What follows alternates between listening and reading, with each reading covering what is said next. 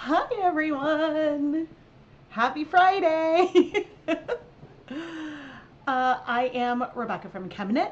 Today we're going to be dyeing some yarn, playing a little game, but I want to do an audio check and stuff because I'm live right now.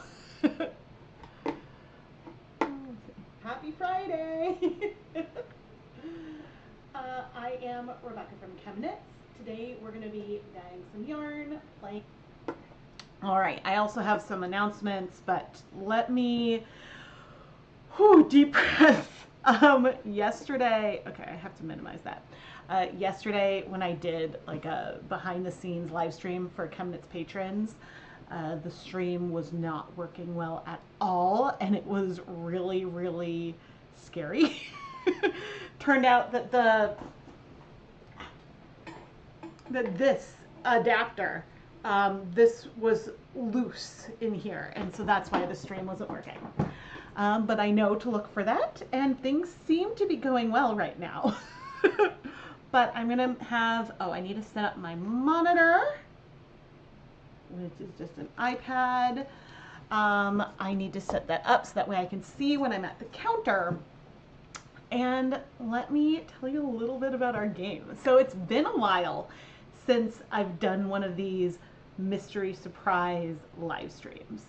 And these have evolved from using a chalkboard and me picking slips of paper out of a bowl on my head to rolling dice that represented different colors that I would mix together, to using random digital color pickers to create combinations, and then even using a picker wheel to select from all of my Dharma acid dyes. I made a wheel with all, I think, 80 some colors that I have. And yeah, it's just a lot of fun. Now, today's wheel,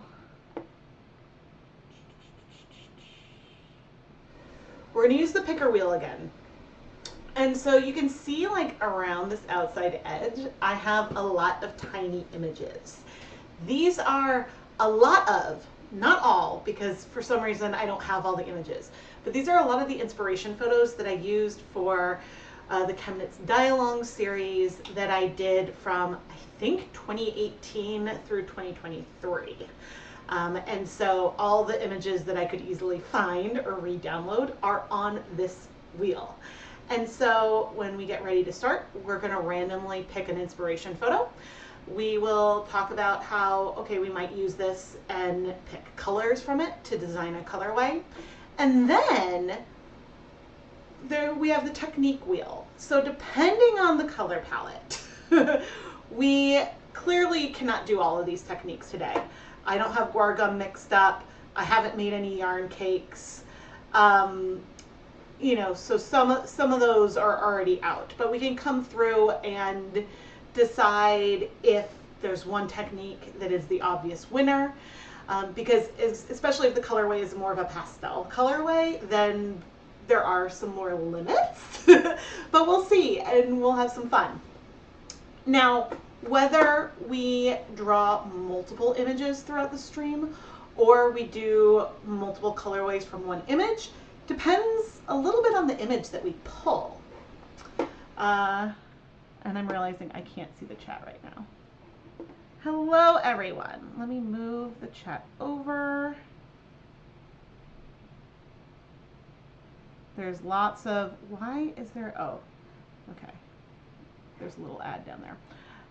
But so just to give some reference, this is the folder of inspiration photos that I'll be pulling from. So there's a lot of rainbows. There's a lot of pictures in there actually that I took myself. Like, I don't think you can see my mouse right now, but one of the last ones at the bottom is a mossy rock on the beach.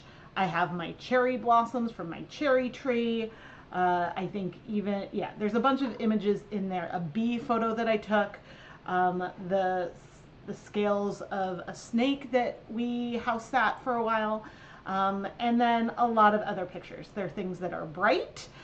There's a lot of rainbows, and yeah, and so we're gonna have the colorway randomly picked, which I am both very excited about and a little bit nervous. I'm a little more nervous for some of the neutral colorways. Now, all of these are colorways that I've used as inspirations in the past. And I'm going to try to not look and see what I did in the past. Some of them I will remember what I did because it sticks out a little bit. But some of them I may not remember. And actually, do I have, okay, in the pinned comment, where I need to find my stream again so I can get that link, because of course I don't have that handy. Now, as I'm talking, there is still time if you want to pre-order one of the colorways I'm going to be dyeing today. You can pick the yarn base that I will be dyeing. Eventually I will be shifting everything to like Yarn Surprise Me, which will probably be a fingering weight sock yarn because that's what I've pre-soaked. But for now, you can still, oh my gosh, that's okay, I'm very impressed.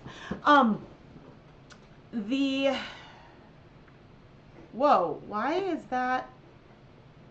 I'm really behind. Oh, because I clicked back on the stream. Fine. I was like, that was ages ago. Yeah, so you can pre-order one of those now or not, but I will be shifting like the ability to pick a yarn base once we're ready to get started. But so that is the premise of today's game. Okay. Now for other announcements. I really need like 3 monitors over here. Okay, wait. And so there was a comment in the chat. Speaking of Shamrock Timmy, how's he doing? If I know, I don't know. I haven't had an update on him for a while, but the last I heard that he was doing well. My house is a little cold for him, so we had the option to keep him permanently, but part of the reason why we had him, the story behind the snake was that Keith, when he was in college at his fraternity, had this snake. And I met this young snake when, Keith and I were dating. Well, then, it was like 15 years later, we had an opportunity. The current owner of the snake, the same snake, was going to be on sabbatical or something for 5 months. And so we had the opportunity to house sit. And so we're like, yeah, we'll take him for a limited period of time. And so like span of a long period of time, but same snake. And so that was really fun. But yeah, it was just, I don't think that he was like the happiest that he could have been in our house, because I think it was, even with his like hot mat and stuff and heat lamp, I think it was still a little cold for him. And if we were going to move him somewhere in the house permanently, it would not be like in the living room where I am all the time. So then like if we're not going to interact with him a lot, it wasn't worth us keeping. But it was fun to house sit. And yeah, and his name was Shamrock Timmy. So I am impressed, Amanda, that you remembered that. Oh, I need to send this to all chat. Okay. The other huge announcements, this one. Pre-orders for the 2026 Spring Mini Skein mini series are now available. Let me drop a link into chat that'll take you to this section I have on my screen right now. This is an event that'll start on June 15th, Monday, June 15th, where every night for 3 or 4 nights, there will be a new yarn dyeing video featuring dyeing mini skein sets. Now, the techniques I'm doing in this video, some of them could translate to doing fade sets, gradient sets of full skeins as well, but I'm going to be focusing specifically on minis. And each of these mystery sets will have 5 20-gram mini skeins that are intended to be used together in one project. So unlike Hanukkah, where we have a lot of different colors that are all over the place, these will have some kind of coordination between them. I will have dyed them with the intent for them to be used together. Obviously, you don't have to. But there are a lot of different yarn bases, including This year, a lot of different yarn bases. There's 2 that are DK weight. The rest are all fingering weight sock. And we have some mermaid sparkle, some neon nep yarn bases, which I'm very, very excited about. And yeah, and the whole series is unbelievably fun. Now, the mystery sets will ship mid-May. Everything will come wrapped, labeled with the date the video will come out, or you can open it whenever you want. They'll ship mid-May, and yeah, and even if you don't want to buy a set, everyone can join in to watch the videos. There'll be fun extras. The packaging this year is really special, and I'm very excited. Now, in addition to the mini skein set, there are 3 different add-ons. There is a bonus colorway that is available on the mermaid sock base in, again, sock, fingering weight, or DK weight.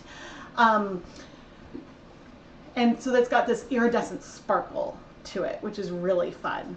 And so that is just it'll be its own video at the end of the series. There'll be a behind the scenes vlog at the very end. So the whole series will be at least 5 videos between the vlog, the bonus colorway. There'll be 3 to 5 mini skein yarn dyeing videos, depending on inspiration and the number of colorways that I have to dye, or the number of minis I have to dye.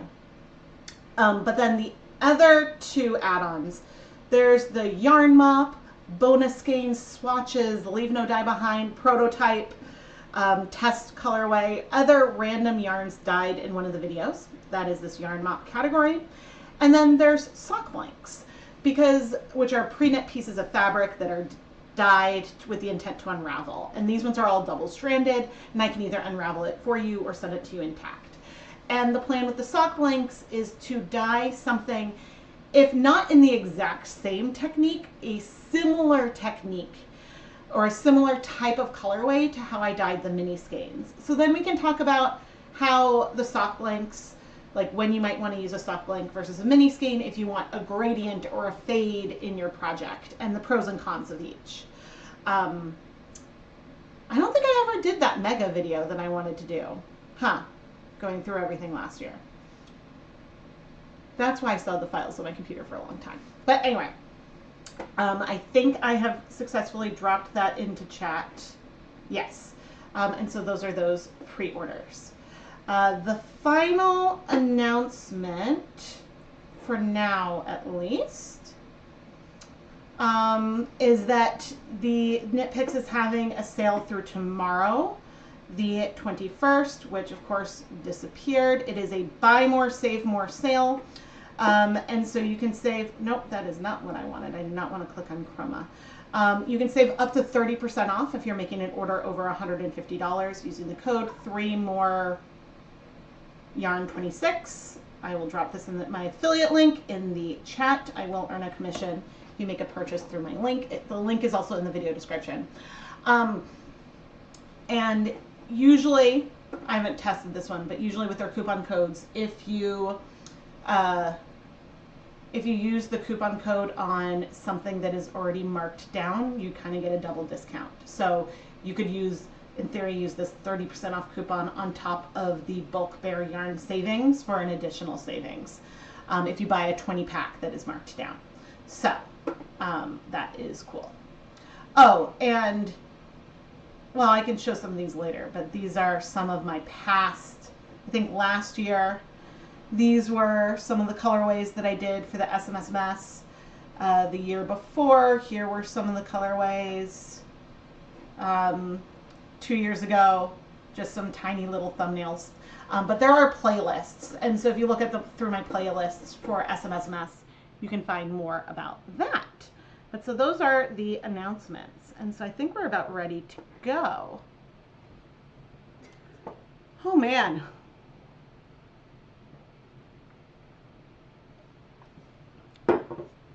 I am excited to pick this. Okay.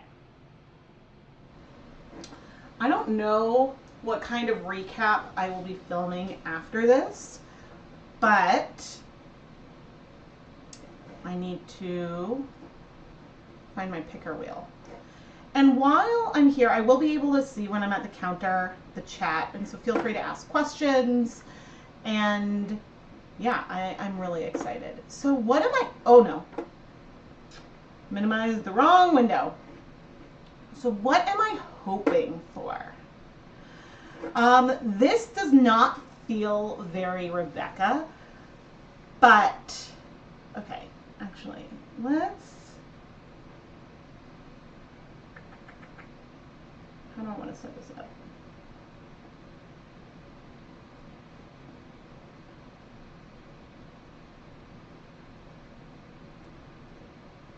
It's fine. I can crop it together in post if I need to.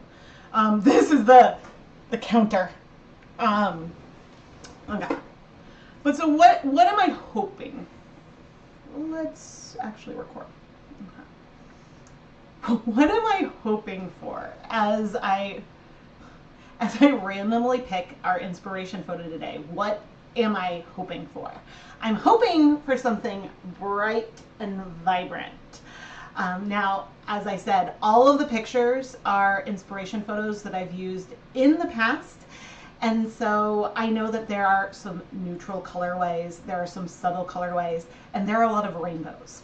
Now, I love rainbow yarn, but I don't want a rainbow colorway to be picked just because I feel like dyeing something with the rainbows is something that is really easy for me.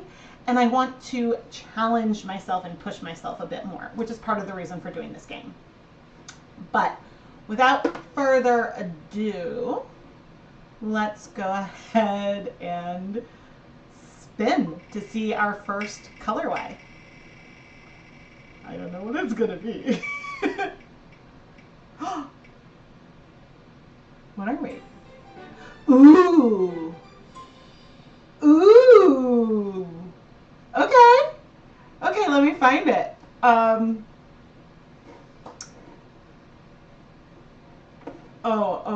Okay. This is like, I don't remember exactly what I did for this, which is good. Wait, why do I not have the folder? Oh, that's annoying. I thought I had the folder ready to go. So now I have to find it.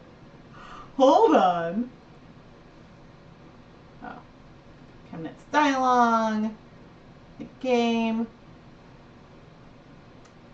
That is that dark mystical forest.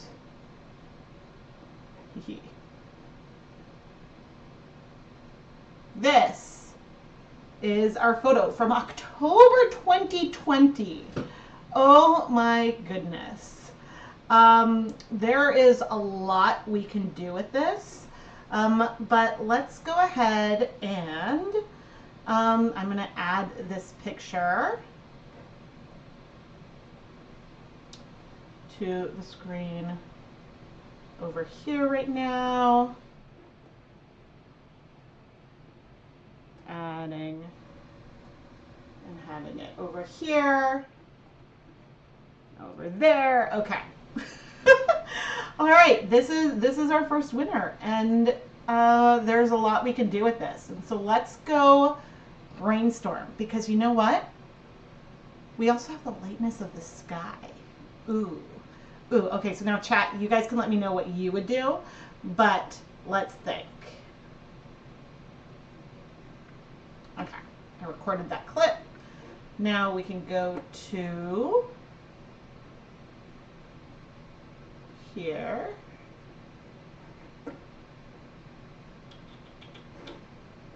Here we go, and I can take the image, bring it. Nope, that is not what I wanted.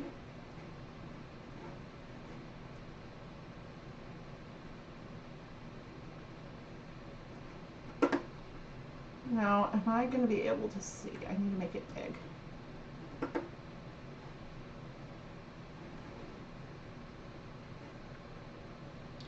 Okay, because we can play with the colors. Now, in this particular color, I have already pulled images, or pulled swatch colors, right? And so, no, that's not what I want. color picker. So like I could go just based off of those colors that I already picked, but see, that green is nice and it's got some muted. I'm just going to pick new colors. What's funny, oh my gosh, I have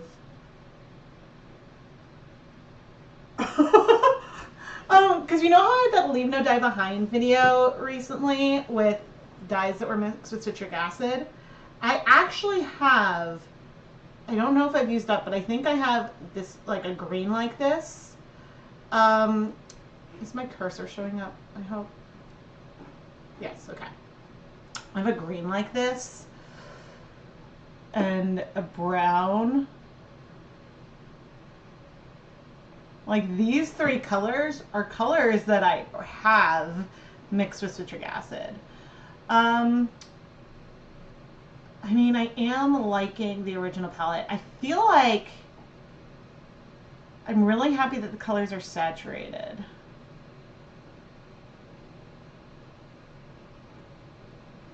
We can always grab more colors. Let's see. I feel like there's colors that are more gold. Yeah. It's fun to like grab things from Pixels and then we can decide. What I don't think I'm going to do is use Dharma's color picker today. Oh,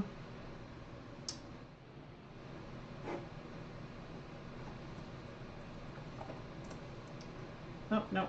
Dharma acid dyes. Not dissolving and troubleshooting. There we go. Oops. I think, oh yeah, you can't even see it with the window this thin. Okay, if I have the window bigger, you can on Dharma's website pull colors and do a palette like this. And then you can, when you click add to cart, you can see all the colors. This is a tool I use a lot, but I'm not going to do that today. I'm going to go more based on memory and I need to re-shrink this. You would space dye with 2 lighter colors and then speckle with darker ones. Ooh, that is fun. Yes, I'm going to keep pulling colors. I love the idea of having some contrast. Now, of course, when you're dealing with an inspiration photo, so that's almost more like, ooh, that is a really cool neutral color. It's less blue than I expected. I do think we have some more, because see, if we look close in here, these blues, why? Oh. Those blues are more gray. And so maybe the thing to do, because even the sky, but anyway, this is a way that I often like to start playing with a photo. And when I had, you know, the colors along the top that we can't really see, like these colors along the top, those are colors that I pulled. Oh, I guess we also have a, like a burgundy. We have a lot of options in here. Oh, no, that's not what I wanted. Like, these ones are more red. Maybe that's showing up as another brown. You would pick a color from the background mountains. I can pull one of those. And so that's the thing. Oh, no. You can pull your picture, as I mess up over and over. You can pull, so the background mountains is like another like neutral. Ooh, I wonder, I'm feeling like I want to do like a warm gray base. And then I am thinking that I want to do speckles of some kind on top of it. Now, if we use all of the colors or just some of the colors. The colorway, oh, I can find it.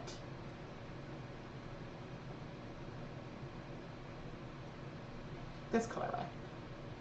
Oh, and by the way, Etsy has like hidden, like you no longer, oh wait, can I not even see? Oh no, this is the full description. So like the description is even more hidden because it pops up like this. And so, which you can't even like expand on the page, which is more annoying when you have something like this. And then the description is like super, super long because there's a lot of details. But it is always worth checking the descriptions. So I have 3 of these colors already as speckles.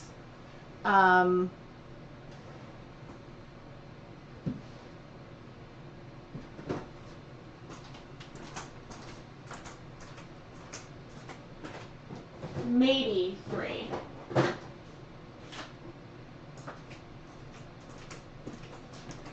Now the teal does not speckle well. Okay, because yeah, I have three of these colors right here. These are Paradise Fibers acid dyes, but now I don't want to.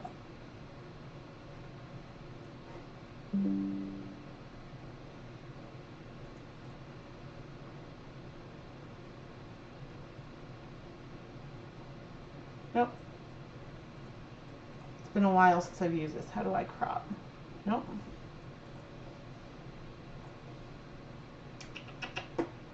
Crop image.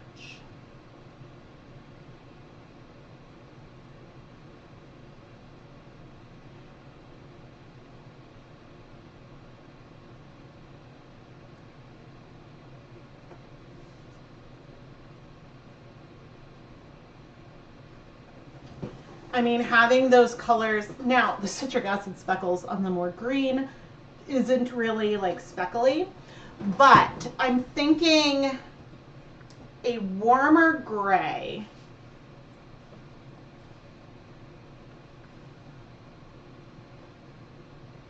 So silver gray is very cool toned. Why am I thinking like platinum?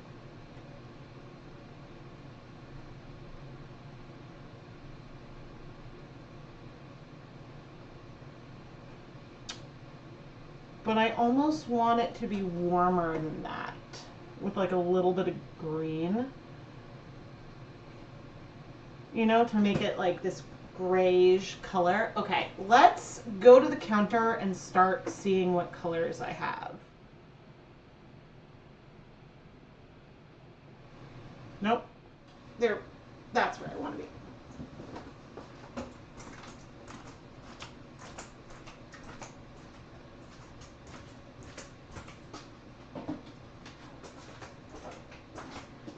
And now we're going to be going through every single bin of acid dyes to find colors. But here's the thing. I don't know what technique we're going to do, and we can decide, and, all right, I can add a pole.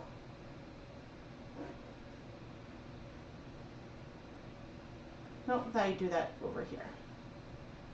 I think I can add a pole. Start a pole. Should I use the picker wheel for the technique?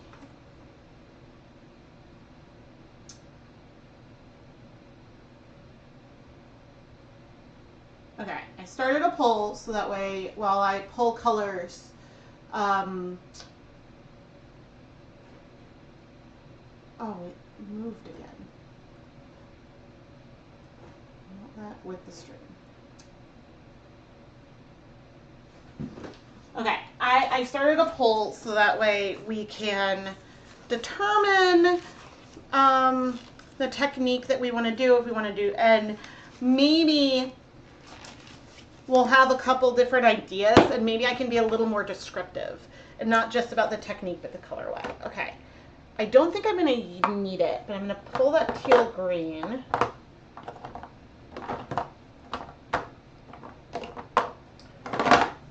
I'm going to pull the black just in case I want it.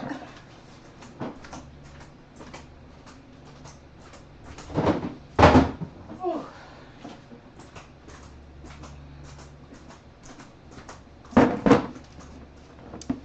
Hopefully, that's annoying. I will fix the focus. Configure video. Camera control focus.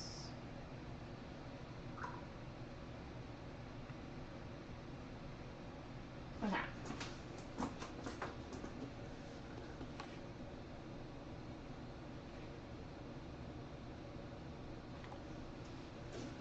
All right. Yeah, thank you for letting me know that the camera went out of focus. It should be back now. There's a bit of a delay. Am I paused? No. Okay. Let's see. Cabernet is a good one.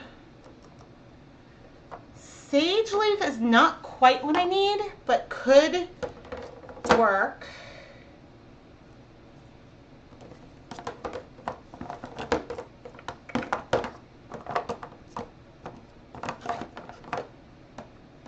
I don't think blazing orange is the one that I want. Con brown is my favorite brown.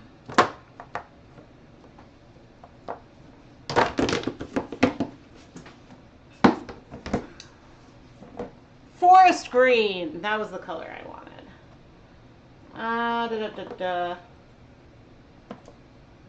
Could go a little aubergine.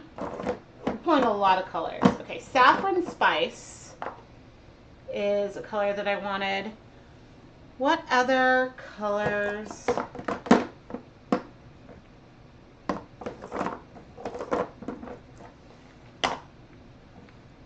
I'm just pulling lots of things. A lot of these I wouldn't necessarily use. It's not silver gray. Well, I wanted a gold. I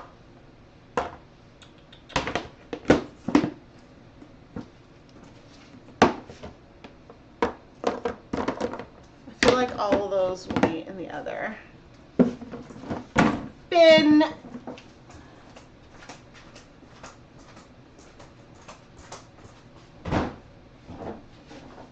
Although this bin is really light, so that has me nervous. So normally all the dyes fit in 4 bins, and then the 5th bin, okay, golden poppy, honey mustard, fawn, platinum.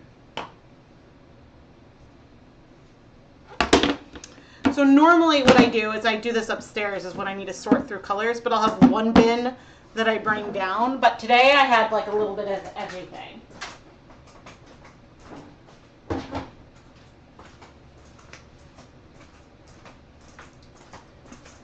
Okay, so remember that I also have those other colors that I showed.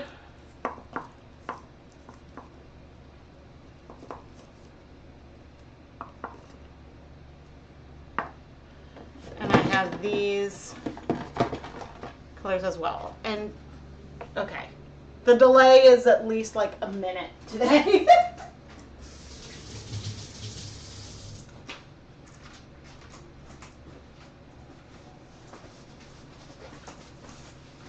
Because I'm just now seeing me arrange all these colors that I have, that like any or all of these would go really well into this photo. And so if I think that for the second colorway, I'll pick a different image.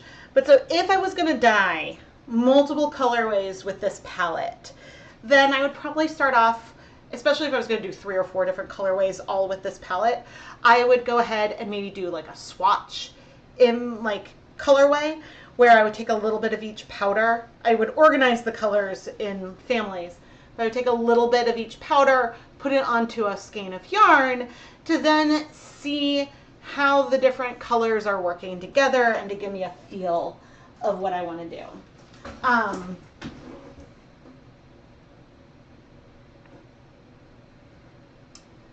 But, all right. We're going to use the picker wheel for the technique. Uh-oh. Why did that, was that a notification that I have memories on Facebook? Why is that something I needed to get? It isn't. Okay. Let's brainstorm. Let's brainstorm some things for the picker wheel. And I think I'm going to be even more specific about it.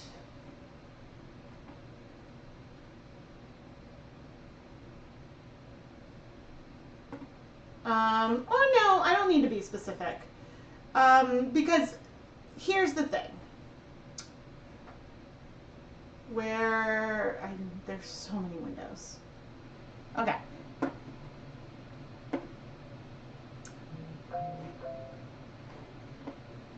And I want to make this smaller.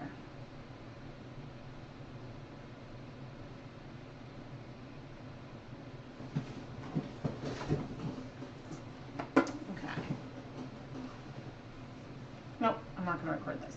All right, so here's the thing as we go through techniques. If I pick like speckled, if that's the color, if that's the technique that comes up, we can take that and dye a layer first and then speckle on top of that, you know? So there are a lot of techniques in here that allow me to do multiple things. The one thing that I would like to do is whatever I'm doing have a cold setup and a cold start. Now, so if you have a particular technique request, now's the time to leave it in the chat. But yeah, the layered tonal we could set up and bring back and forth from the stove with like a cork board, and then start planning the second colorway. So what I don't want to do is at the beginning of the day of dyeing yarn to bring out the hot plate onto the counter, because then that limits what I can do on the counter for now. Okay, so hand painted can do,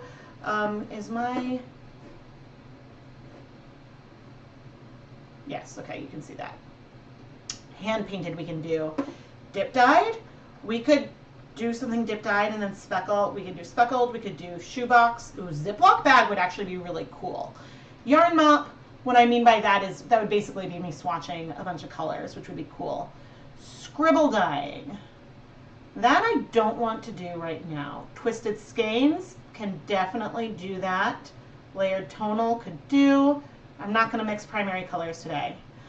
We could do something resist dyed. We could do something space dyed. We can do that with a cold setup, or I could make the yarn hot, bring it over, have it like removed from the heat temporarily, and then bring it back. And then low immersion, we can do that cold setup too. So I think these are the techniques. And my tummy is rumbling. Okay.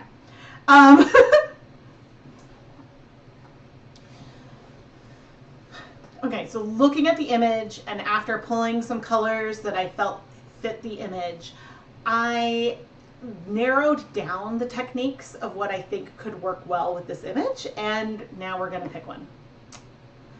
Especially because chat said that I should use the picker wheel. And so, yeah, but I think that what I would do looking at this, and this also came from a comment in the chat, is that if I wasn't going based on fate, I would be tempted to dye a lighter colorway, like base, and then do some like super heavy chunky speckles on top of that. But we'll see what we're gonna get. Oh, I don't know. Oh, I don't know. Ooh! Okay, twisted skeins. I was not prepped for this.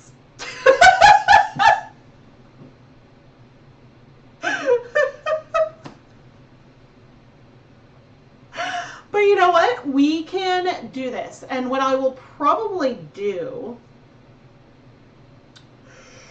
it wouldn't allow me to measure the colors, but, ooh.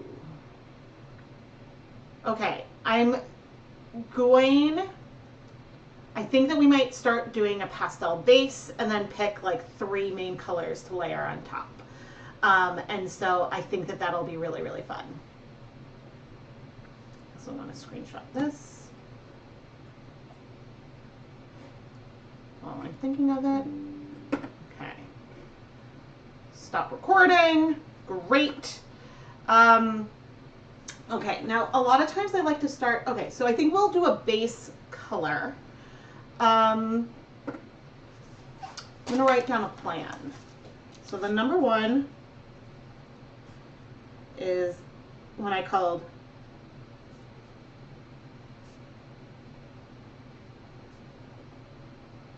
so then this is going to be a colorway that we're going to come back to a lot. The problem with Twisted Skeins is that I do have to wait in between each color, but it's going to be great. Now, okay, this is what I need to do. Now that I am thinking about it. All right. Orders, listings. All right.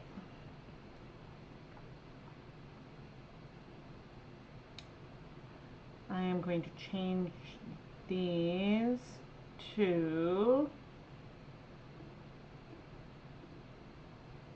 everything's going to be surprise me.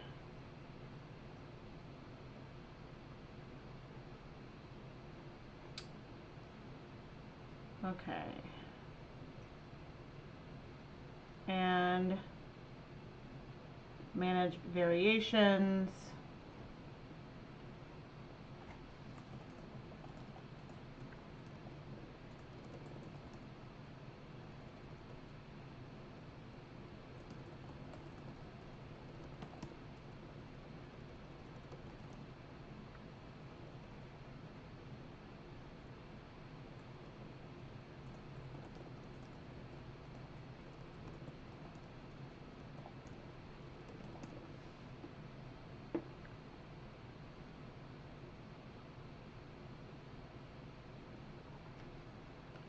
Trying to make this 20 characters. Yarn mop. Layered.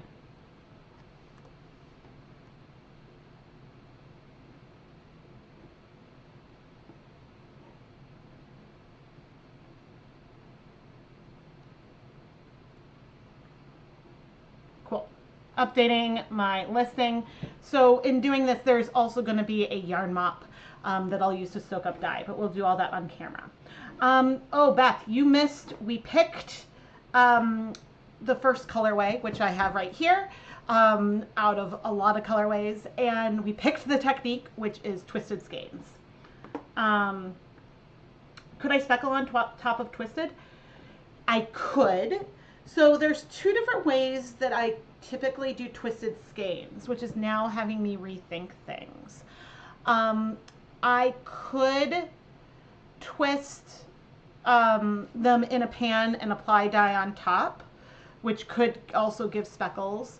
Or I could do the twist immersion technique, which is the one that I thought of more when I was doing Twisted Skeins. So we could do the thing that Blonde suggested, but I don't think I'm going to this time.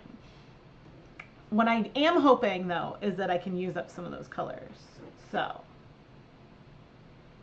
let's go to the counter. Actually, you know what I'm going to do right now? As I get my everything about me, I am going to insert an ad. And then we'll move over to the counter. Nope. Nope. There.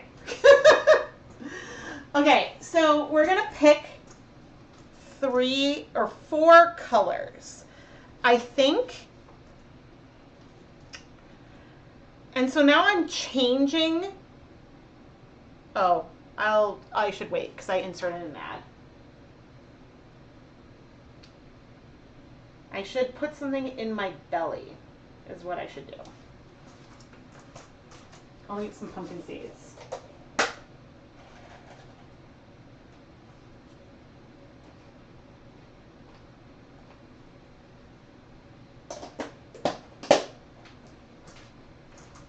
Oh,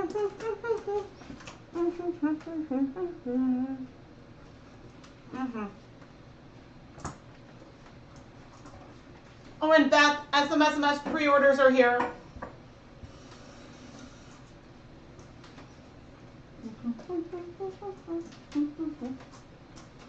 I should not be humming anything.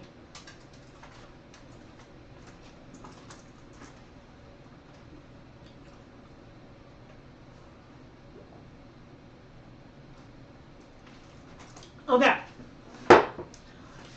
Here is my plan.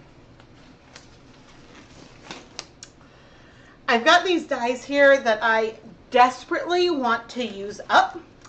So that's one of the things we're going to be doing. These are all dyes that are mixed in with citric acid powder.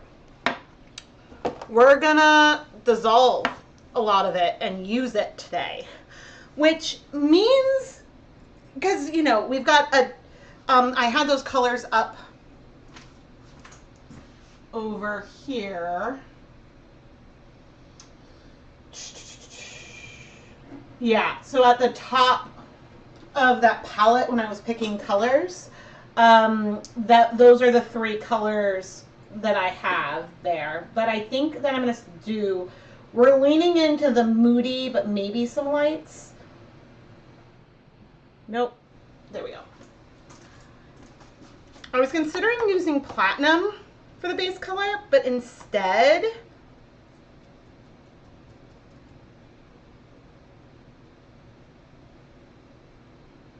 okay. Instead, I'm going to use some black with a little bit of moss. And I'm going to do this just by feel. And I'm really excited about this. Okay. I'm going to set you aside.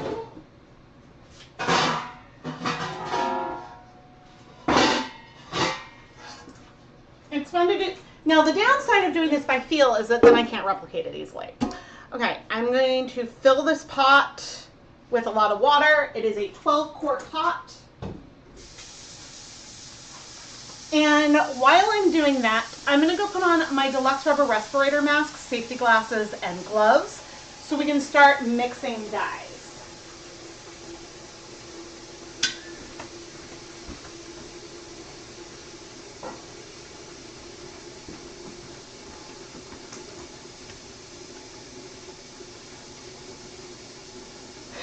Twinkle, twinkle. So I could do a base layer, twist and do speckles, then twist immersion. Absolutely. There's a lot of things I could do. And I have an idea.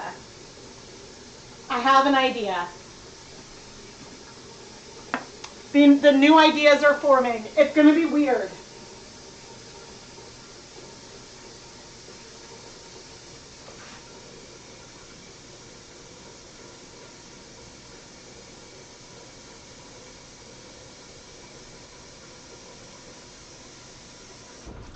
I changed my mind.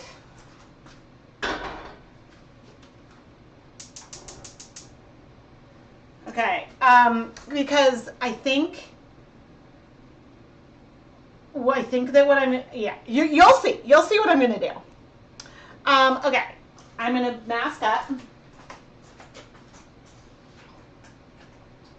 Here are my goggles.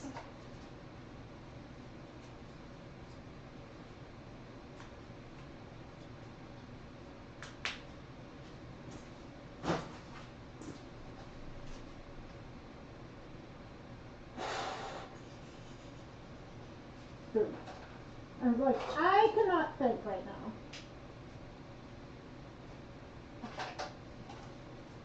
Okay. For our base color, I'm having some thoughts. Okay.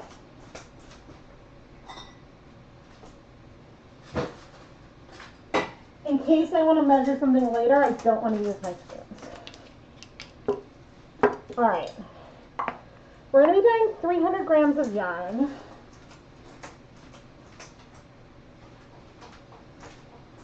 I wasn't going to weigh anything, but I'm going to just because I don't want to use too much color. And so for base color, I'm taking a little bit of black. It's like 0.1 grams maybe.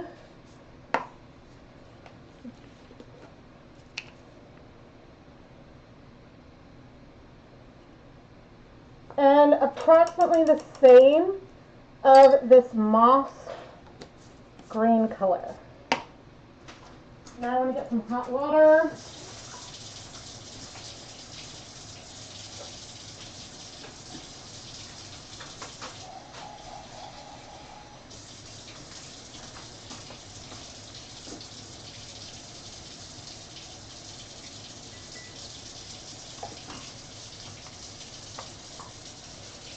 I'm starting to heat up the pot because it's going to take a while. Where is my cork board?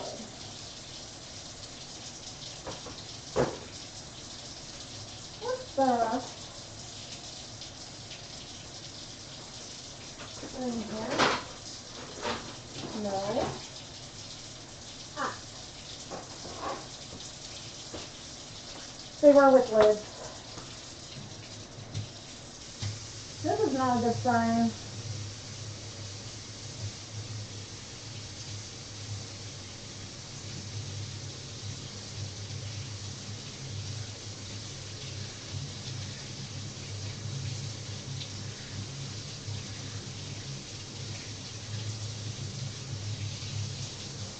Okay.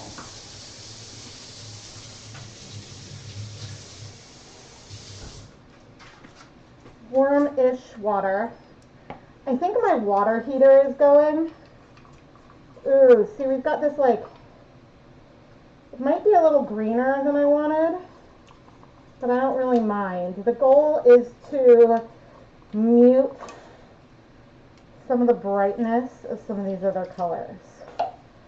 And 0.2 grams of dye is not that much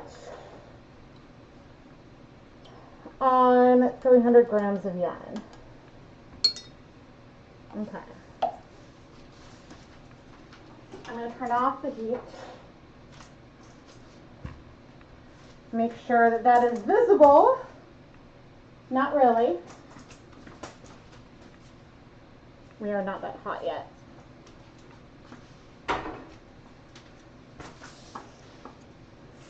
Okay.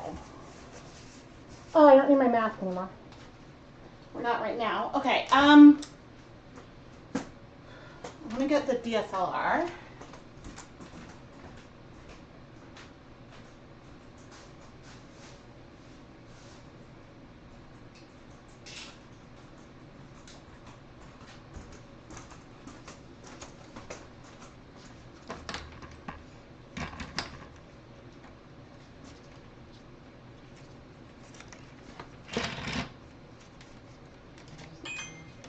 Ooh, yay. Okay, so that way I can also record this.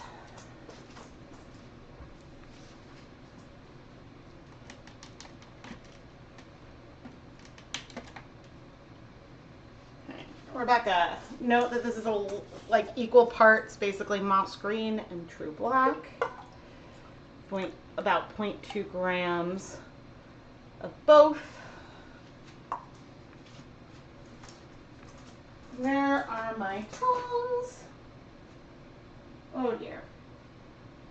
Ah. It's like when I'm looking for something, I'm like, I cannot find it. Now this looks like it's dark, but it's not going to be that dark.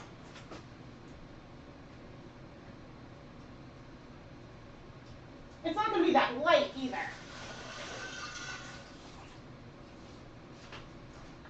But because this color is going to be on the lighter side, this is why, oh, this is what I wanted.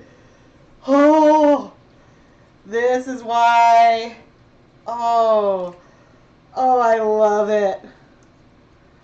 Oh, that's really good. Okay, we may not even use all of it. I'm going to get some acid. I would say we're going to definitely be adding acid as we add our other colors. But let's do 1, 2, 3, 4, 5-ish tablespoons. Loosely measured, even though I'm not measuring the water, because I am going to remove this really, really soon from our dye bath. Because I really like this color, and because I like it, there is no reason that we need to keep it in to soak everything up.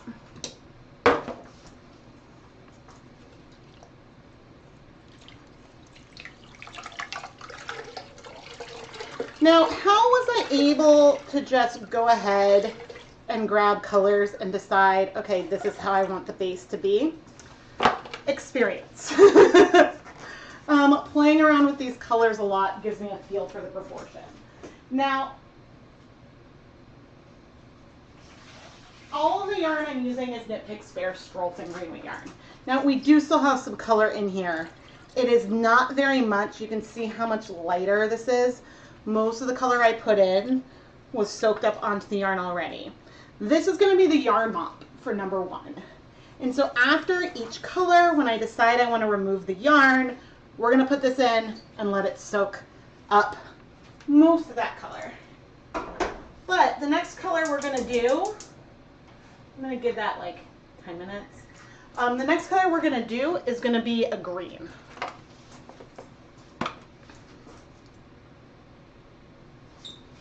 You know what? I don't need to do this in HD. Or I mean in 4K. Okay, let's take this last little bit. This is our extras. It's a lovely color. Yeah, and it's broken, which I don't think is going to show up on camera. It definitely broke. Moss is a color that breaks. And this is just gorgeous on its own.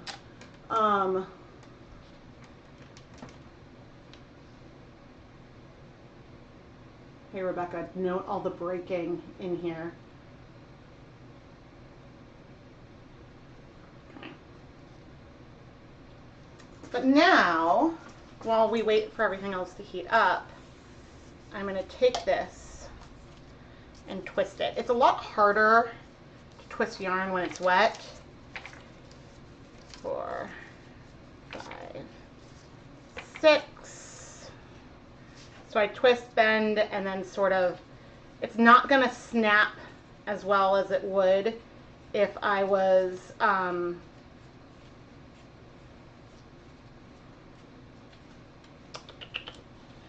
as if the yarn was dry and there's still liquid in there. But I'm going to twist the yarn. I don't need to record that.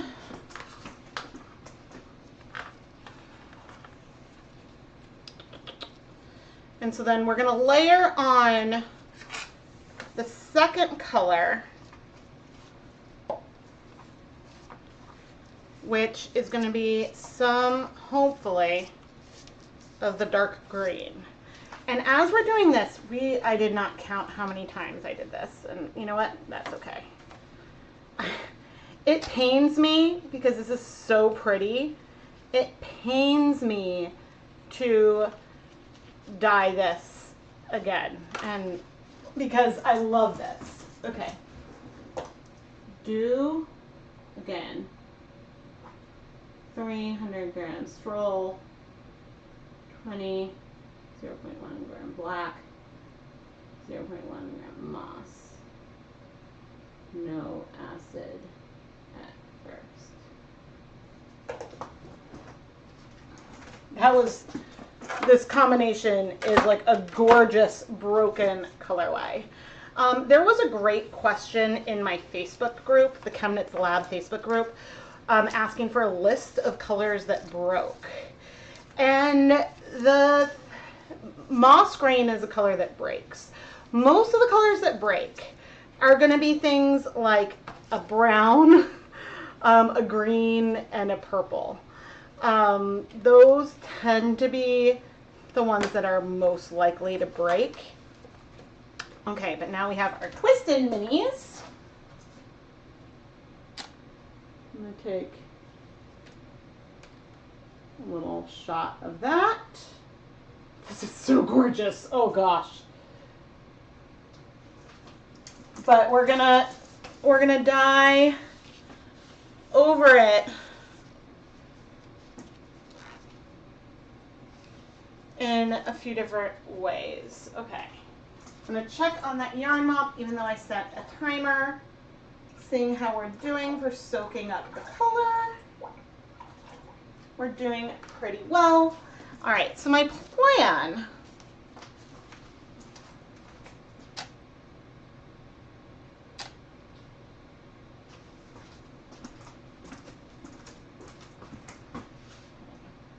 I want to record this there. So my plan is, now that we have this broken base color that gives us some of that water and the brights in the color, we're gonna add some of this Paradise Fibers green. There's citric acid fiber powder in here. We're gonna dissolve this and dye over these twisted skeins. Then we're gonna do the same thing with some orange. And then finally, we're gonna do the same thing with the Paradise Fibers brown. But I think that when I do the brown, and maybe even the orange, we'll see, I'm not gonna dissolve the dyes first.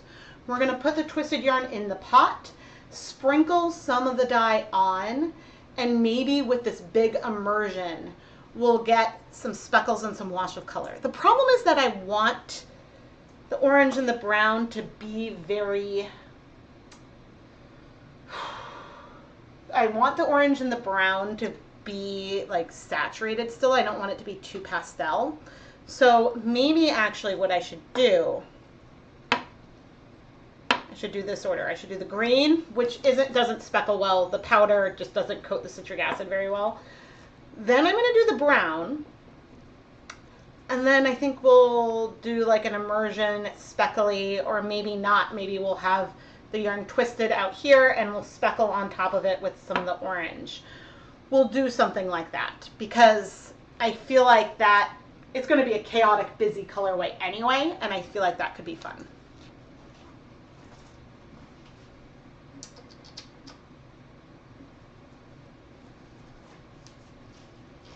Let's see. Yeah, there's a lot of green in it. Like, I feel like I'm going to come back to the chair.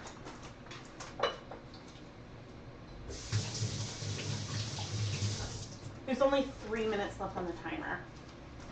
Oh, I need someone to remind me. And I can change the size of this one now.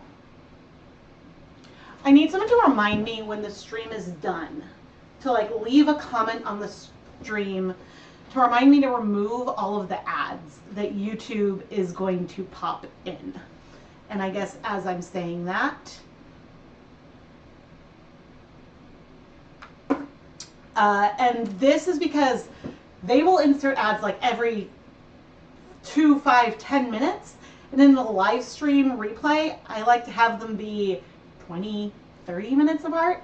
And so I delete the bulk of the ads that they suggest, because every 3 minutes is just ridiculous.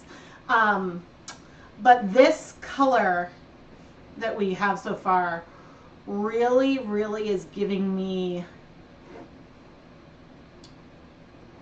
like a combination of this green and this gray. So actually,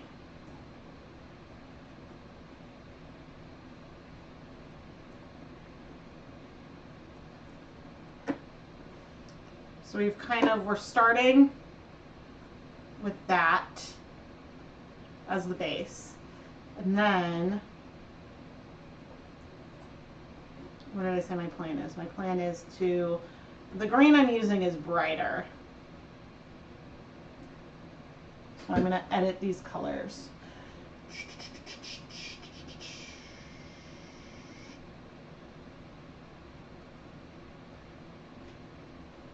Well, that was not the one I meant to grab.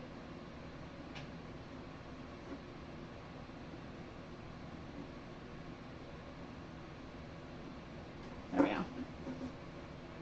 So I think this is kind of the plan and the order progression that we're going to go. So I'm going to see what chat has to say. You just got to add when I clicked it. Hey, that's great. That means that worked. I am so excited to dye this again. But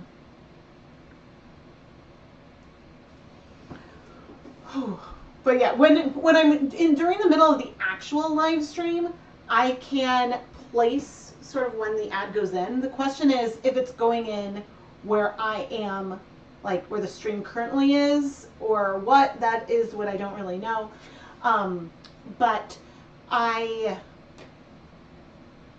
try to insert it at like natural breaks versus like in the action. YouTube can automatically insert them, but I try to avoid that.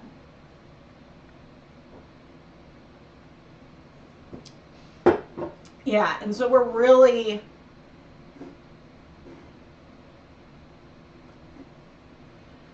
with the base color that we have, we're really going to get some of the light of the sky mountains and this reflection on the water, which I know I did not do last time. Hey, there we go. Let's go countertop. Nope, only one pan. All right. Always got to remember to turn off the stove.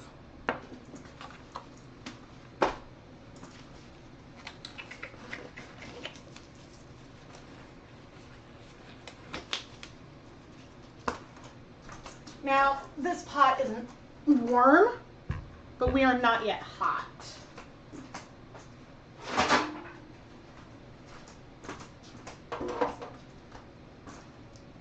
And we are out of focus.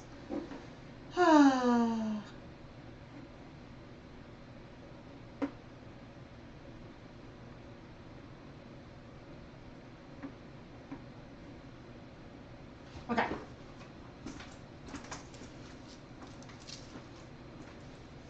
This is why having the monitor there is good, but oh, right.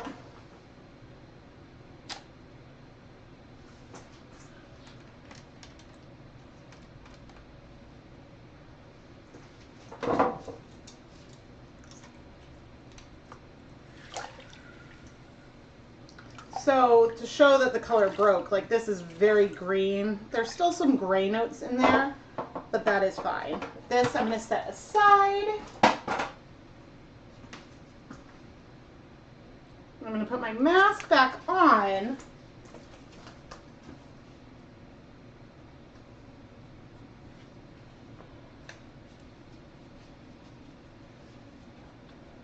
I'll try to remember to move the thing more over there next time. Okay, and so with that, I'm going to take this dye powder.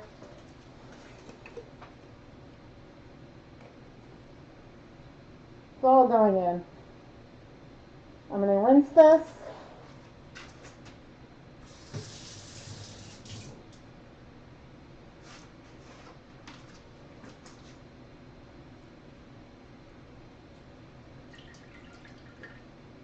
How hot are we? Not that hot yet. Not hot enough to melt anything. Oh, that looks dark.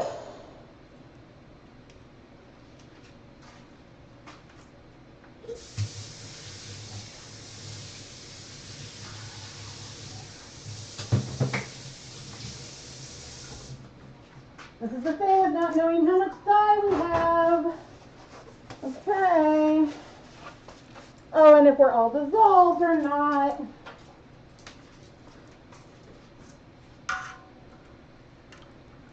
And so now we have a lot of acid in here.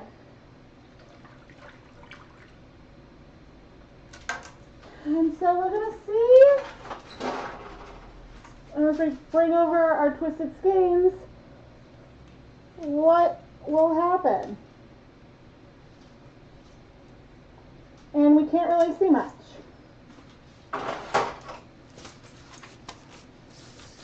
So I'm now going to take this to the stove.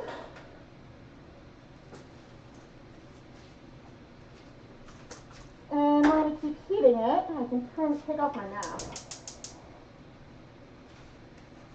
Okay, I'm going to set a timer for 20 minutes.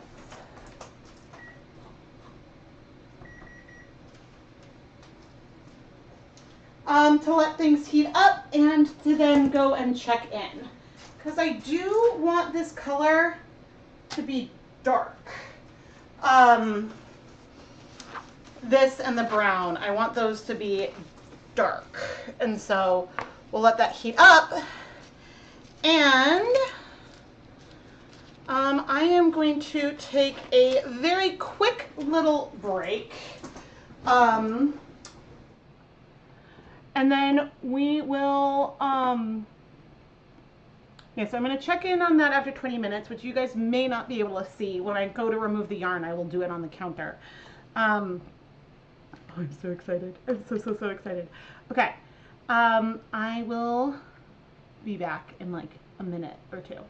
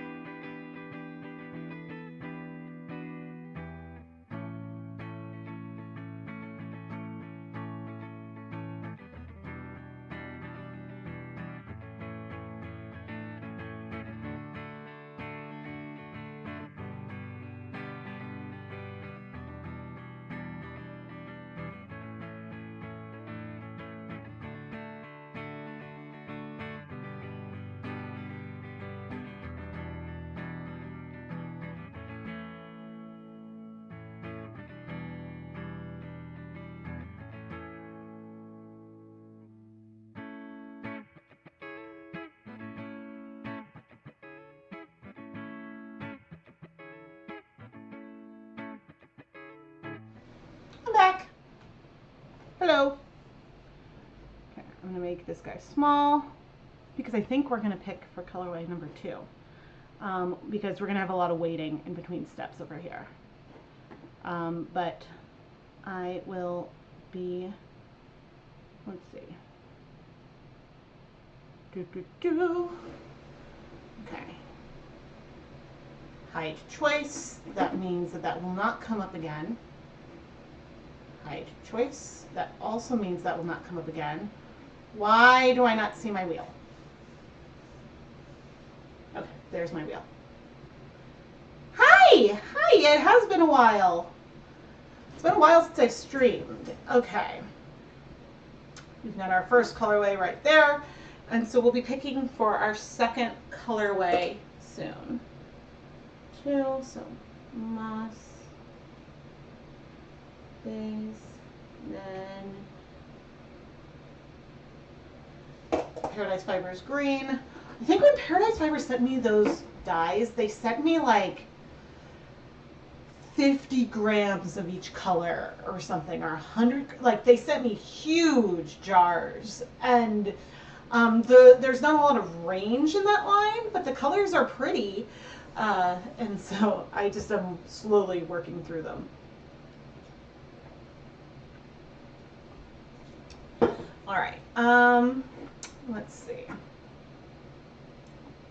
11 p.m. Yeah, if you're in Australia, it's going to be really late.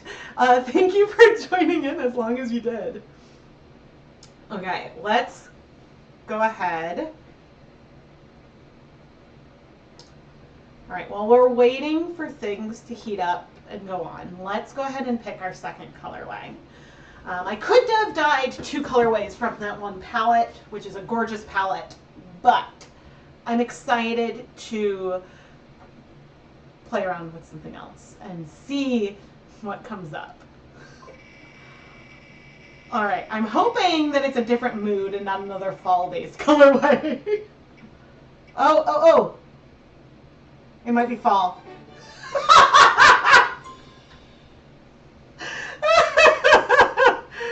Oh, we were so close. We were so close. We were so close to watermelon and 2 rainbows. All right. We got apple. Okay. All right. I'm gonna leave that there, and we will go ahead.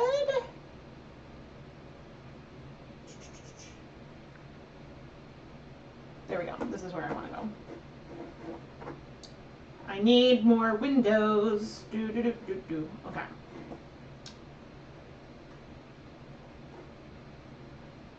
I don't have the small one that I did on Instagram.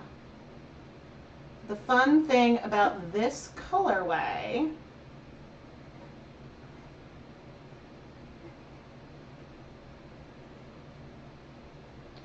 okay, I'm gonna have it big for a second. These are all pictures I took myself, and just look at the the dew or the water on the apples.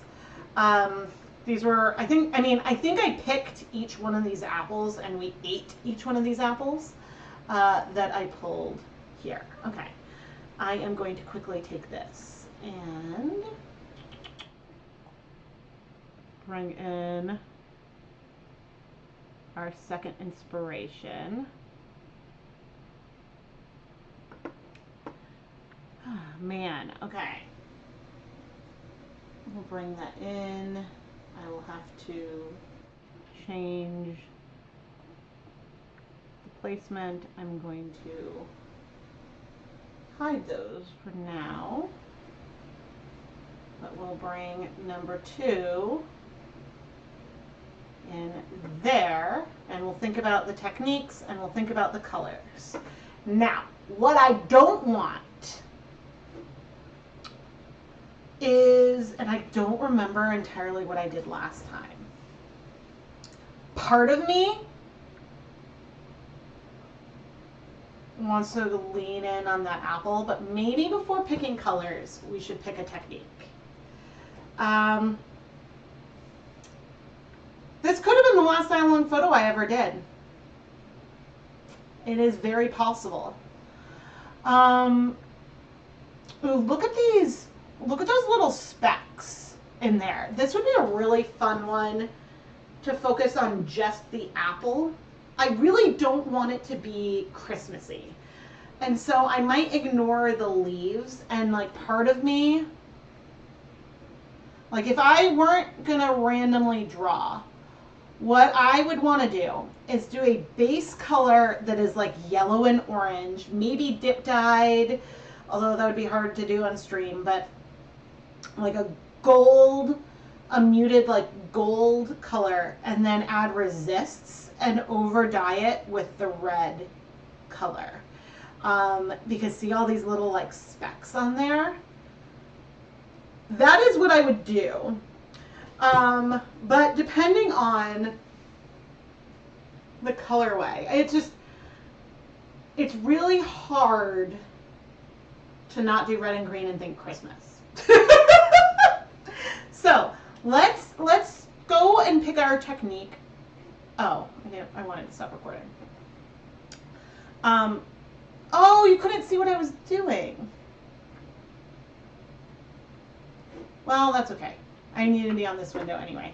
I was over here. I was over here and I was really like zooming in on the speckles of the apple, which you guys couldn't really see. I mean, you can kind of see. Okay, let's go back to the game. Let's think about what techniques we want to do and don't want to do.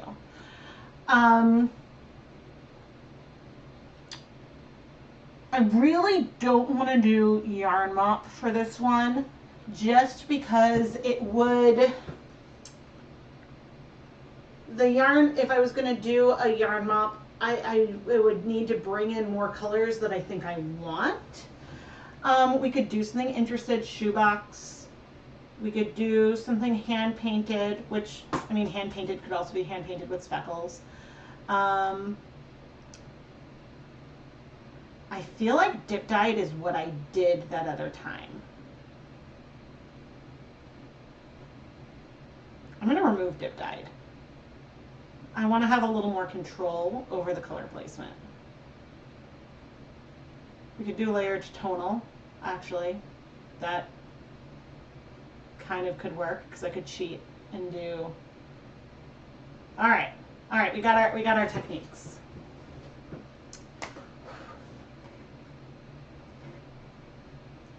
Maybe as I went through the different techniques and pulled some out, I was thinking about how I could cheat. But let's see what we have. What I don't want, and I left it on because it could work. I don't want Ziploc bag. I think that's the only one that I don't want.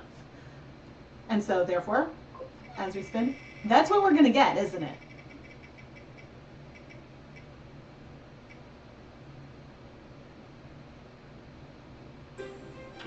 Low immersion. Okay. Okay.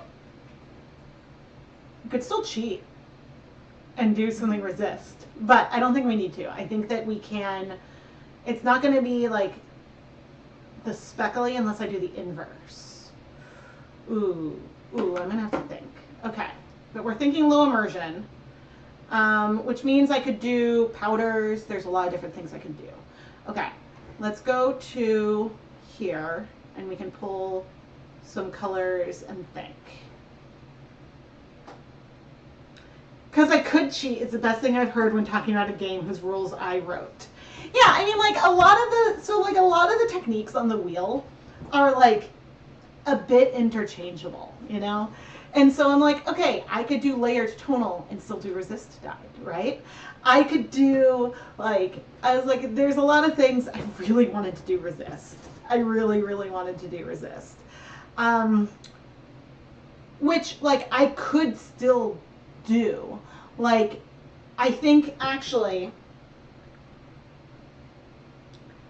I think that maybe we'll start with a tonal, like yellow gold kind of colorway, and then we'll go over it with pops of red. The problem with this, and again, I think what I want to do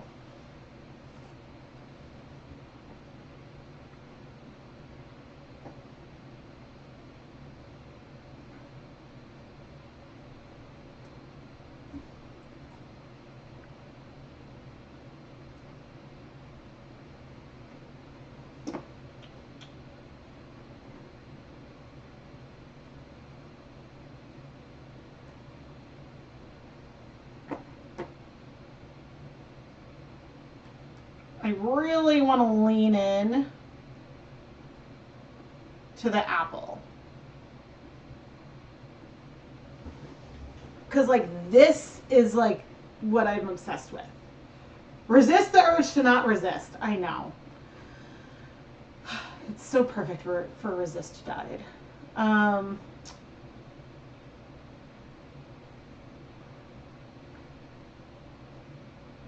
Okay, so now I'm using a color picker.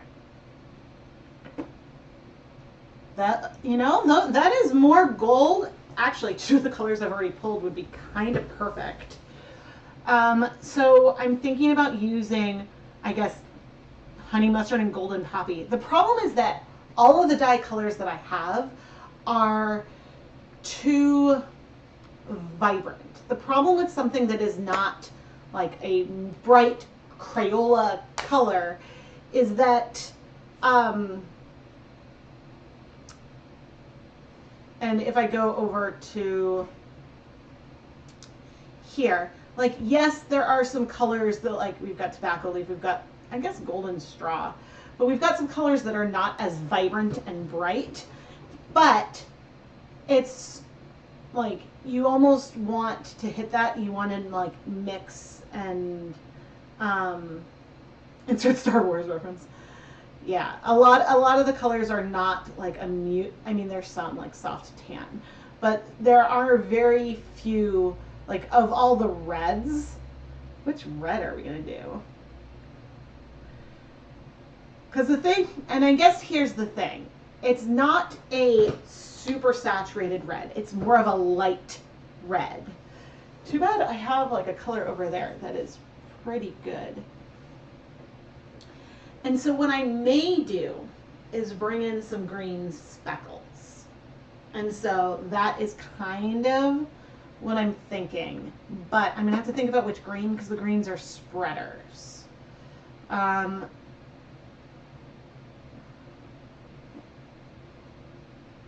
could cheat and do forest green. I mean, I can do whatever I want, right? Maybe I should do forest green. Okay, let's pull some reds and then see what I think. You know what I should pull out?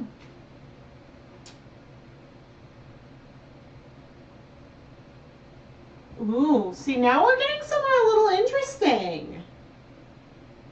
But see, I don't want the mood to be like the mood of the one that we're working on. So let me pull.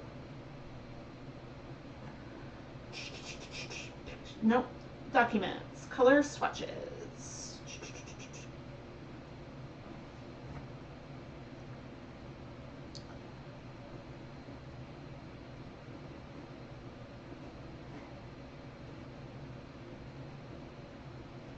All right. Now I'm going to want to use, I'm going to need to crop this because I'm going to want to use my, no. I'm going to want to use my Dharma dyes because those are the ones I brought downstairs. Cayenne, is that too orange? Because we're going to layer this on top of orange and gold. So do I want to go for a cooler toned red because we're layering it?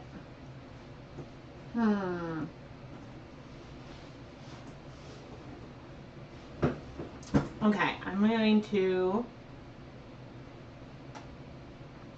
which red would you pick?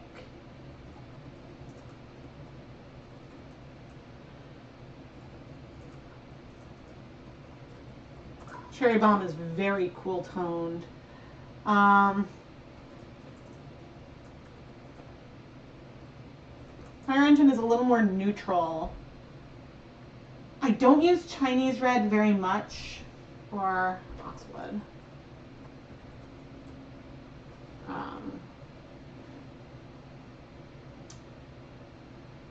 Okay, so the reds are on the screen for the poll.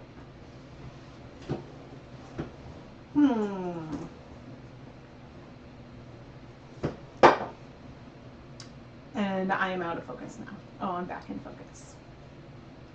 All right, well, you guys look and think. I use poinsettia all the time. I'm surprised I didn't put that in the poll too. But you can only, YouTube limits how many things I can put in the poll. I'm checking on our other colorway.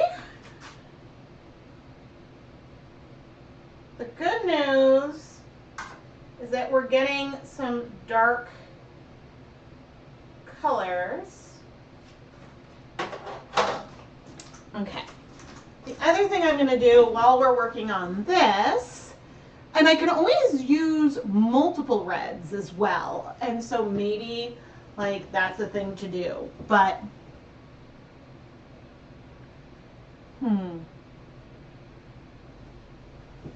okay, and I'm going to film for me. Okay. I decided to really lean in to the apple itself. I want something that may still feel fall, but doesn't feel Christmassy. And so I pulled colors from the speckles on the apple and then asked chat which red I should pick.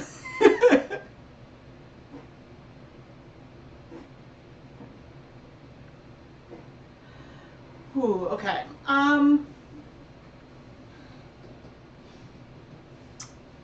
could bring the moss back. Actually, yeah. Okay, what I am thinking.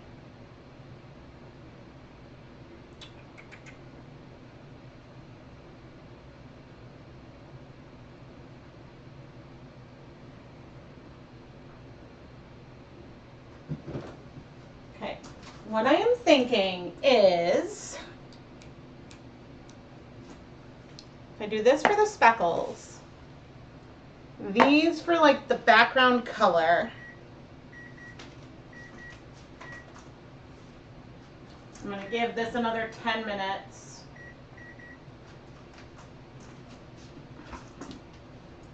And then I'm going to layer the reds on top. Part of me is like, do I still need to bring a resist in? I don't know. Because I'm going to do, I'm really liking that fissure almost on there. So I have an idea of how I'm going to go about this.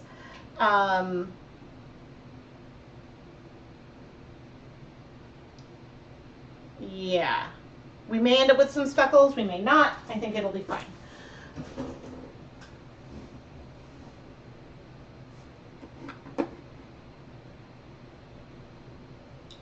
What would speckling the with oxblood look like on a bright red?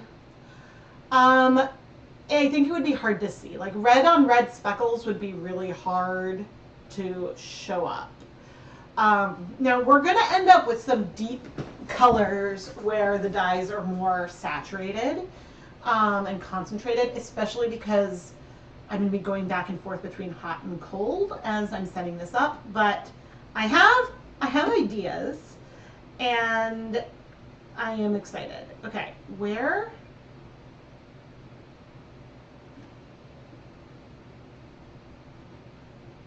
Let's see. Awesome. Okay. And we're going to have a yarn mop from this one as well. Yeah, I am really excited.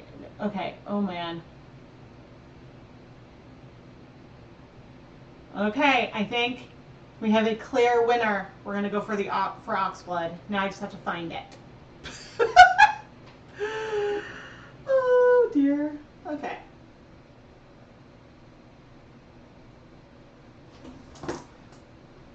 We have to find it. All right, let's see.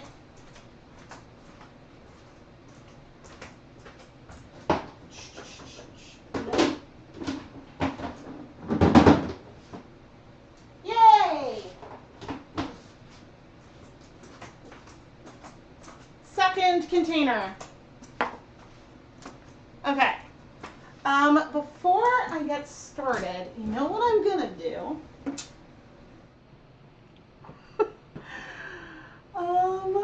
Okay, what I'm gonna do, and if you're just tuning in, I'm randomly picking inspiration photos and techniques. Number 2 is this I'm gonna do a low immersion based colorway with these colors.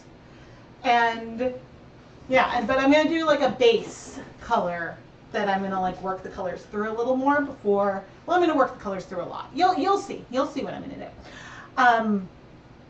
But I think what I am going to do very quickly, and I guess I'll leave us on this screen.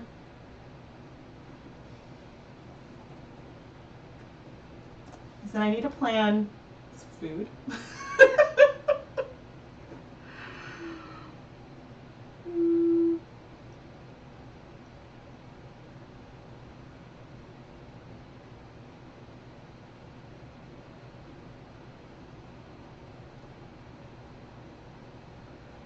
I'm going to order some food.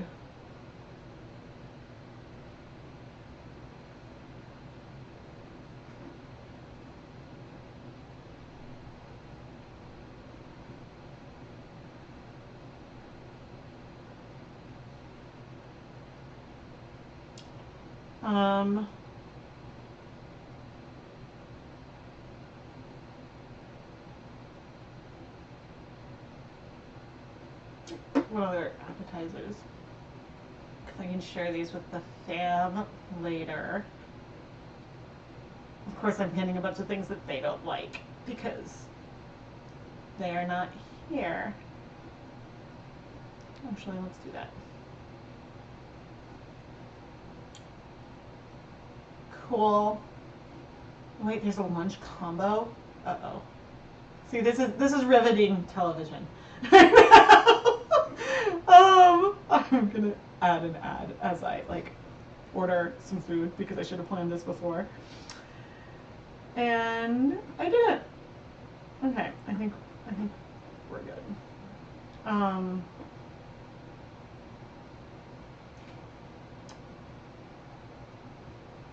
Oh. So wait, if I order one more thing, then there's no fees. This is an annoying situation.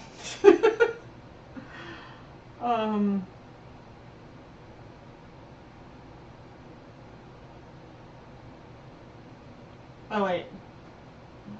No, that's fine.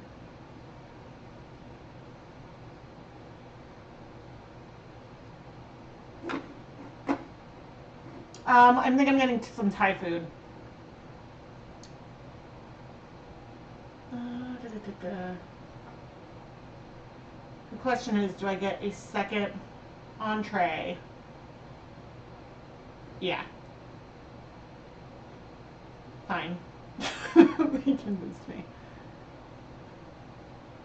Okay, actually that did kind of work out because...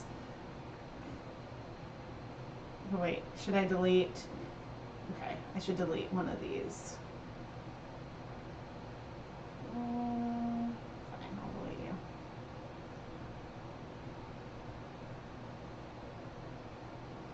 Oh, that's evil. Now I'm 20 cents away from no fees.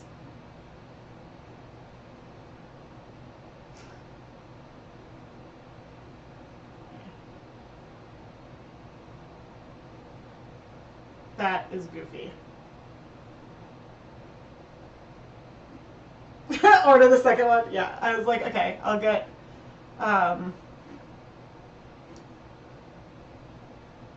nope, I do not need that. They are very, very nice. And I need, okay, good. I was like, please tell me I did not just like completely dox myself.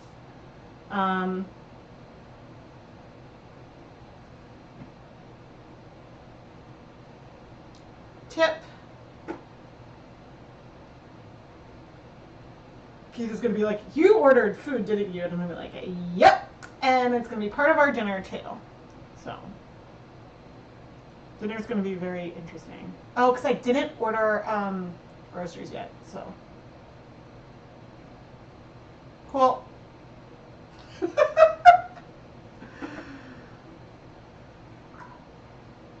All right. Who knows when that's going to arrive. Very, very important.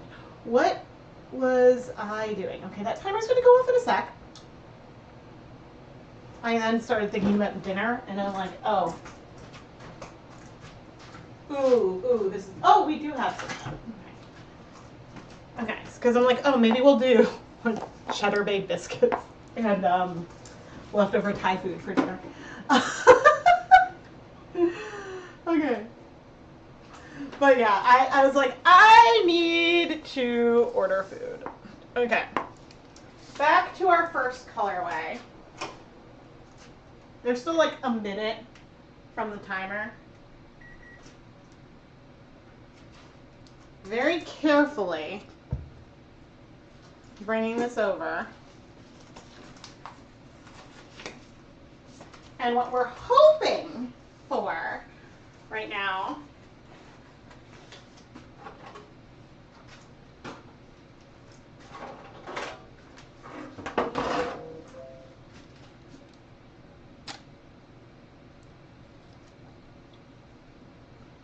is we're hoping that this color did not go all the way through everything. And in fact, see that resist? That is beautiful. Okay. So these yarns are all going to be very warm right now, and you can see that there is still definitely dye in the pot, but we definitely have a deep dark color on here, which is what I wanted before we maybe bring in some orange speckles. Okay, I'm going to set this aside to cool for a bit. And besides, as we wait, who knows, we may need to bring in more than one yarn mop. Let's see how much color is left. There is still a lot of color in here. And I'm going to want to clear out as much of this as I can, but we will see what happens. Do I need to bring over another yarn?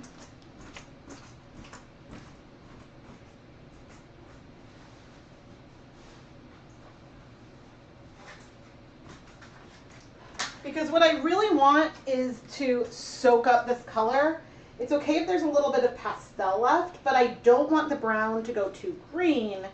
I want it to be its own distinct layer. And so I'm grabbing another skein of dry stroll, and already you can see the difference in the color intensity, right? And so we can see that we did soak up most of the color on the first one, not as much on the second yet.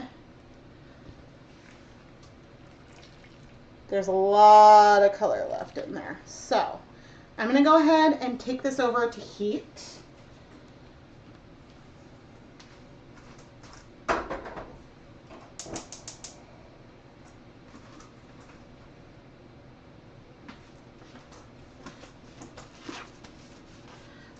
And I'm going to set a timer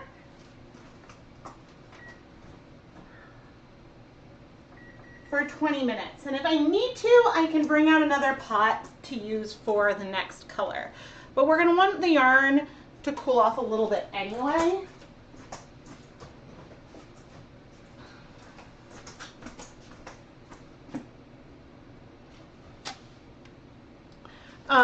Just so that way I can comfortably handle it. But yes, this is going to be really, really great. It did not go through very many layers of color at all. Okay. We are going to get started on this second colorway. Okay, I'm going to need to get another bonus skein of yarn ready. Oh, no, I have 4. Okay, we're good, we're good.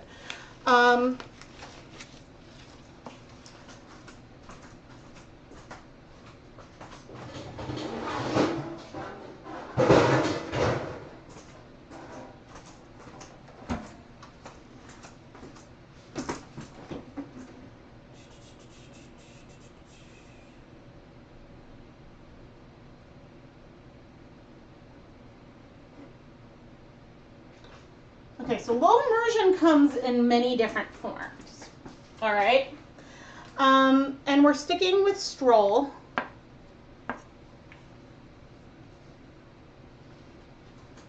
Because that's what I pre-soaked.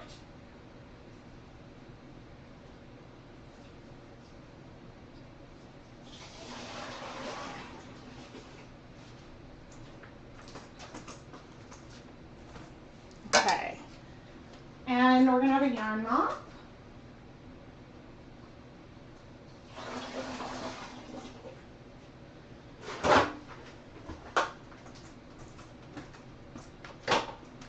Okay, now I'm going to get some water.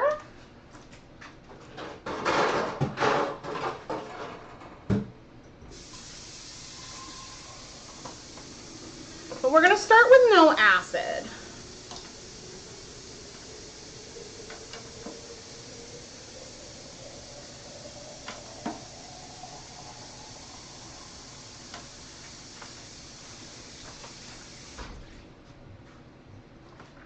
Here I have 8 cups of water. Let's do all 8. For me, low immersion might be mid immersion for others, but the goal when you're doing this is to have some yarn, and I may even add more liquid eventually, but the goal is to have, when you move the yarn aside, some water in the pan, especially because we're doing this on a stovetop. If you are using like a steam cabinet or something, you can get away with having even less.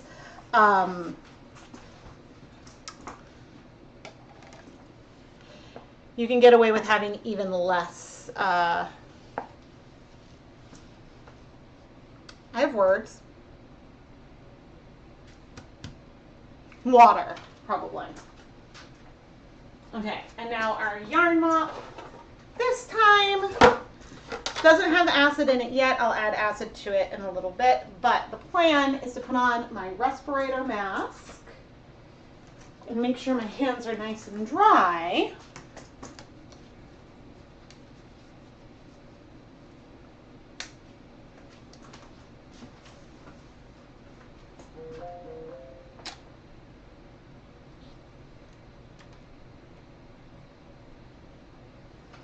Okay.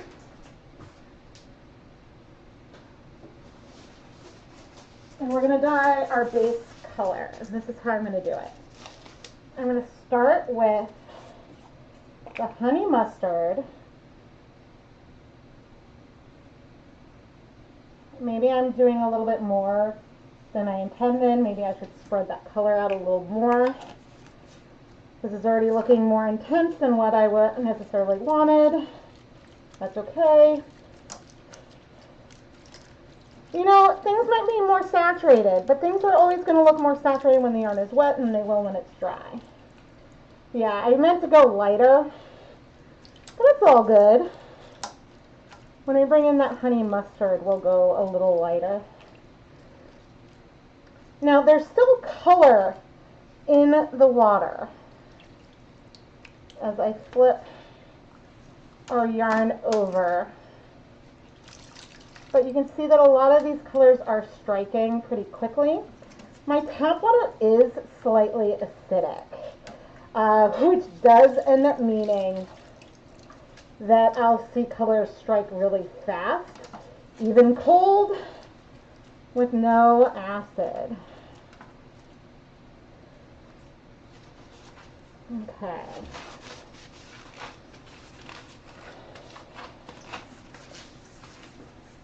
Because then I'm going to start warmer with acid when we bring out the red. So that was the honey mustard. Now I want to go very sparing with the golden poppy at first.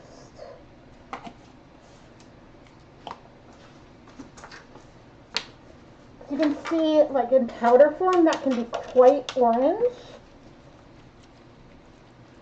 Oh no, I forgot this is one of those colors that disappears and then comes back.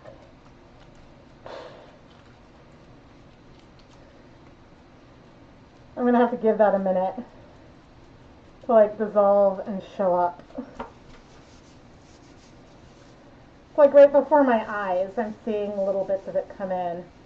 I'm going to need to let this wait a couple minutes. That is hilarious.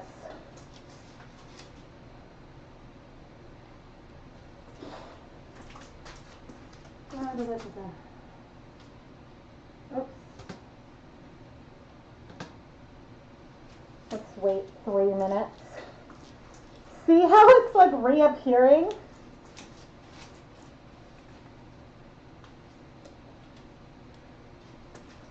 I don't know what it is about colors that like disappear and then pop back up, but and on camera the color between the two is looking the same.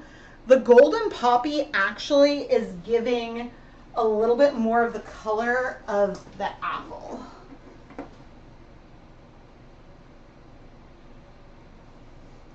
Yeah, the red will make it, it'll be a little more orange, but it won't necessarily be muted. Oh, I need this picture.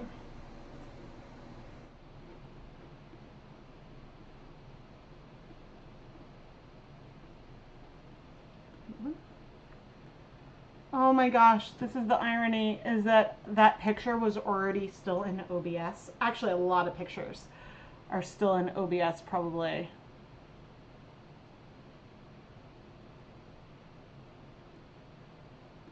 Oh, that's behind things.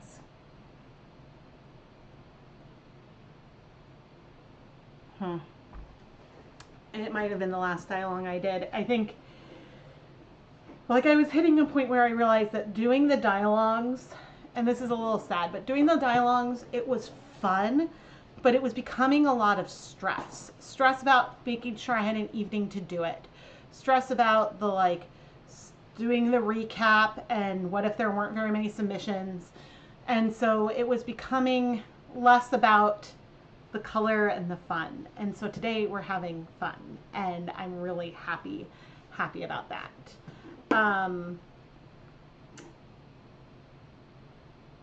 It's like I have words. Oh, you know what I need to do?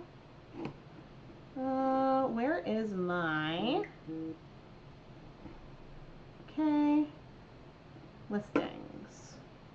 I'm going to add this yarn mop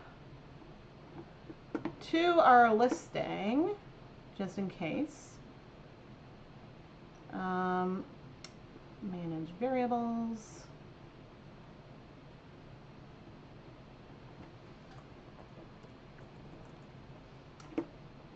This is a more traditional yarn mop. And there is one available. Yeah, that golden poppy, man.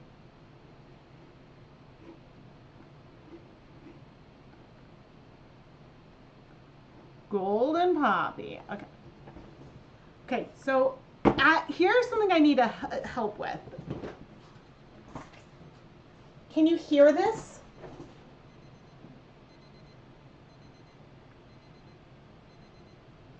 It got so quiet, and I don't know why, and like I don't think it's a battery thing, but it kind of defeats the purpose of having a fancy schmancy timer if I can't hear it when it goes off. Okay, so it's been a couple minutes. That color is looking really good. It's almost more, especially seeing it pastel, it's almost more peachy than the honey mustard.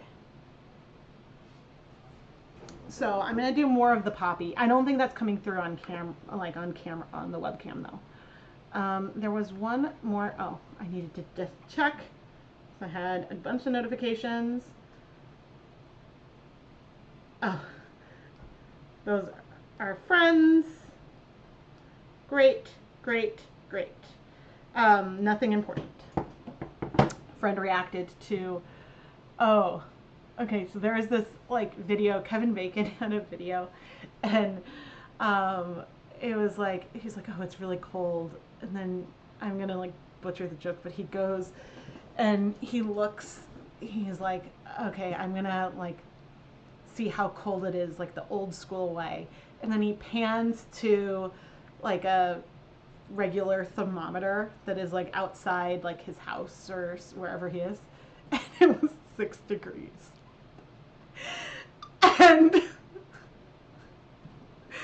And so it was just really funny. And then he admitted the like dad joke, like the 6 degrees and Kevin Bacon. And so that is really, really, really funny.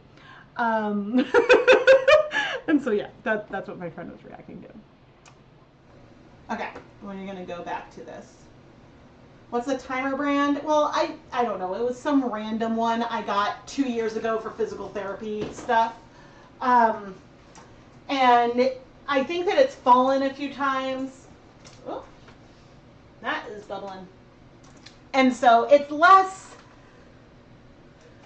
that it's fancy pants and more that like I spent money on it, you know?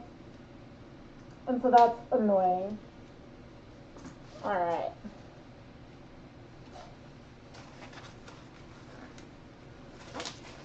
need to remember that there's still no acid in here.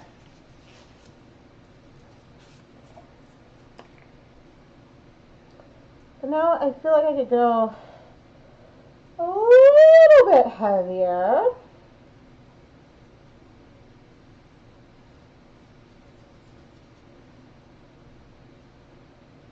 And then a little white. Because what I don't want is the dark orange. I'm wanting to spread it through and get this like yellow apple-y kind of feel. And so once again, I'm going to have to give this a little bit of time, and then we'll probably move one more time and add a little more color.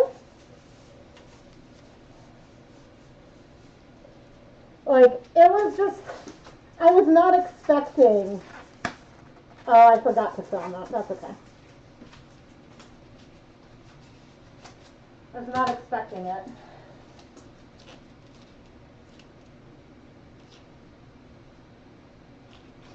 Just giving a little bit of time for these colors to pop up. We may or may not move it again, but probably we'll add acid when the timer goes off. Is it negative 14 degrees in Canada?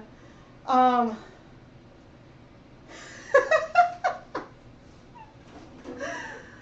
man.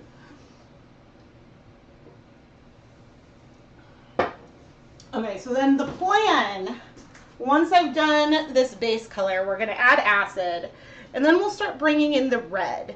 And it's not that we're going for speckles with the red exactly, even though we could do that. But I think that we are going to do more like splotches of the red with color left in between. So sort of like, if you know, we have red here and here, and then there'll be like some of that other bare color in between is the plan. But I think I'm going to do this with it started hot, so that way the colors don't spread quite as much. But yeah. All right, it's only been a minute and a half, but I see the colors, and so that's making me feel good about this as a base. Things look way less muted on my monitor, which is my iPad. Okay, if I go and open and move this, things are looking really good.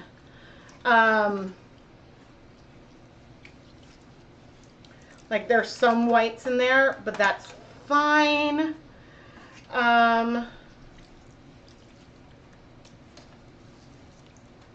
Great. Great. Okay. What I'm going to do now is I'm going to lift, because I have things twisted and I don't want them twisted. It's okay if it's a little twisted, but... Oh, I need to add acid anyway. Okay, so we've got 8 cups of water. Did we add all 8 cups? We did. We need to add acid. Let's go ahead and do 3 tablespoons. 1, 2, 3 of white vinegar. Now, it's possible that by putting the acid directly on the yarn, that could allow for some less even color absorption. But you know what? Okay, I'm going to make up a container of water that is 8 cups of water with 3 tablespoons of white vinegar in it.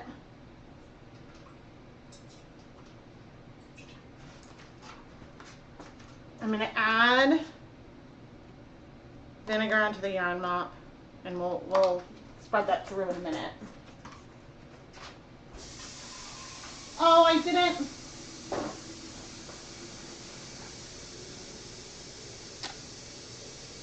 I forgot gotta film myself moving it all around. Whoops.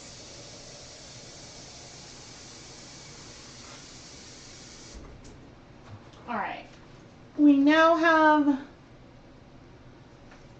8 cups of water, the same proportion of water and acid, and I'm going to add just a bit more.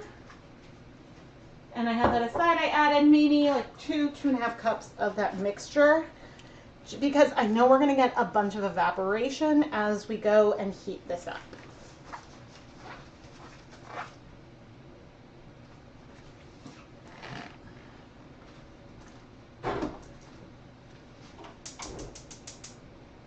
Okay, we're going to start heating that.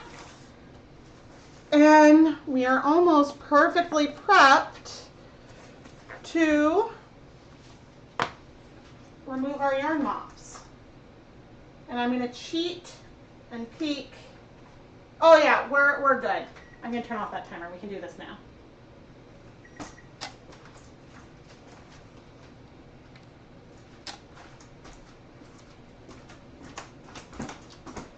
What I need to do.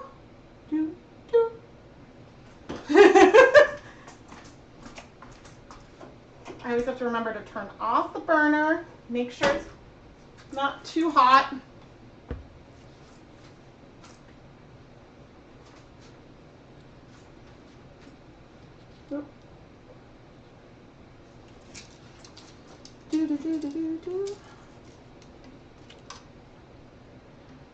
I'm glad I grabbed a second yarn mop.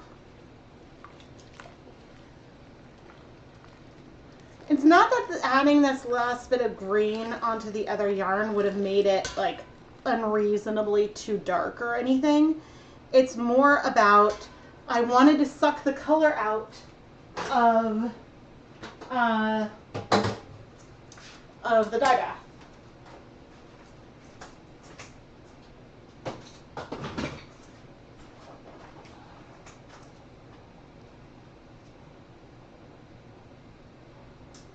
Okay, and I need to find my mask.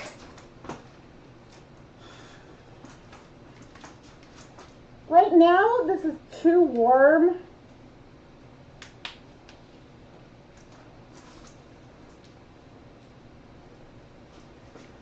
For me to, okay, we're gonna go all in on the brown.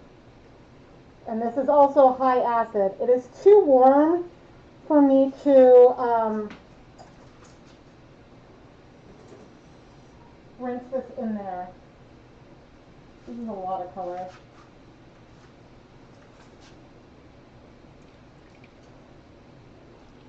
Oh dear.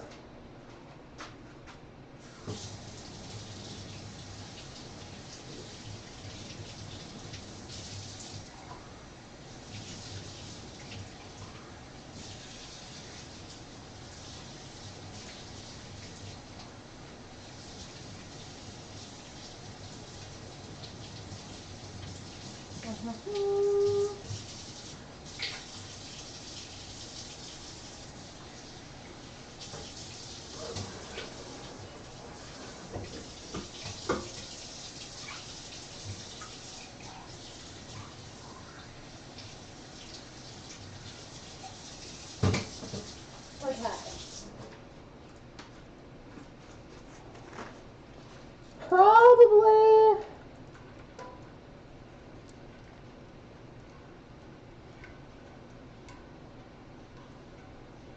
should have gone slower, but it's actually not that dark. Okay, this is good. All right, I'm going to let this continue to heat.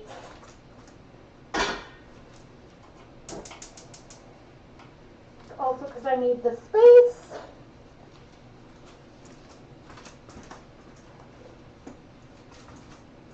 Let's see. Okay, because I'm going to be moving this. All right, I'm not going to be able to move. I had the heat on too high on our apple yarn, so the edges of the pan are very warm. Don't do what I did. Okay. Now, over at the stove, this yarn is still warm. I'm going to squeeze out the water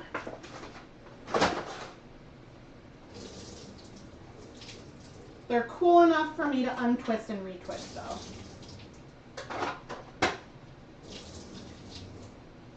Whew, that last one was a little warm.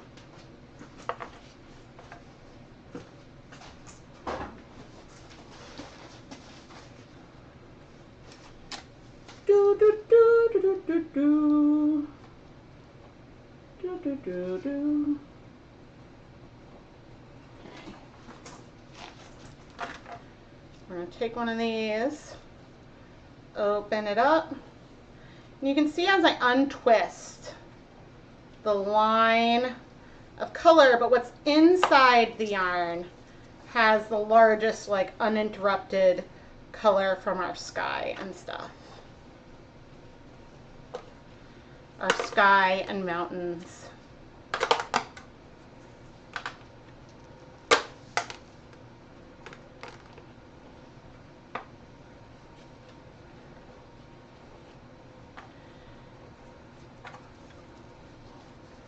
It's very pretty. Okay, what I like to do from here is shift the yarn maybe about halfway down, usually into a big section of color.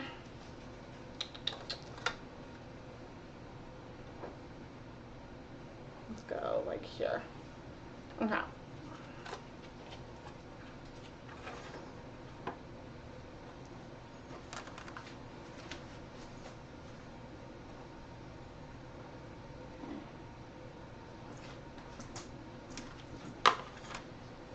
And now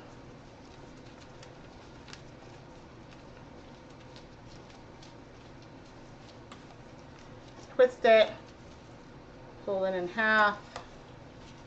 This time did not hold. It's fine. Be awkward.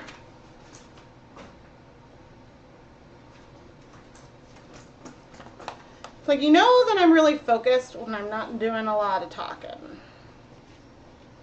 But the goal always with this stage is to have a lot of yarn that is not the dark color visible.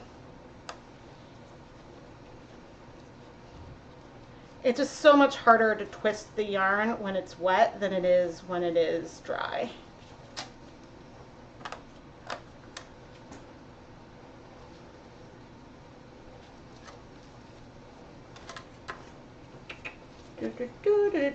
This is why this is often a time lapse in an edited video.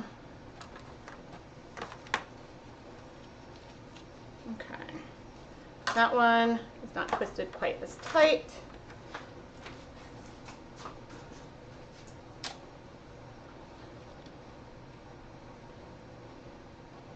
Getting a shot of it.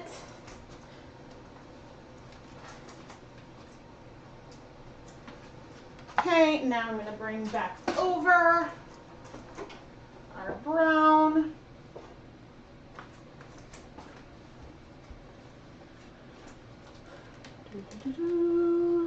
All right. And I'm going to take our yarn, add it in, sort of peek.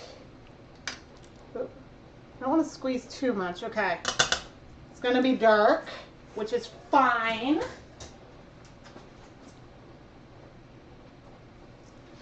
Back to the stove.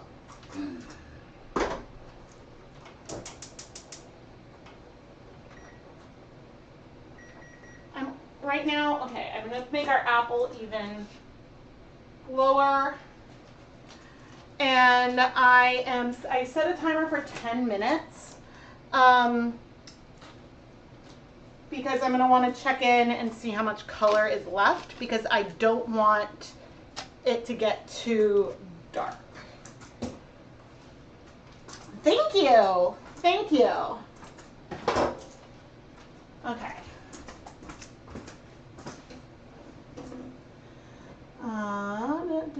And on that note, if you're just tuning in, we are dyeing yarn inspired by 2 colorways, but the techniques and actually the inspiration photos were picked at random using a picker wheel, which the site I use, and this is definitely not sponsored, it's just pickerwheel.com. We use it for so many things. So not only do I use it for these streams, but we use it for like on New Year's, a tradition is that we'll do a picker wheel. Everyone will say a bunch of activities and things they want to do. And then there might be some short things on it, like 10 jumping jacks to make sure we move and we don't just video games all day. Or, you know, a round of this board game, or an episode of a show, or a craft. And so we'll have a bunch of different things on there. And then it's like we're all doing things together. But, you know, if people had Lego sets from Hanukkah, that'll be on there. And so we just try to keep a bunch of stuff so that way, hopefully, you know, one of the things might be give the dog a treat, go for a walk. It depends on the weather. We did this the first time because there was one year we all had strep throat. And so we had to cancel our New Year's plans. And so this is now just like a little tradition. So that way, otherwise, like the day could be spent with everyone playing video games all day. And so it just means that we do a bunch of different things, like cook a special treat. And yeah, it's fun. It's a lot of fun. All right, I'm going to take a brief break and then we'll be back.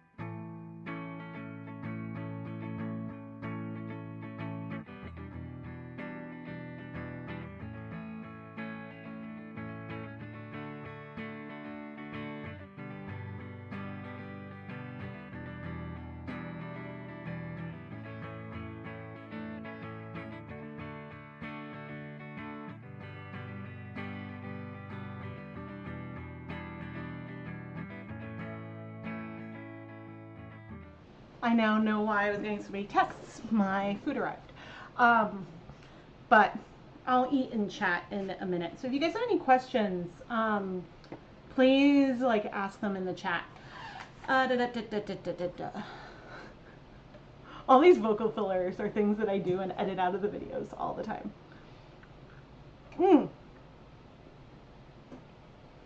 Lemon seeds. Like 8 lemon seeds all at once. One I could have dealt with. I can't deal with that many. Now I can't see the yarn at all in the kettle.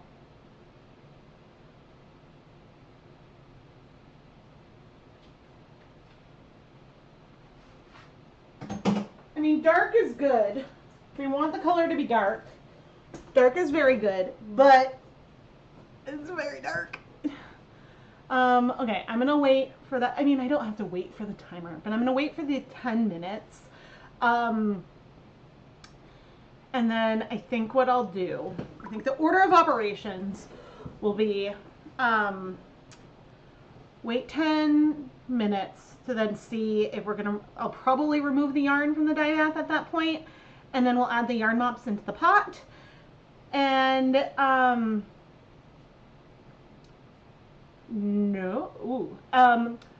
and then I'll put the yarn mops in the pot, then I'll eat some of my food, and then we'll do the apple colorway, I think is the order of operations.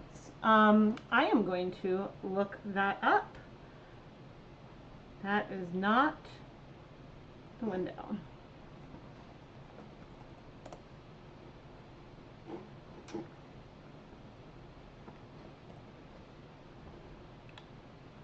They have new bare yarns.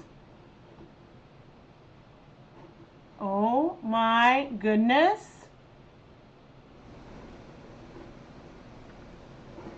KnitPicks has new bare yarns. I have not used this.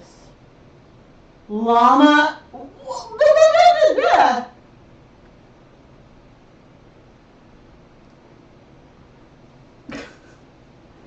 Okay, yarn.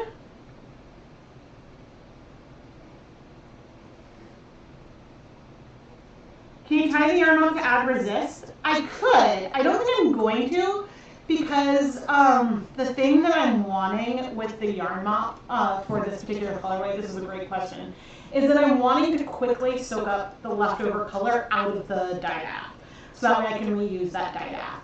And so if I added more resist into the mops, it would take longer. So I have the alpaca. This is not showing filters. I've sorted by newest. New yarn lines. Fine, the Korea silk shows up, but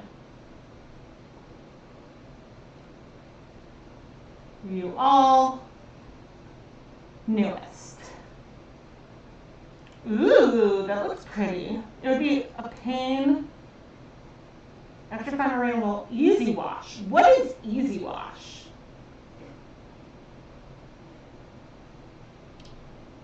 Spinning quickly.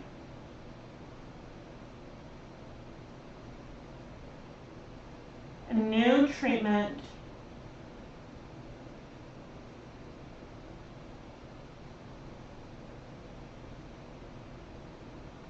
Okay, but I think there's multiple different ways of making something superwash. So, do we have a flat white? Okay, there does not seem to be a bare of this yarn available, but maybe I'll add it to my next order.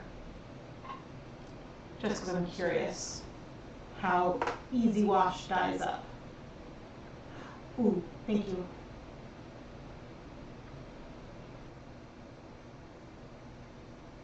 Is that better? Oh, that's... I muted the wrong one. Weird, did it do that before? Every time I was on this? If so, then I'm so sorry. Amanda, thank you for letting me know. I don't think it was that, because, yeah, I didn't notice that it had both audios up. I am very sorry, because it was pulling from both, because I have the second camera on here as well. It was pulling from both, which was super annoying. No, it didn't happen before. Weird. Weird. I must have accidentally hit a button that unmuted something. But yeah, so I've not tried the Korea Silk Blood. I didn't even know that that existed. Okay.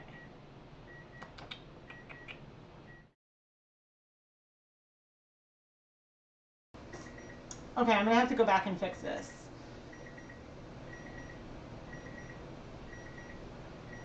There we go.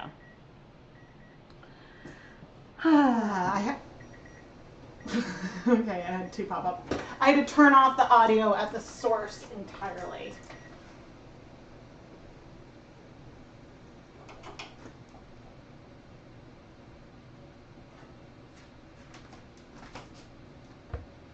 I did not put my gloves on, but just so you can see, I mean, the good news is that this did exactly what I wanted the color to do.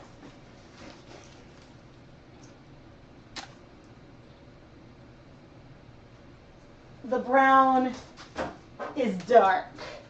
Now, the nice thing about removing the yarn now is that there's water in here and it is still quite warm. But when I sort of lift it, you can see that we do have some lighter browns. Oh, that one became untwisted. There's still going to be heat in here, which is going to help the color set.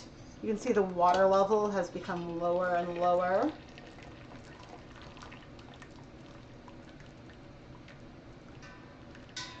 Which it's not a problem for the dye bath volume to get lower.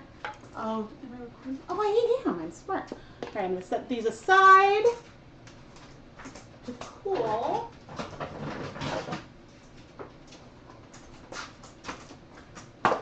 And them cooling is mainly so that way I can handle them comfortably.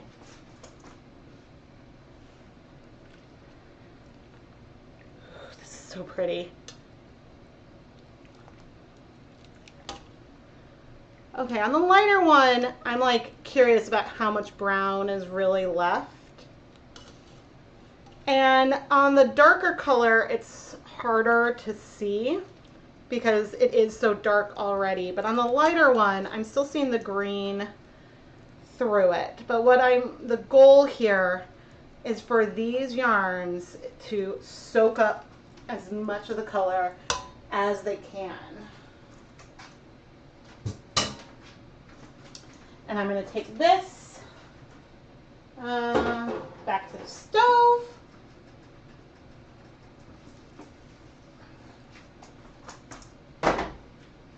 Turn that heat back on.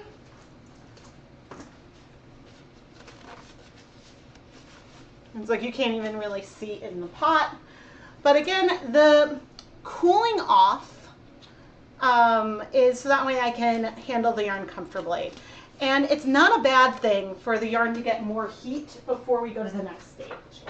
Since I don't know these colors as well, I don't know if they're prone to back staining.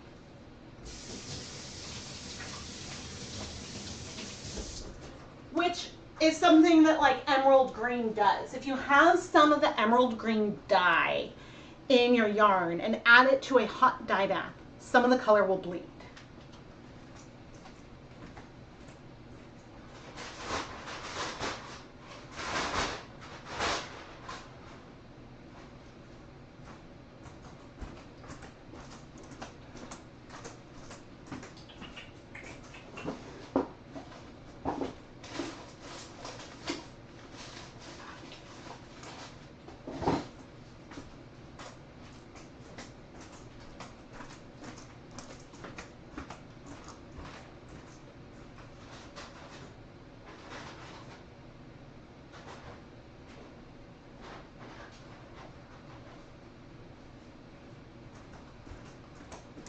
I'm going to use a chair as a little bit of a table. Did I set a timer? No.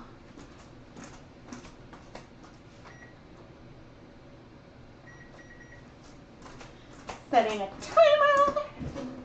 Hello. But yeah, so now is a great time for questions as I eat a little bit and hopefully do not spill all over my computer.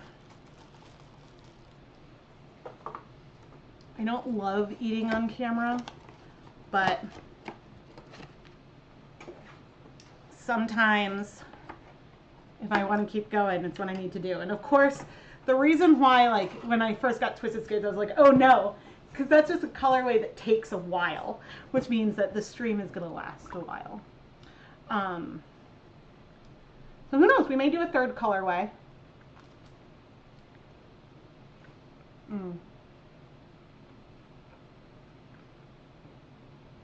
But I'm also being careful because I am recovering from a back injury. Thank you, Amanda.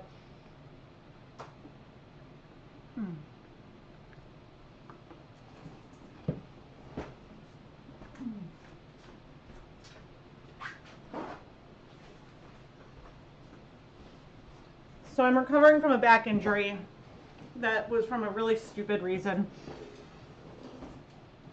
Maybe I tried to do a Karate Kid crane kick and I pulled something or tore something in my back. This was back in January. I did end up in the ER at one point for pain management, and so I've been in physical therapy for the last 4 or 5 weeks or so. Food influencer now, oh my gosh.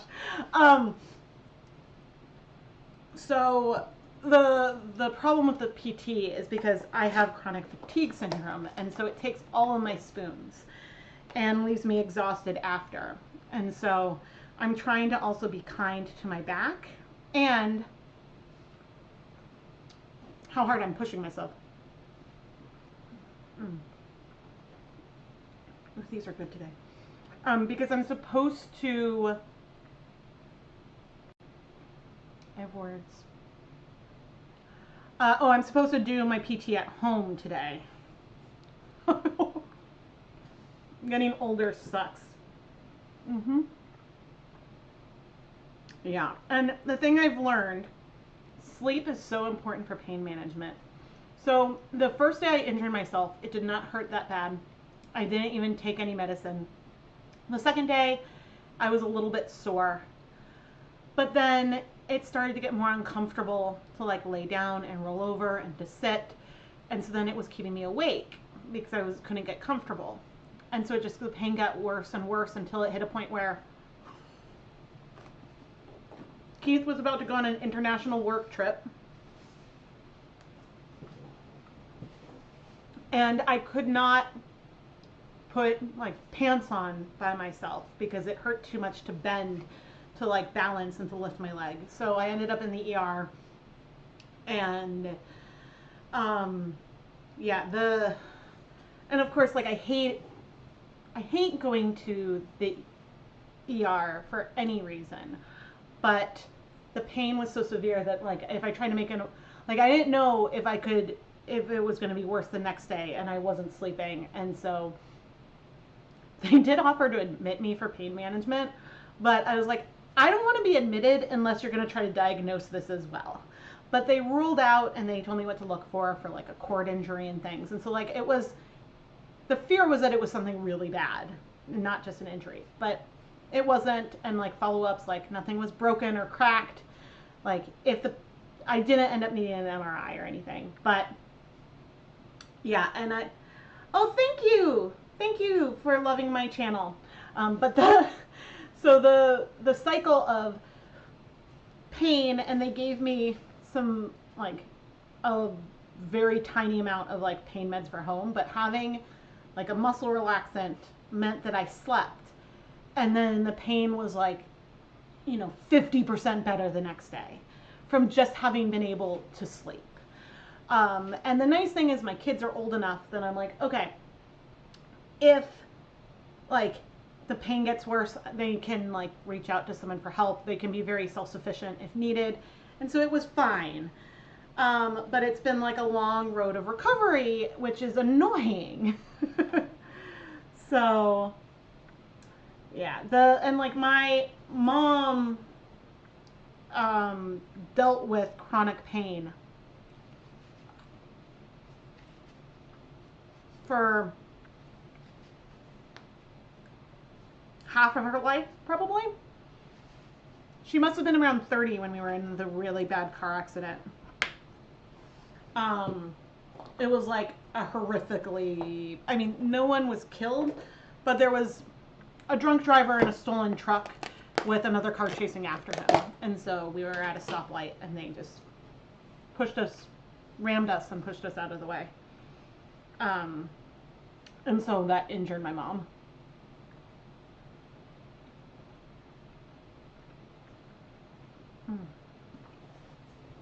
Here, I've got some crispy pad thai.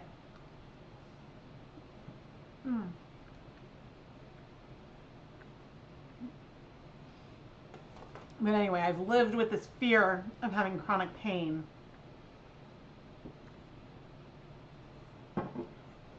And so it's super annoying.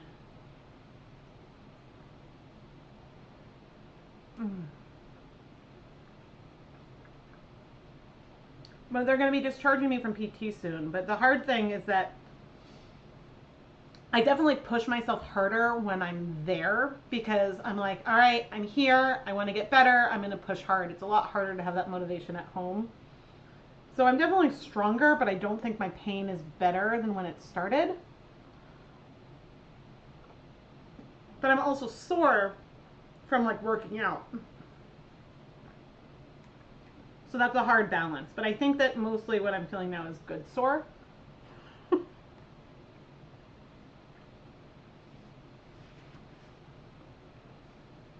Versus like injury sore. So who knows?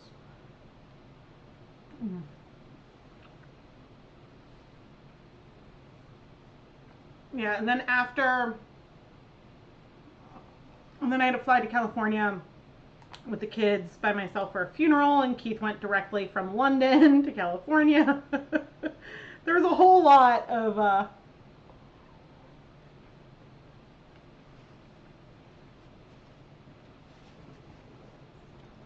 stuff going on in January.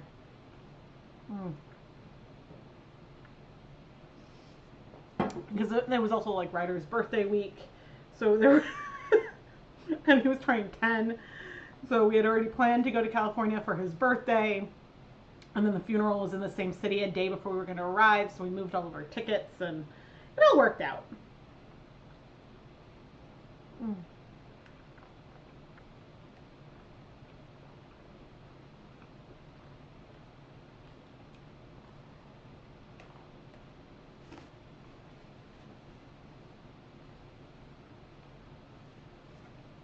But I had never flown with both kids by myself before. I flew with baby Lucas by myself all the time.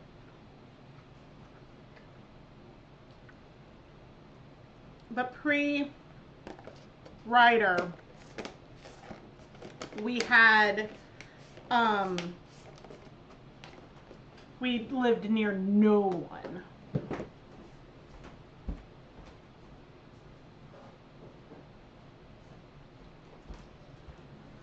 So if we didn't fly, then we couldn't see family. And so like I would go we lived outside of Chicago. And so I would go visit my parents and we'd go see Red Sox spring training. So Lucas was at his first Red Sox game technically as a 4-month-old. I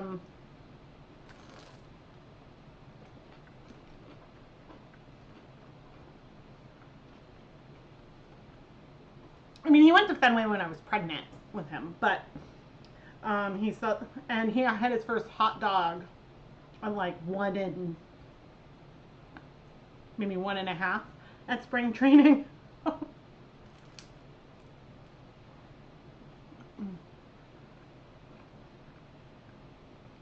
Thank you for bearing with me while I have some lunch.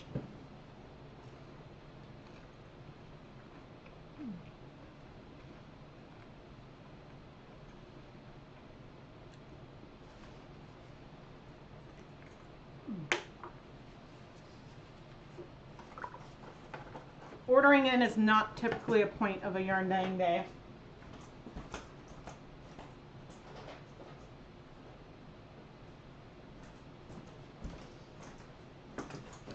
And I did not promote this dyeing game hard this time, so I did not pre-sell. I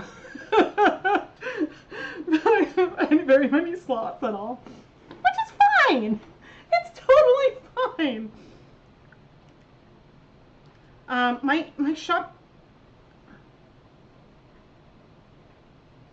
My shop inventory has been low. Why did the phone call not ring?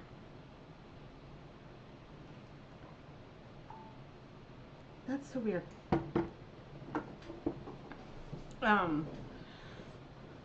Yeah, ever since Black Friday, I realized that I'm like, oh, I have not, well, I also had an injury in December. I've been like, I was like, I've not been dyeing as much volume of yarn. And so, I mean, it's thanks to everyone who bought yarn at the end of last year. But I was like, oh man, my like inventory in the shop is really low. And so trying to increase it. But then also I did the like dyed to order stuff earlier this year. So, but we're gonna work on getting that back up. I just added actually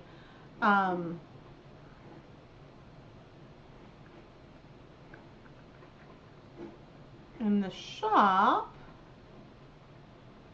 Nope. Okay. This is one of the new colorways and some of the colors that we're using. But there's a lot of new yarns. Ooh, goody, that's in someone's cart. Yeah, from here. Just a lot of new things that I've dyed recently. This video is really exciting. Oh, and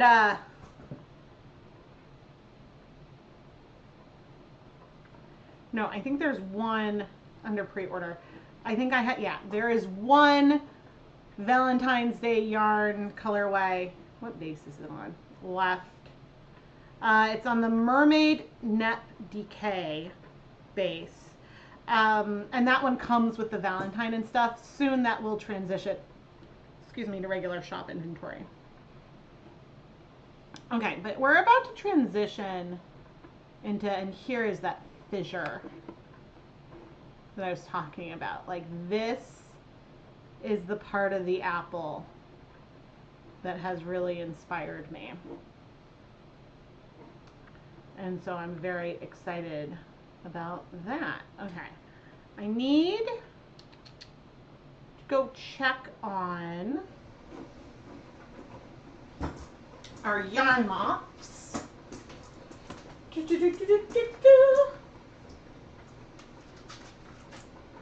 Oh, goody!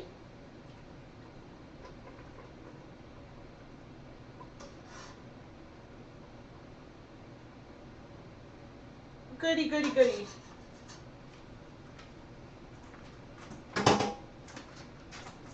Okay, the yarn is still very hot. So I think we're going to transition to working on the apple colorway. But I'm going to reduce that heat to low. But our yarn mops have basically cleared.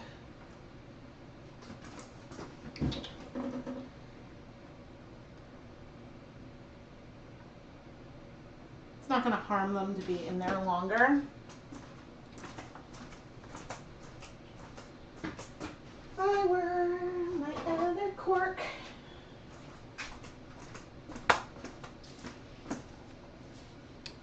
And I'm gonna need to figure out where I put my mask. Do. And make sure, oh no, okay, the apple's in the correct corner, the messy corner.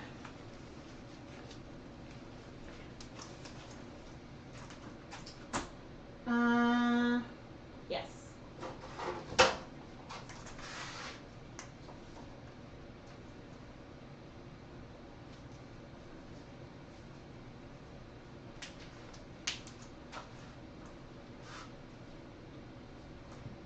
Safety glasses down. Okay, I'm going to be able to comfortably move that. And the last thing I want to do is over here on this yarn mop, remember I put some acid on it? I just want to squish it. Just to work that through a little bit.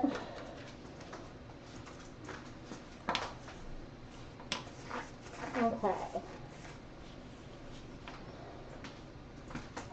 And remember to turn off the heat.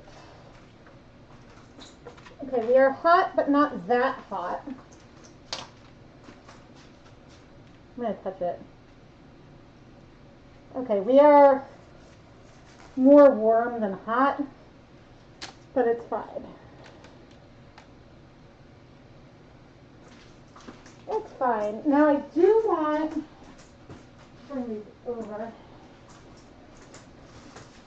My fingers to be dry before I go in with our red color. But now I'll show you I should probably go lighter.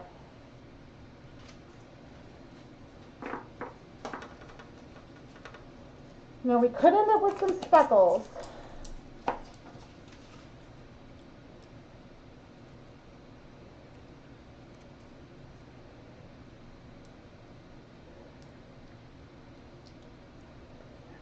Yeah, I should probably place these a little further apart.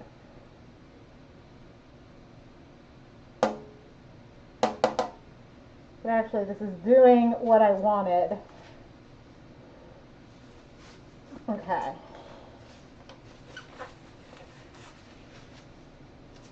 So you can see that like lightning bolt on the apple.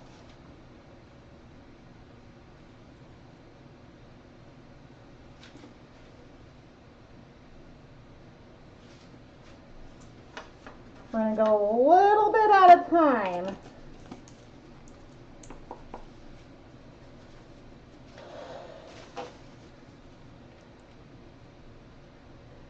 And we're going to, because we can always layer more color on. Now the hope, as I spread, is that this feels light red, almost pink, instead of feeling super orange. And so far, so good. Now I don't know how far down this color is going.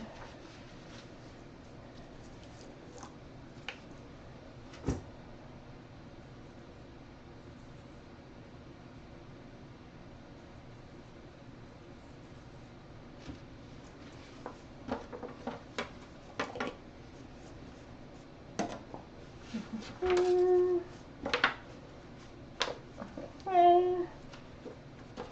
Now, because the time I'm letting it sit on the yarn with things being warm is time that is going to allow those speckles a little bit of time to spread.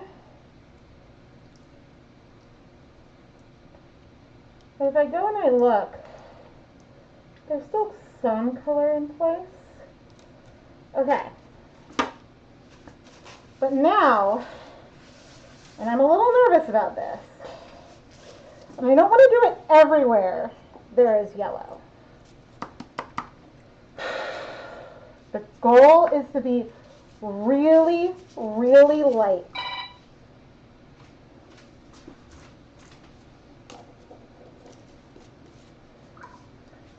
And then of course the phone rings and stops very quickly.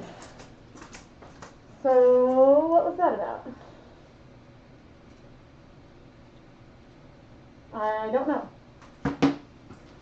Maybe a butt dial.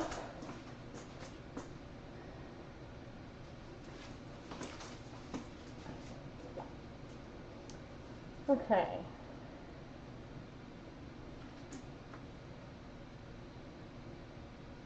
Trying to be very sparing with these speckles.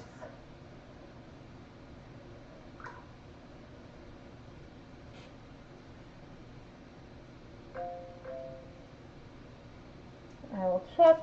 It's probably one of my odds. Now I don't want the speckles to be everywhere that there is yellow, but like randomly.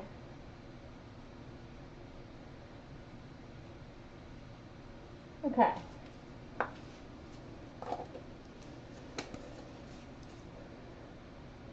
Good. I'm recording. Okay. Now what I'm going to do is take this back over to the heat very carefully.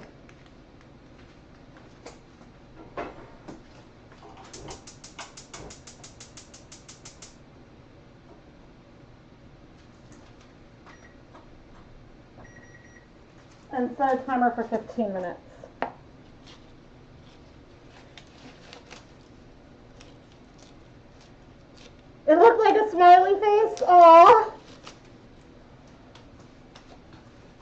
I was so focused on the yarn that I didn't even check chat.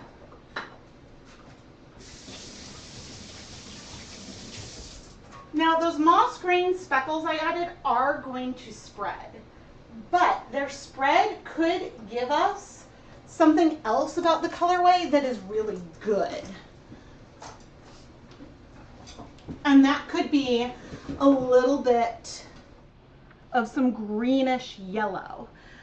Because they're on top of this gold color, and so a little bit of the green spread, if it spreads a little too much, it gives us the leaves and the grass from the picture.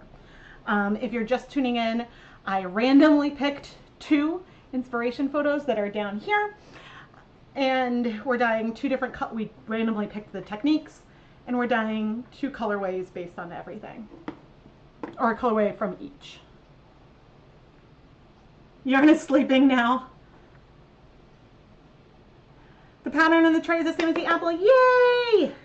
That's what I was going for, because even though the apple photo there shows so much greenery,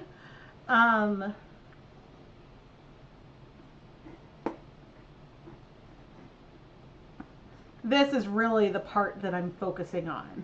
Like this part of the apple, and especially this zigzag right there. And so, because when I took all the pictures, I could have zoomed in, but I decided not to, and I decided to pull 3 apple photos, and so these were pictures that I took myself, which I very, very much love. But the golden color does have a bit of a greenness to it, so that green, if it spreads a bit, we're good. We're good.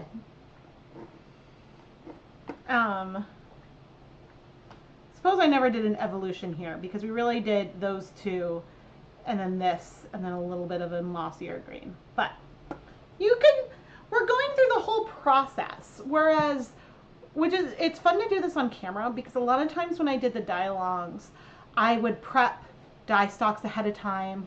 I think about the technique I wanted to do in advance, and so hopefully you're enjoying this, me sitting down and thinking and planning, and then also replanning, because I had such an idea. Like, if I was starting from scratch and pulled this colorway, we talked about doing, like, we're like, oh, okay, we could do like a tonal and then speckle on top of it.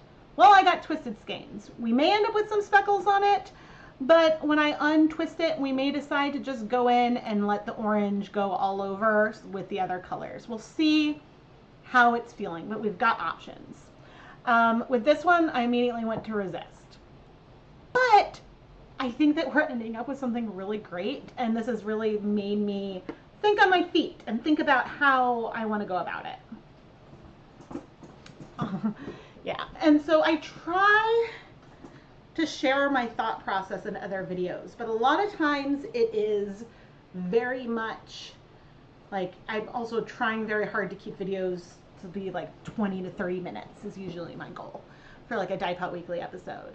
And yeah, I also try to have the, like, what's happening not be too repetitive.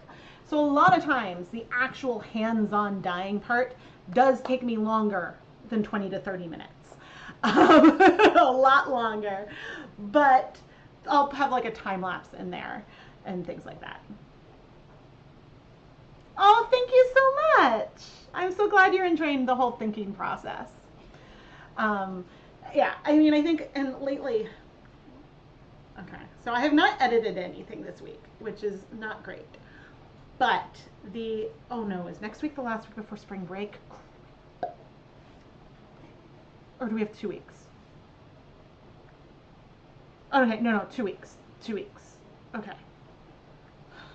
Phew.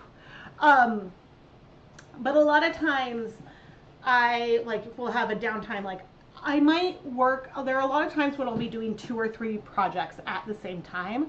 And so I'll go back and forth between them, which occasionally results in lost footage, because then I find it like when I go and edit another video months later. But I try to have things be distinct enough so that way I can go back and forth.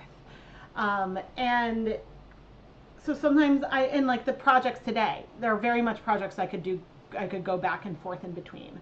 But when I set a timer for 30 minutes, I might go and occasionally I might edit, but on a heavy yarn dyeing day, what I'm more likely to do is listen to a podcast, watch an episode of something, or play Pokemon Pokopia.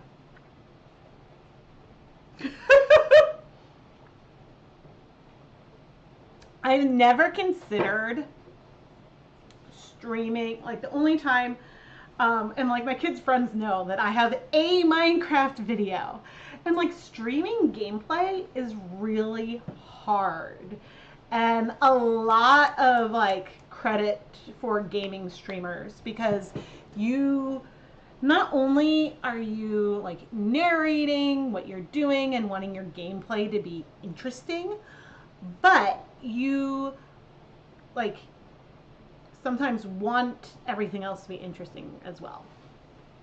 So yeah.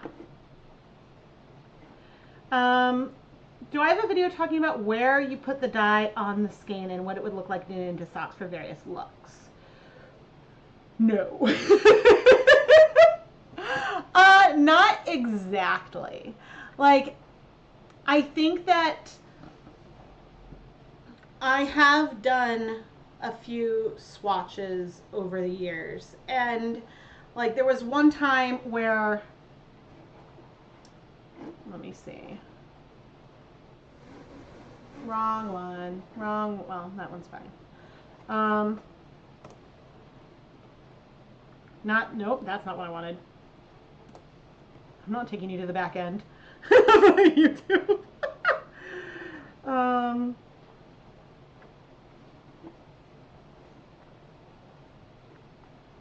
Oh, there's a video that I don't know what playlist it would be in. Occasionally I do have swatches.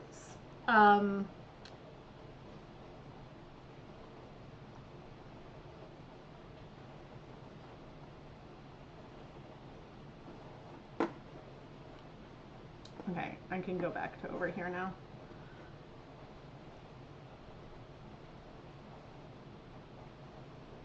I'm looking, I love that one, for the yarn, and this is, oh my gosh, so long ago.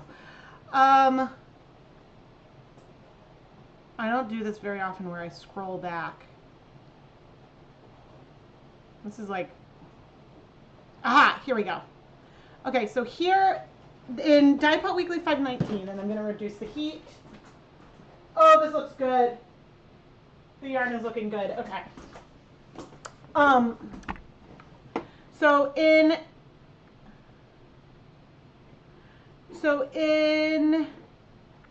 Dye Pot Weekly 519, I painted the skein half one color,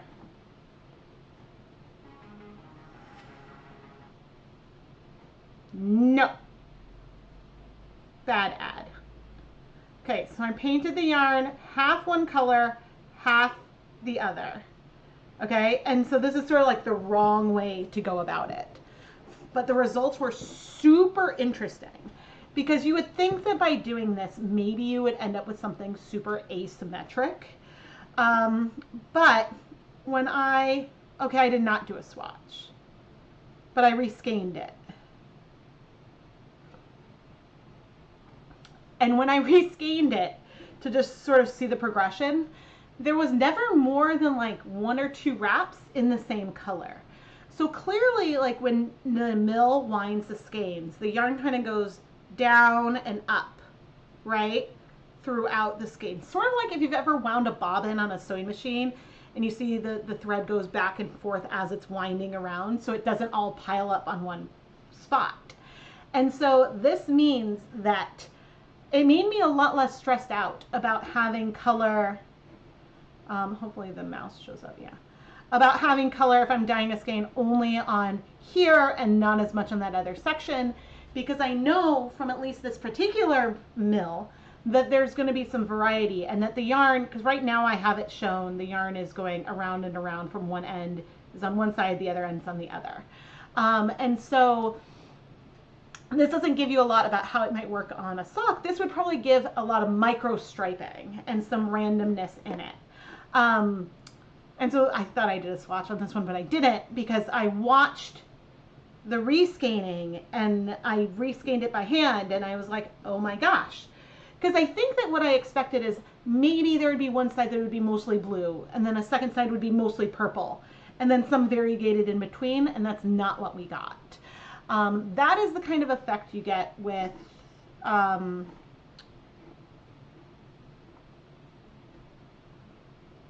what? Oh.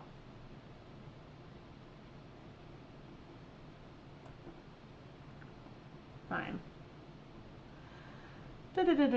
Self-striping. Oh, here's some of the other dyeing games. April Fools. Oh no. I had some ideas and I haven't done anything yet. Oh no. Self-striping. Hi, I am Rebecca from ChemKnits. Oh my gosh. No, no, no. I'm not listening. Okay. Go away past me. There was a video. Oh no.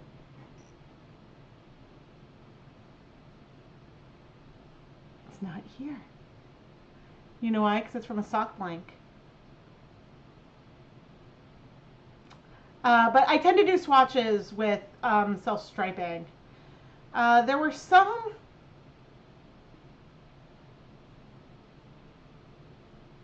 Oh, this one was so cool.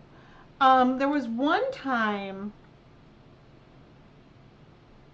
I was thinking about the time when I painted stripes on a sock blank and then knit swatches to show how that worked out. I've done that a few times. But I guess I didn't put them under self-striping. Another one that was interesting is I took Felici, which is a self-striping yarn from KnitPicks, and then I wound them into skeins of different lengths and then dip dyed it and then knit swatches of those, I believe. But I don't know how to find it.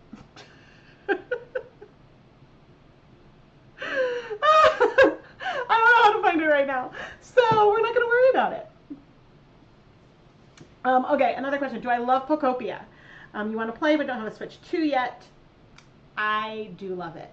So we borrowed the game. We have a Switch 2 because I wanted a Switch 2 for playing ZA, which I love. I'm so close to being done with a Shiny Dex, like a living Shiny Dex. I've put probably like hundreds of hours into Legends ZA. But we borrowed Pocopia from the library because a lot of times with games, I wasn't sure how enjoyable it would be. What I have found is I don't love building things myself in the game. I like playing Minecraft and Factorio.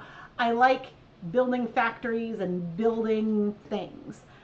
I find the way that you like build, I don't have the patience, I think. So I'm like, okay, I could have a design and want to build a house, and I'm like, I think that it's like the control, I'm not as good with the control and looking in the right spot to place the block. And maybe it's because I don't, have as much experience using handheld controllers. I didn't grow up with it. I did more computer games as a kid. And so Pocopia, I think, is I've never played Animal Crossing. It's a combination of Animal Crossing and Pokemon, and it's kind of like Minecraft-y in that you can basically destroy any block and then build any block. And so it's very fun. I'm enjoying the plot. I'm enjoying the exploration, the finding new items, discovering new Pokemon. I'm really enjoying that aspect of the game.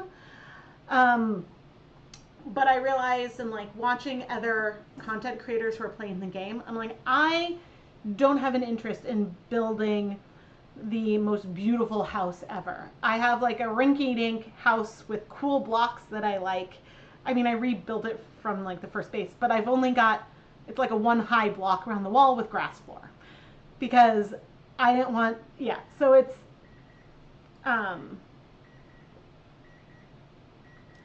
Yeah, so it, I'm going to bring the yarn over and go to the right guy.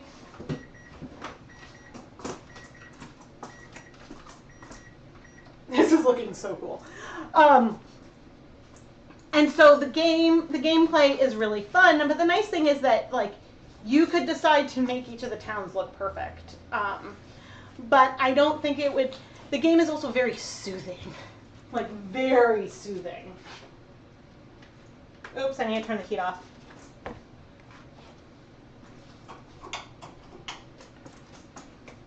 Make sure I am not completely off camera,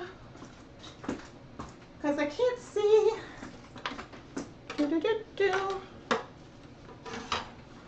Oh, there's lots of dye on the yarn. Okay.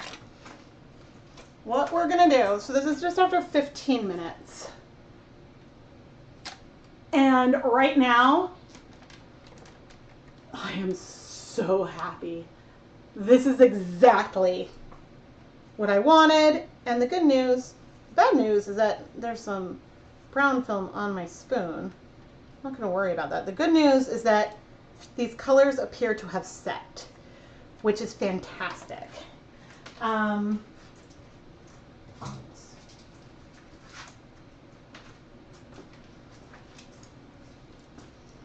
So now the moment of truth is going to come from flipping the yarn.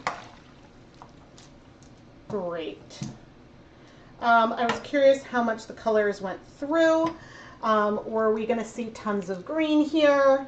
The little bit of a concern is there's a little bit pink going through. We will likely lose some yellows as we go through on this side. But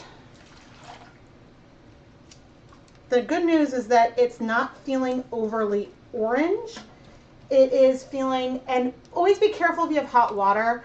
I know what my fingers can handle and how quickly I can go in and out of things. So, I mean, we have some spots that are orange, but this is really good. Now we are hotter than we were last time.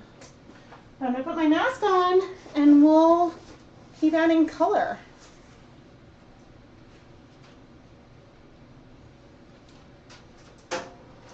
We're gonna probably want to do at least one more flip. Maybe just for the green, maybe not.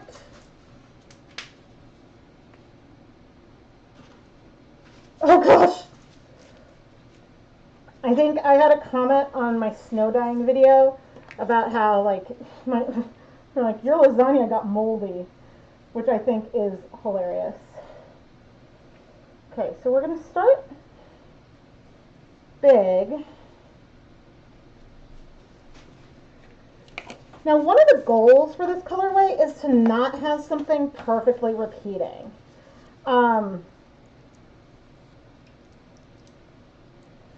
And so we want the color sections to be different sizes. It's okay if the red and green layer on each other, but the goal is to have some amount of separation between, and I feel like I put these a little too close together, between the reds and the yellow still. And so, and one of the things that I had to do is I do just a little bit. One of the things I really had to pay attention to was, like, thinking about the proportion of the various colors, which is hard to do that when you're dealing with dry dye powders like this. And ultimately, we're going to have a lot more yellow in here than the photo shows.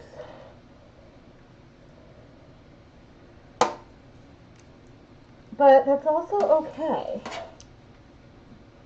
Okay, I'm being careful because I don't want to lose all of the yellow. But now I'm going to go in for the green. And once again, I'm not going on every single yellow section.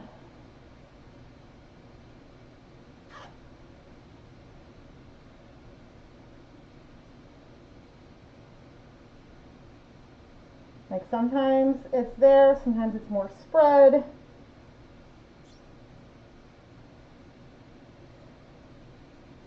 I don't want there to be like an expectation that everywhere there's yellow, there's also green speckles, you know? And by expectation, I am completely thinking about myself when I'm knitting with variegated yarns and like what I'm expecting to come up. But things look way darker on camera than they do in person. Okay, I'm going to go back to the stove.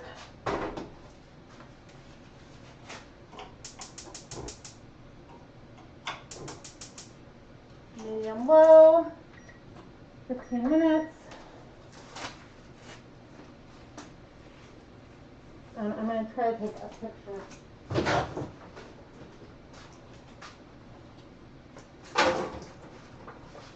Normally I would use gloves for days, but okay. Oop, this can stop filming.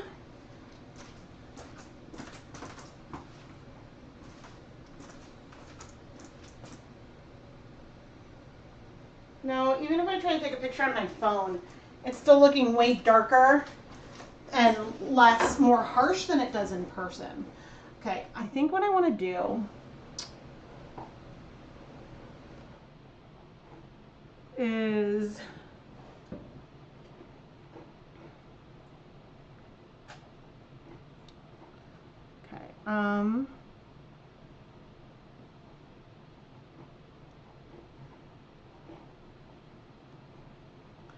the goal for me for the second colorway was to really capture some of the speckles in this one particular apple. And I really liked this sort of like zigzag lightning bolt that was on the side of the apple. And so I decided to layer the yarn with a bit of a gold to golden colors lightly, and then go heavier with a red. And my chat picked Oxblood Red, this red on the swatch up here. And then I brought in some moss green speckles as well to bring in some of that greenery, but without, hopefully, a colorway that feels like Christmas. I want it to feel apple. That's the goal. And I think the technique is working great, and we're ending up with something that I'm going to love. It's filming clips.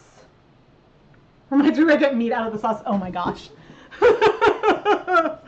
It does, like, it's very, with the yellow and the red, it's so spaghetti, which is unfortunate. High fiber, oh my god. Oh my god. I need to send myself an email about April Fool's Day. And I don't even know, I haven't paid attention to how many people are watching right now.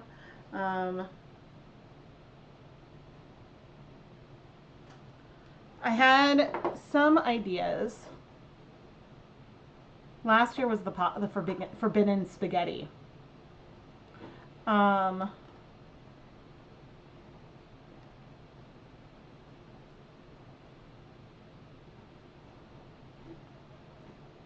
Where is Mr. ChemKnits? No! Bad ad, bad ad, bad ad, bad ad, bad ad. Go away, go away, go away, go away. I'm not giving free ChemKnits. It came from him making fun of me. Remember to hydrate, even though I'm drinking caffeine, but there's liquid in there, right? Thank you. Okay, so I think oh no, the order is all weird. So the very first time I ever did this was, wait, have I done this every year?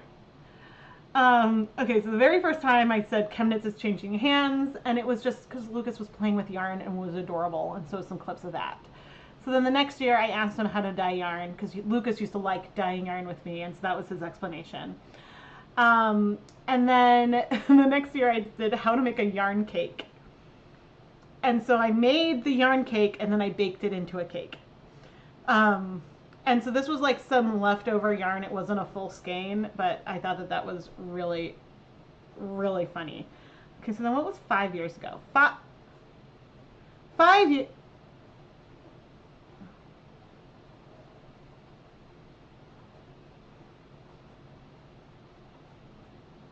Okay, this is not in, it's like date added, newest, date published. Okay, so then the next year, funny that it's like 4 years. Maybe I skipped a year. So then I did the one Minecraft video that I mentioned. And so then and I feel like the original title was like dyeing yarn with natural dyes because you can make dyes out of flowers. And so I did yarn content in Minecraft. And then Keith did his video, which I think is only really funny because I'm cracking up in the background. And then he was like, this is not a knot, and then he couldn't get it to work. And so then, okay, it says 2 years ago, but 3 years ago, I did how to undye yarn, which was just a video I filmed in backwards. I speckled some yarn with dye powder and then added it into a dye pot, so that way the colors would spread out. And so then when I did this in reverse, it would look like I added green yarn into a dye pot, and then the color would be removed into like concentrated little areas, and then I like unspeckled it, and it was very funny. But people didn't realize that it was a joke because I had this like mysterious powder that would like soak things up. And then 2 years ago, I was very careful because I didn't want anyone to think that I was actually going to dye indie, and so I was like, I could keep it a joke that I was gonna, because we always would joke about a perfect costume for him would be a GFP, green fluorescent puppy, instead of green fluorescent protein. But instead, I tried to make a felted dog out of his fur and dye it green, and the dog fur did not felt very easily. So the dog shape did not really maintain, but you know, there was effort there. And then last year, I took like a bunch, and there were more, but I took a bunch of comments about forbidden spaghetti and forbidden pasta, and then dyed spaghetti and scorched my pan. So that's what I did last year. But normally I plan further in advance, and I have 10 days. And so I did not plan. I had some fun ideas, but I think executing it, one of my ideas was I'm not quite ready to try to execute that.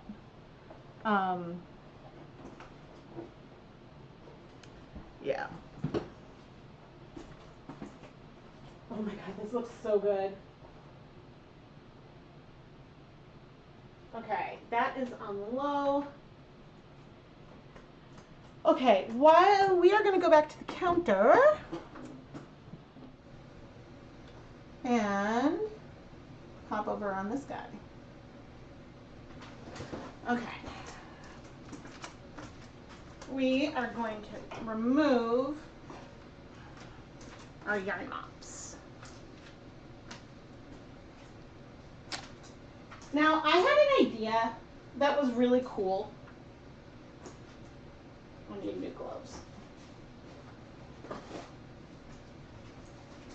So normally, if my hands get too sweaty that I can't get the gloves back on them, I will wash the outsides of them and then set them aside and then use them on a different day. And so then I do that over and over until I break a glove. I think yesterday I cut the tip off of a glove when I was opening citric acid. Not citric acid, I was opening soda ash.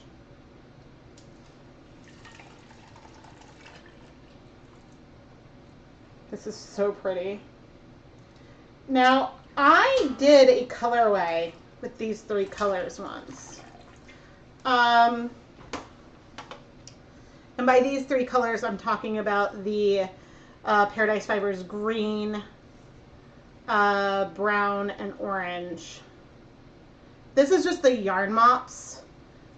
These are the yarn mops from this video, and this is looking a little tangled, but I've shown how I untangle things before.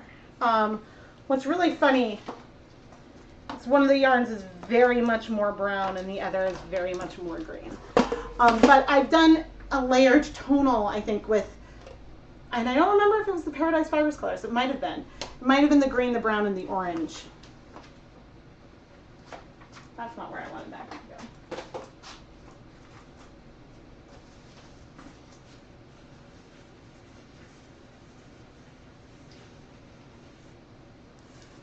Just kind of, there's some particles that got on the side.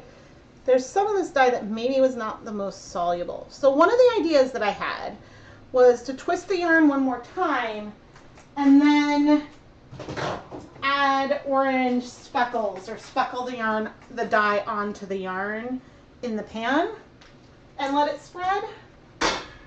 I don't know if that's what we're gonna do.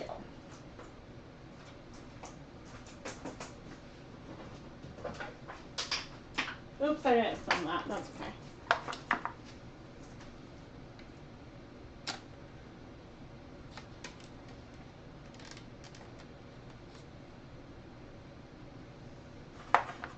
The yarn cooking in. Okay, I'm going to squeeze out this water. It's okay that the volume in the dye bath is going down.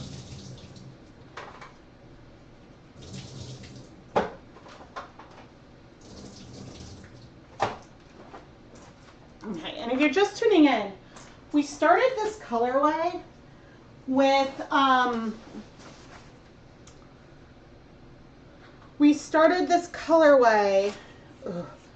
sort of this neutral base color. This is so unbelievably pretty. A very neutral background color, so that way there would not be white, and we might get little pops of some of the color from the sky. Yeah, I don't want to go for speckles. I think that that idea is a really good one, but the thing is that I am loving where this is headed so much that I don't want to mess around with it. What on earth?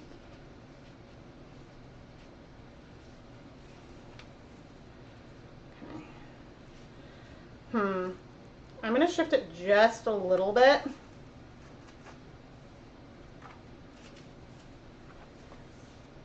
And then we are going to twist.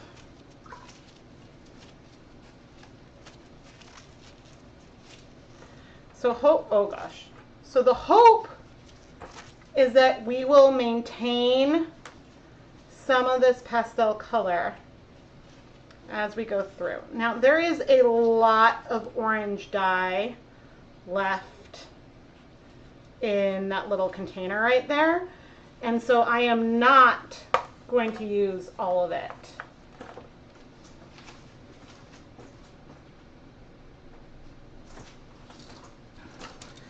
I don't want to use anywhere close to all of that. So we're going to do like a little bit at a time. But there's nothing, like, we absolutely could speckle, but I think we've already got a lot going on. And if I didn't want to add the orange, that is a beautiful part of this color, I would 100% stop right here. What we have right now that I just messed this up with the zip tie. Thankfully I can fix this. What was I going to say? This colorway right now is gorgeous, and in a heartbeat I would stop. It's too bad I don't have proportions, but I could conceivably do a lot of this again. And get to this spot. Like, it is unbelievably beautiful.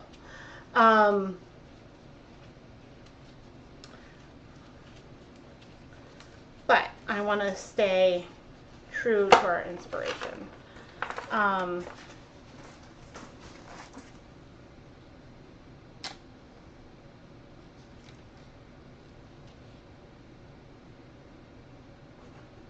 This is so pretty.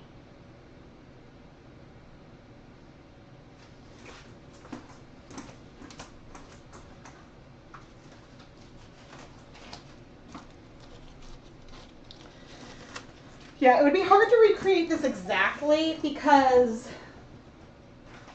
like, we were using dyes of citric acid and leftovers.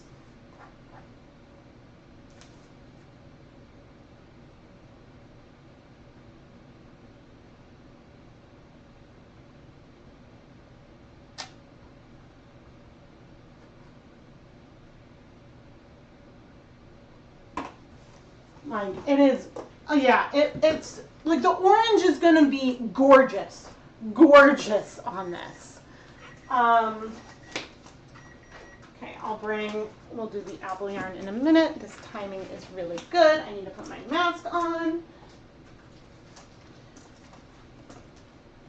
And I don't think I've said in the stream, everything I'm using is dedicated for dyeing yarn and is never used for the preparation of food. Oh, and I did not have heat on this last time. Okay. Now each time I add more color, I am adding more acid because these dyes are mixed with acid.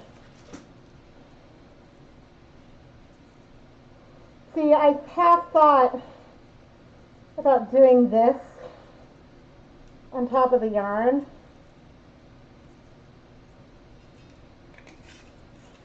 It's totally going to clump because I got some moisture in there. But I'm trying to use it up. Now, depending on what we see when we add our yarn in, I may decide to add more pigment. So,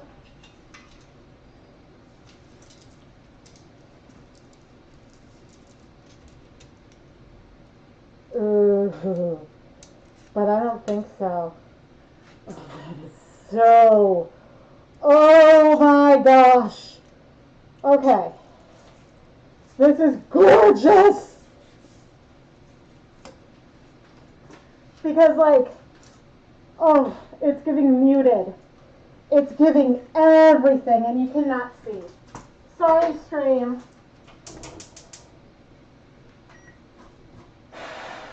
Okay, I'm going to keep that for 30 minutes.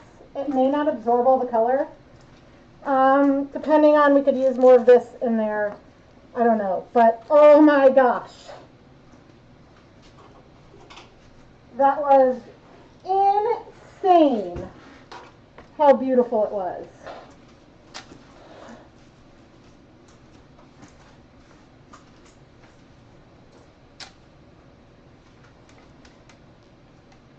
And it's making me feel so good about my gut right now. So good. Because I'm like, okay, this is what I want. I don't want the orange to feel too bright. I want it to feel muted. And I think that the base color we did is helping it not be bright. Okay.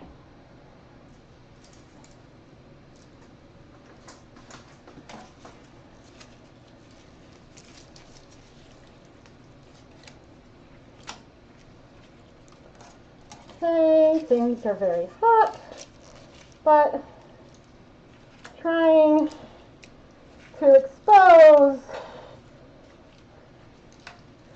areas on the inside where maybe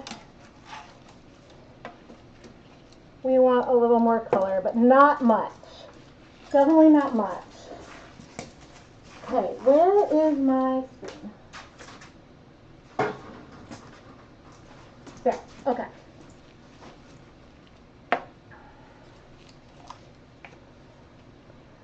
I am obsessed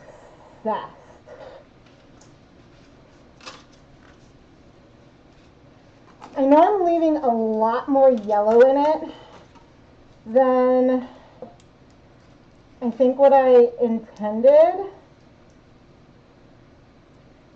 But you know, there's yellow apples, even if it's not in the picture. Oh my goodness. I need a little more.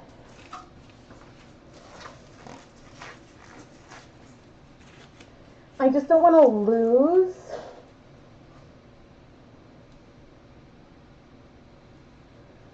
And this is why Resist would have worked so well for this colorway.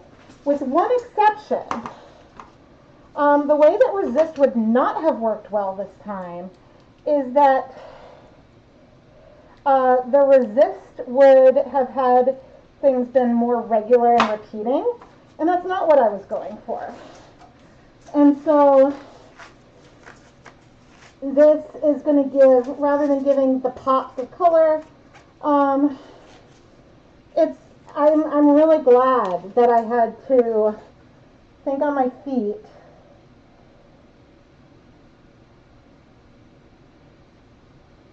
and think about what I wanted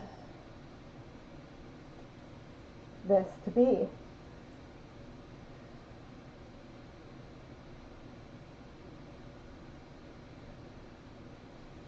Oh my gosh.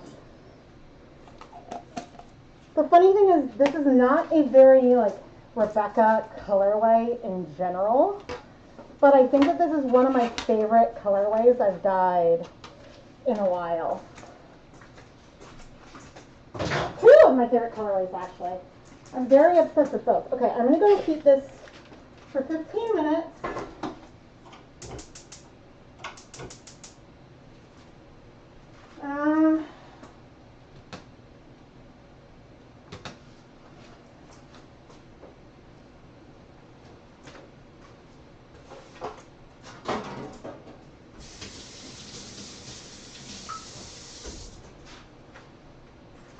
And it's really just, I'm doing 15 minutes because then I want to add more water.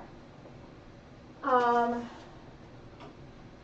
probably move the yarn too, just to make sure everything is well set.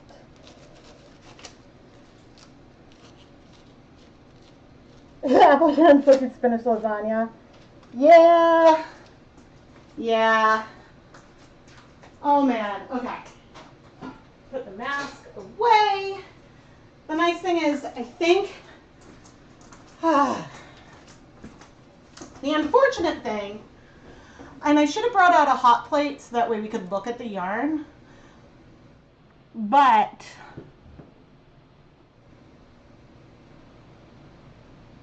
yeah, where do I want to go? I'm browsing. Here, we can go, can I make this bigger? No.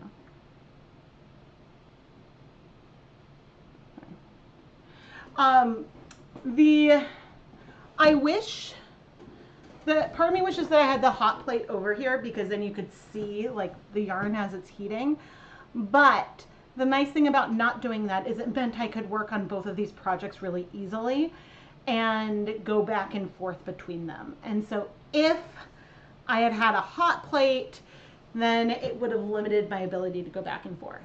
Now, part of me almost wants to do one more colorway, but I'm not going to because I'm not going to push it.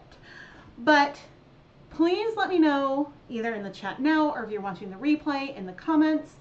Please let me know if you want to see me do this again, because I can. I have the folder ready to go. We can even say, okay, if we pull up the same colorway as last time, we'll skip it. But this was very, very fun. I have not checked on the stream health in a while.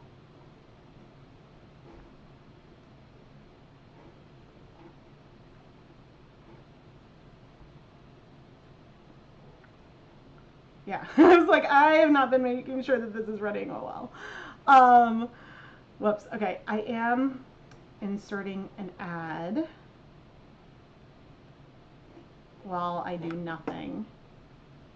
Absolutely would love to see this again. Thank you. I tried to get a picture. I could see why it's reading pizza, and it may still read pizza in the end. But yeah, whenever I click the add an ad, not everyone always gets it. Okay. Oh, I have a voicemail that I am going to check. So I will be right back.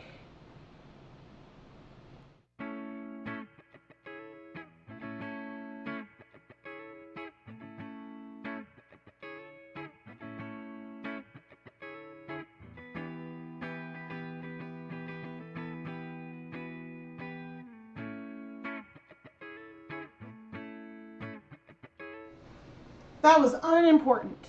Completely unimportant. But I had a missed call from a private number and then a voicemail. And so I was like, ooh, because I was like, could it be like something about my grandfather or my aunt? And so I'm like, just need to make sure everyone's okay. There's no emergencies.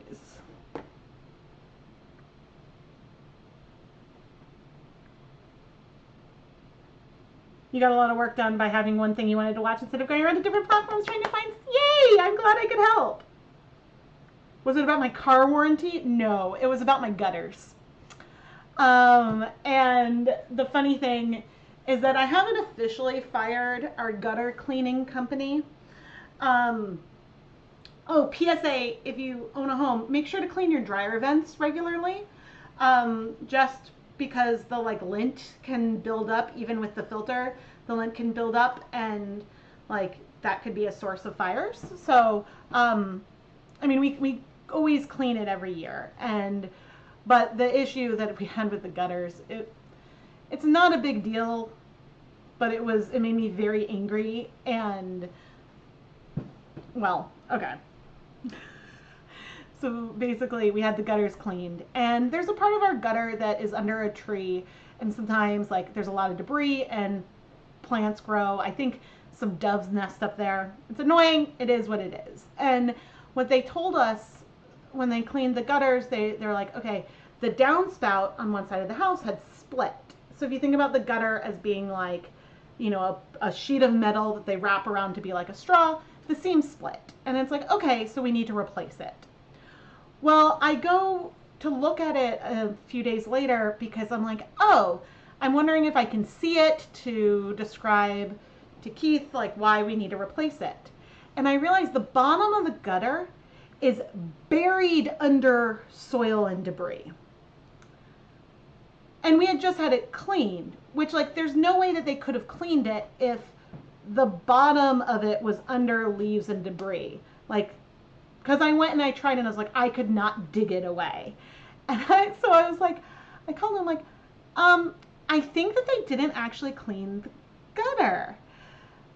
And so they sent a second crew who went and looked and they said there was no splitting on the gutter. And so, you know, they went and they cut the bottom of the gutter off so that way they could clean it. But the first crew just lied because the downspout did not need to be replaced. And so I was like, either the crew saw the issue, it was buried, didn't know how to deal with it, and so then said that the gutter was damaged so that way it would be replaced. Or, yeah, I just felt scammed. Because I don't think the crew told me that the downspout was splitting. I think that they called me after and said that there was work that needed to be done and the downspout was splitting.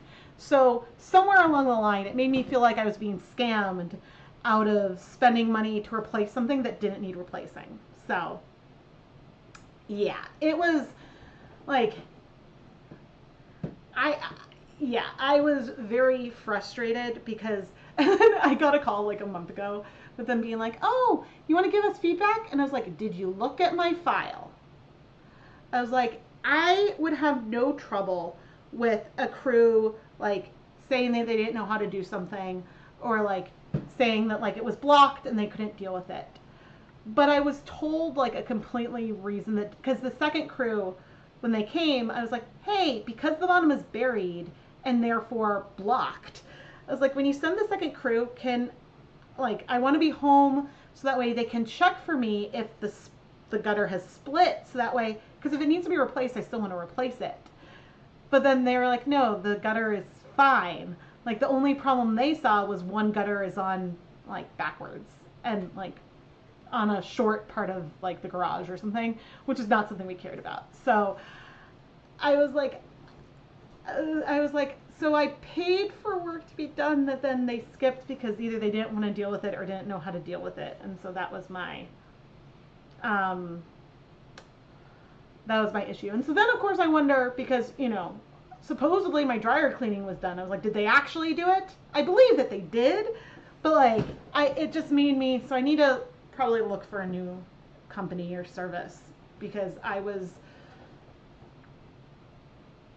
yeah, that was like one of two house things that just drove me up the wall. Since we've owned our house. And yeah, but yeah, so that, you know, and I do know that there's a part of the like gutter that may need replacing, but the problem is that they mentioned it once a couple years ago and then haven't mentioned it since. So it's like hard when like, if there's an issue that's still an issue, why aren't they telling me again? And like, why are they telling me different things each time? And so that was hard, but yeah, the second crew that came out, they were super nice because I actually spoke with them, but it's yeah, I don't like having to deal on the phone with customer service. Like the other day, it was a tiny thing, and it ended up taking me 45 minutes. Okay, this is another tea-swilling. So I use Instacart a lot, and I ordered a corned beef brisket because those are some of my favorites, and I like having them during Passover. Well, I happened to notice, because I was like, ooh, 7 pounds, that's massive. And then I look at it, and it was only 3 pounds.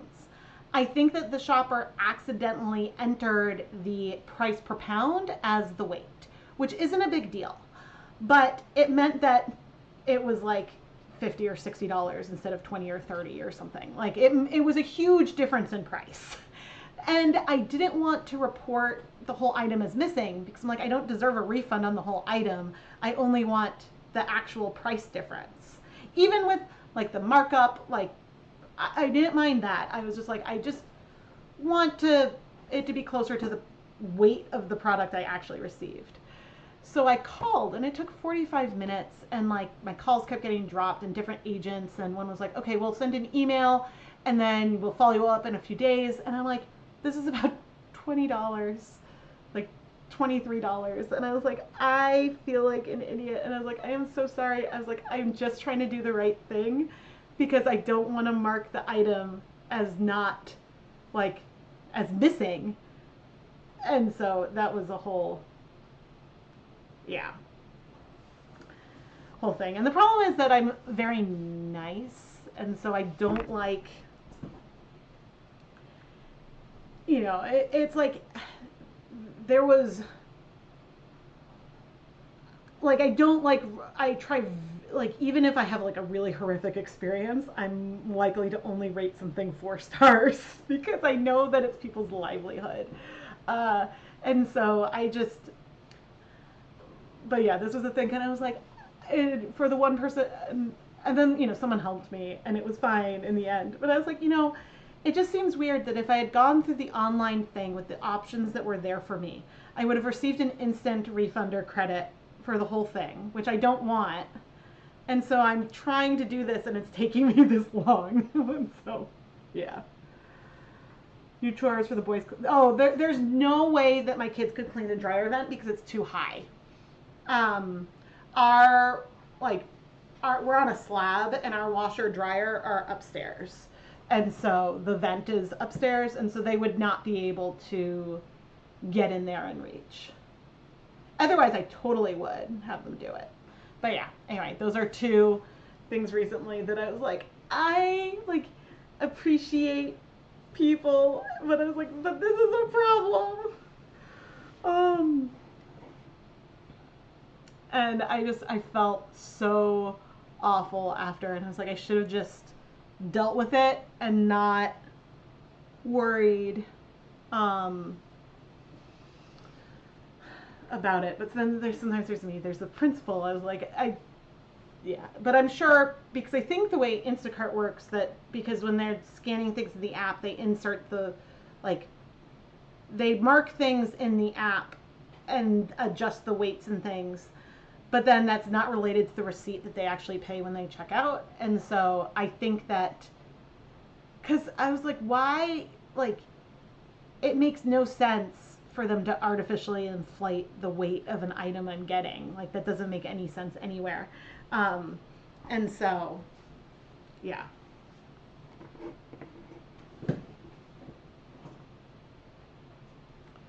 I was like, there was no reason to understand, because like I always tip a percentage too,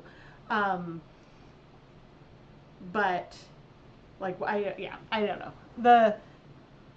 So I still, I mean, I didn't want like the shopper to be penalized because I think it was an honest mistake, but anyway. Those were my, like, okay, I'm having to deal on the phone with stuff, and yeah. Oh man, I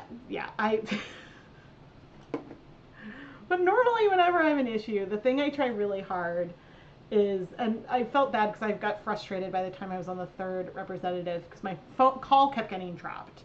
And I was like, I am so sorry, but I am so frustrated right now. And I was like, and I know, like, it's not your fault that I'm frustrated. But yeah, I try to be nice. I can't imagine. I mean, I do have customer service that I have to do as a retailer, but I am very lucky in that most people realize that I am a one-person show and that I am a human. Okay. And I'm very thankful for that. Okay. What I'm going to do, and I'm not even going to move it over, but I'm just going to add some water. Some of that water that I mixed with acid. Hopefully we don't get back staining, but that way I feel more comfortable turning up the heat. And I'm going to heat that for 15 minutes.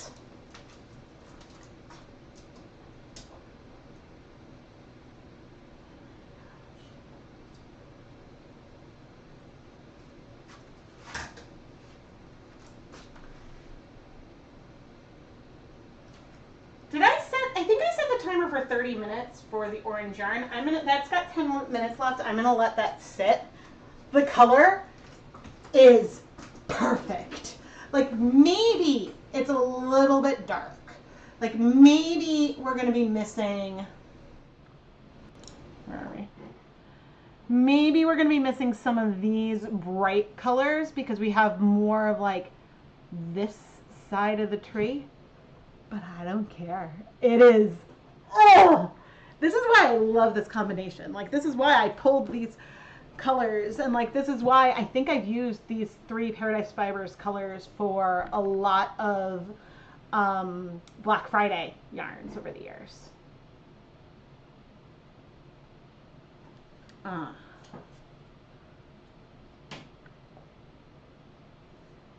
think the hard thing when dealing with like customer service issues is that sometimes when you have an issue that is not a typical one, like I was asking for a price adjustment, right? Versus like a refund. Like if the item was missing or damaged, they could handle that completely. I think figuring out how to do a price adjustment is a lot harder. And so what they ended up doing is giving me a credit for like the difference, which I was fine with.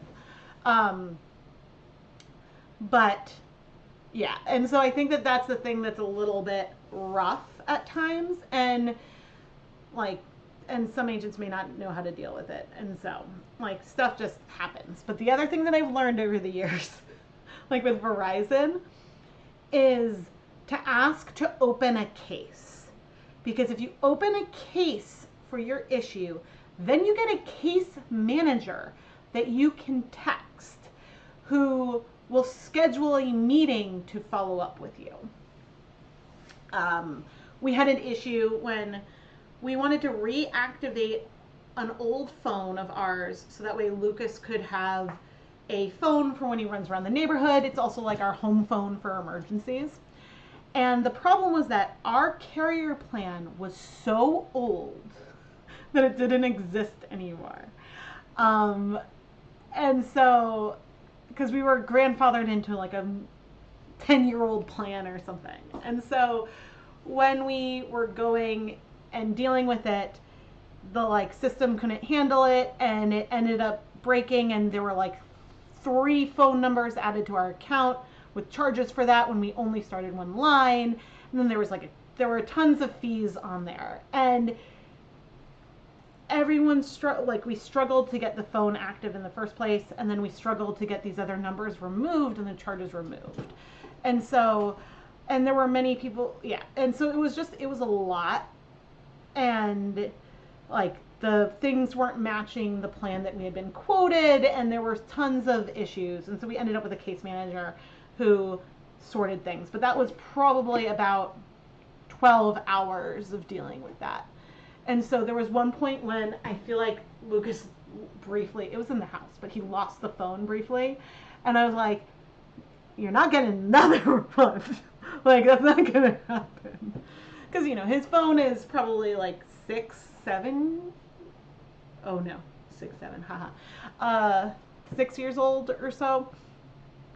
Because I forget, whenever we replaced our phones and got our current ones, Keith's was still, had a low battery life, but had a decent battery life. So we wiped it, and then that's Lucas's phone. But the other thing we learned, which isn't about customer service or tea spilling, but so normally all devices live in our living room. And so that way, like, we've been able to like trust that that's okay with our kids, and that they aren't accessing things when they're not supposed to. There was one time, like when we went to a grandparent's house, he still had his phone in his bag, and Keith found the kids watching like Minecraft videos at midnight.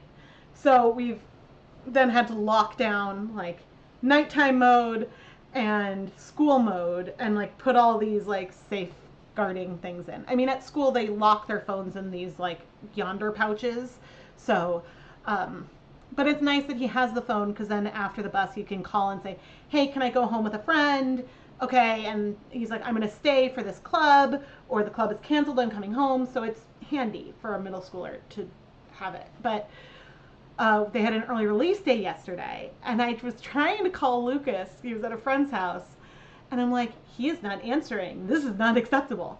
Realizing his phone was still in school mode. So I was calling him, but the phone wasn't ringing or registering it. And the only thing he can do when the phone is in school mode is access the Play Store, which doesn't work because like he needs a parent to download an app.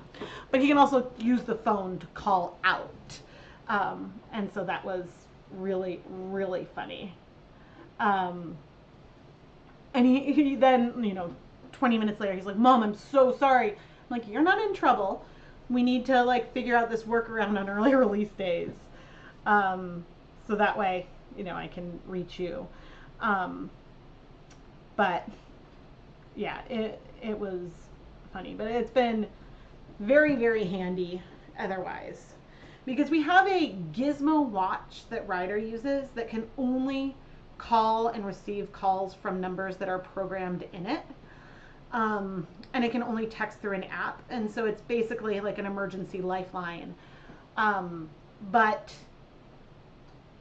yeah, it didn't make sense to get a second one of those, because then Ryder's going around the neighborhood independently, and so he uses the watch.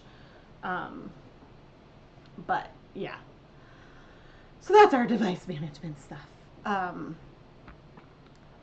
But yeah, it's been super handy. And also, Lucas is one of the only, this has been a shift, I think, because when he started kindergarten, people were like, okay, everyone gets phones for 5th grade graduation. And then by the time he graduated 5th grade, they're like, delay phones like as long as possible. The other reason why Lucas has the phone, we wanted the emergency phone if they were home alone, but also the we play Pokemon Go together, and so then he can use that for Pokemon Go. But almost none of his close friends have a phone.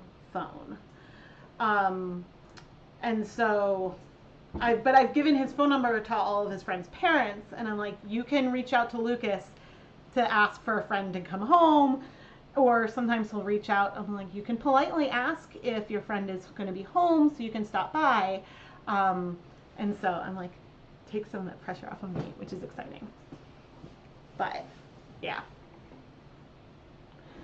But anyway, this is me babbling. There are 2 minutes left on the timer. I probably could have done one more colorway, but it's also good that I didn't push myself. Oh, the yarn mop. That yarn mop that's up there, I'm going to steam it probably once I remove the twisted skein. I think that that's what I'm going to do. It was so much easier when we were just feral.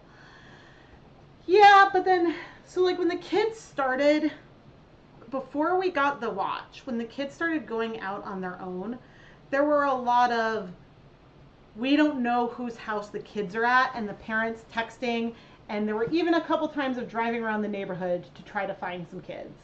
And so that was very, very stressful.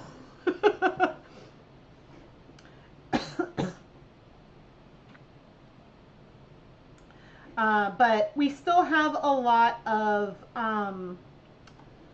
the kids do a lot, both kids do a lot of running around and like ringing doorbells, asking people to come out and play. And so that still feels very, very similar.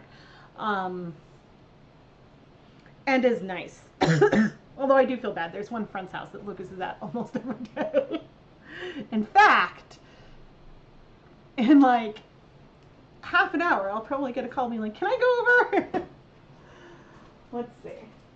Oh, the apple yarn looks so good. Both yarns look really good. Okay, there's 36 seconds on the timer.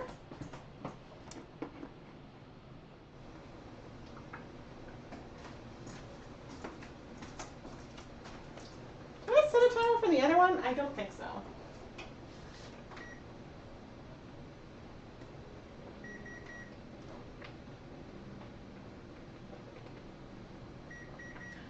Minutes is not some magic number.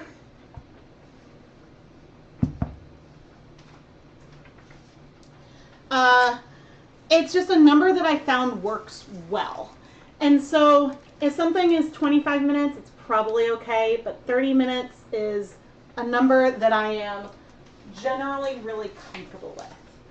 But I don't think you can see what I see.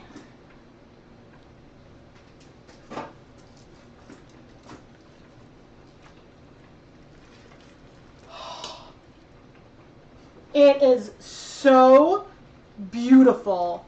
This is giving like more brown and dimension, and like the orange is like a perfect like burnt orange color. Okay.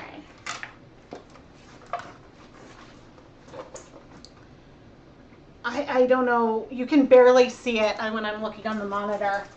I will try to open these up. I need to let them cool off a little bit, but we're going to bring over our yarn mops, which are unlikely to change very much with this last bit of orange, just because they have so much color on them, but they could pick up something.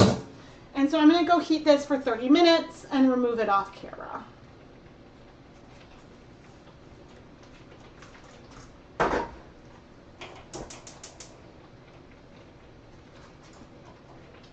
Now, I could set up a steamer basket and put this yarn in the steamer basket over that, but I'm not going to.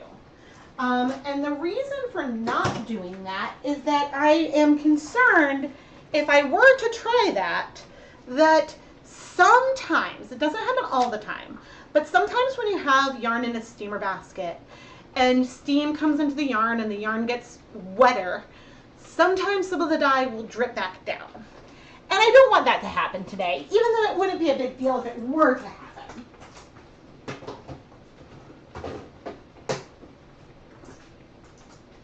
What I am going to do is start cleaning up.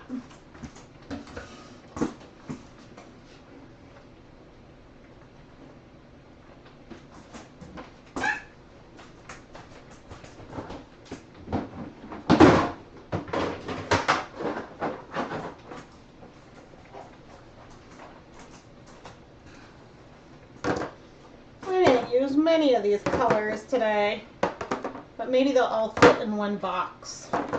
At some point, I probably need to take everything out of these containers and do what? And wash the containers out.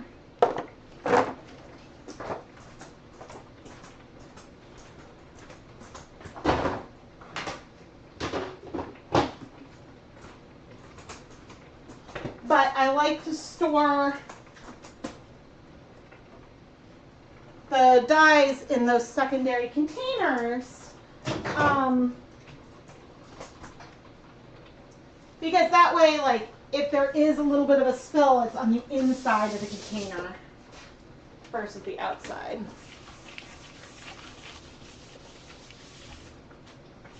And like wiping up like where all those dyes were sitting, I'm not really even seeing any color on the paper towel. I'm more likely to have color around here. Yeah, there's a little bit of red from where I sat down the spoon.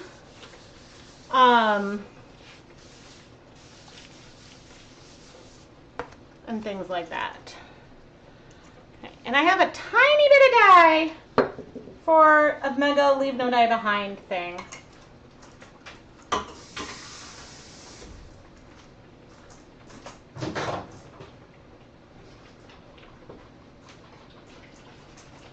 Which right now I think has little bits of some neon colors in it.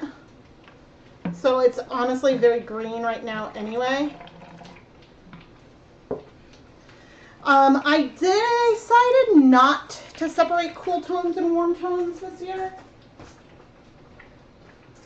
I may do something like see what color it is and then pick other colors to go with it.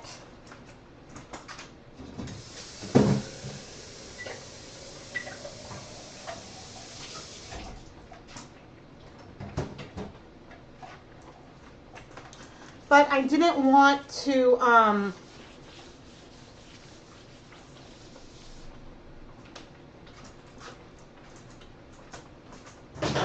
it would just be a lot of work to separate it. Oh no.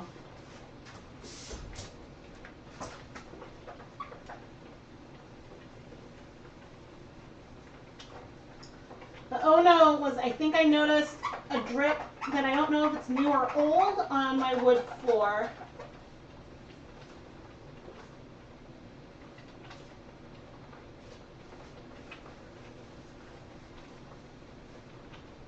But you can't see it anymore, although my floor is dirty.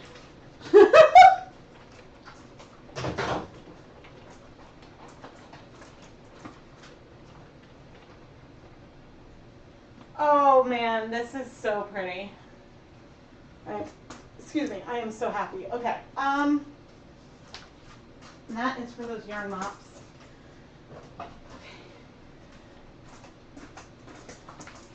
This is our twisted yarn. I am debating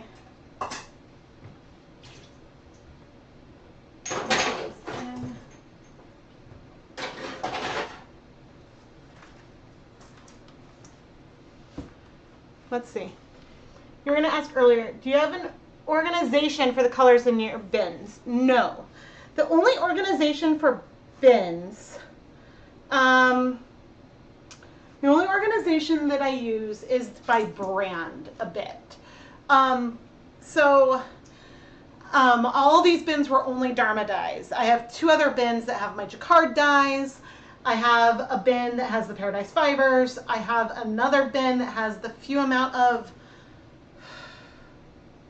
Prochem dyes. So occasionally I have sorted it by color, but things end up getting mixed up. There are colors, they're not even like sorted by like, it would be convenient if I'm like, okay, by how recently I've used them or something, but it's pretty random. I mean, I'm most likely to have the primaries and black, those are the colors I use the most, but yeah. Okay, I'm gonna squeeze out the water.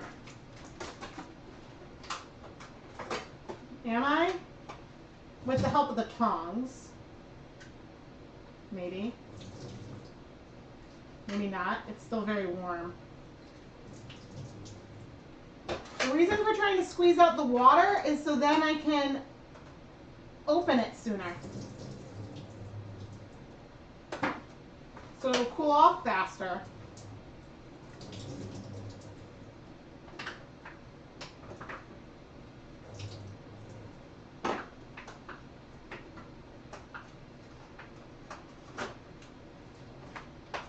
Okay, bring it back in the spot where there's air underneath it, so it'll cool off faster than it will if it's on the counter.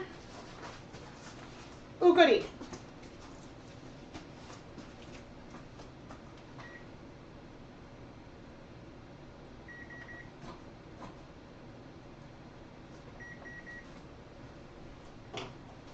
All right, and I may do something because I'm feeling a little bit lazy, and it will be something fun I can do on camera.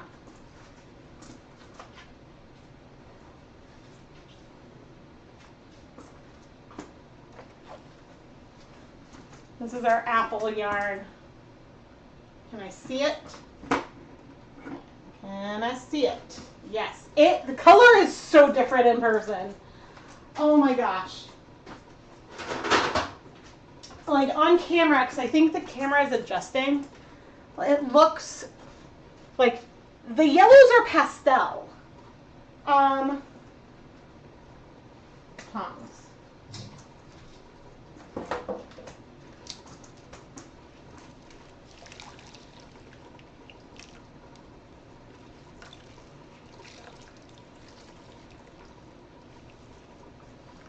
Of course, now I'm seeing pizza when I look at it.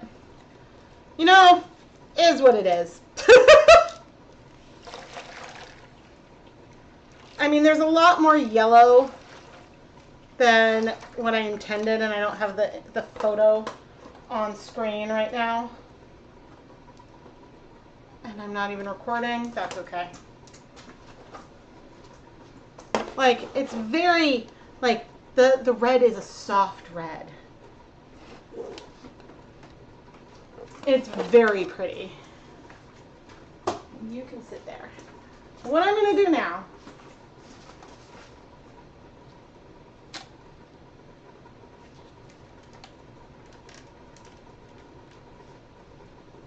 with the yarn mop.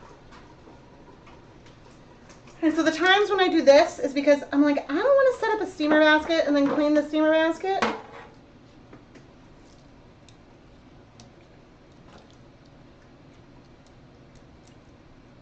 Ooh, look at those reds spread. That's really pretty. Really pretty.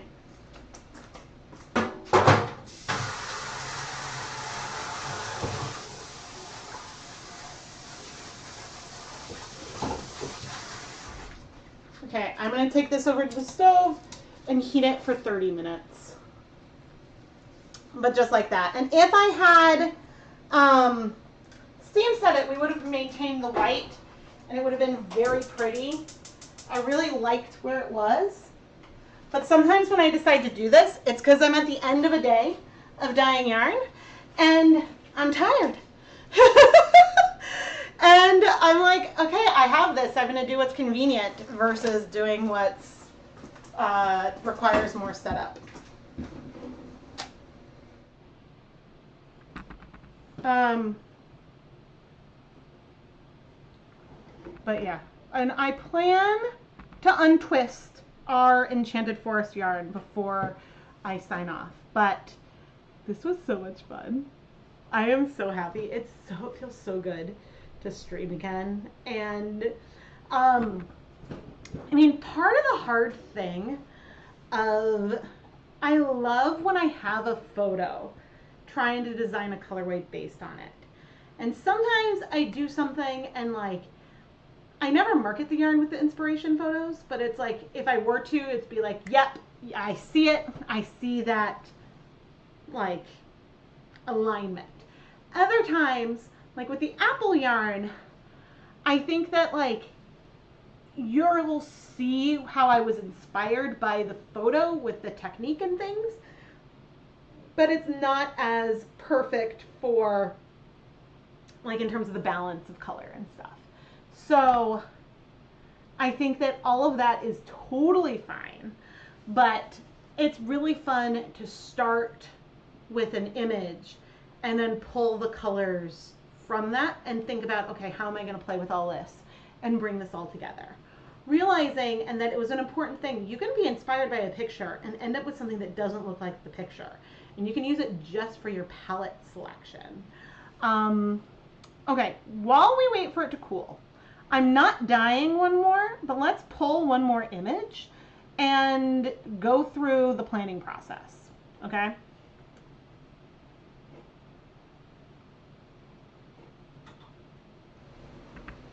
Uh-oh.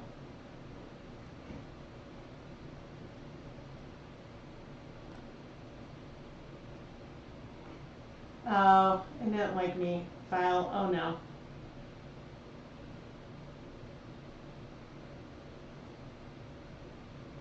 There we go.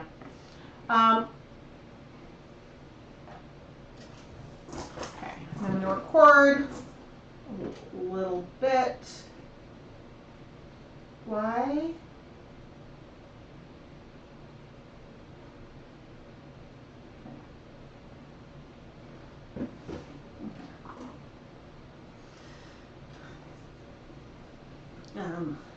At the it's near the end of my stream and we're waiting for some of the yarn to cool before shutting that off. And so I thought it would be fun to pull one more image and pull a color palette and talk about what I might do. Just because I have nothing else that's going on. So without further ado, let's see what comes up.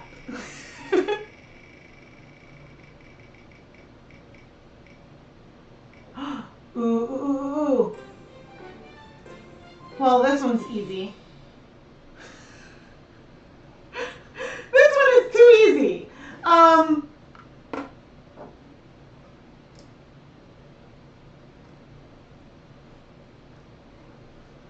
Like pops of bright with black, I would do resist dyeing. Like no question. No question, I would do resist dyeing. Probably even neon. Neon colors, maybe I'd mix them to get that blue. But I mean, come on. I could, let's do something that's harder than that.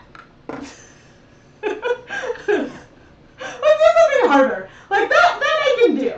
I was like, no, that one I got. Okay. Fine. Actually, this is another great one. Okay, this one is another photo that I took.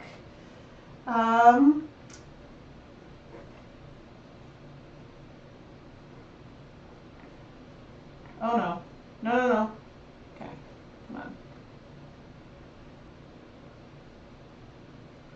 March 2020, but I have played around with versions of this a lot. So let's bring it over here. Okay, you can go away. Here we are. Where is my image again? Now, I feel like I've dyed things with this more recently. But there we are. This is my favorite tree in the whole world. It is my cherry tree. I think I remember this. I hand painted on a sock blank for this, but there was the video that's making me think of something similar.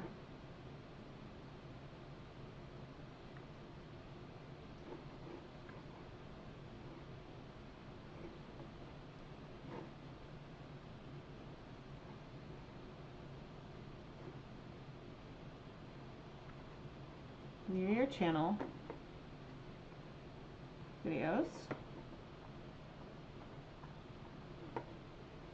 And I know I went out of focus and I had swapped just so that way I could do this.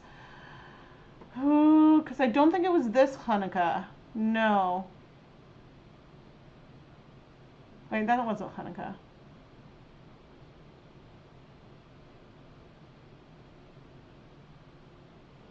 I think it was a year ago, Hanukkah. I cannot remember for the life of me.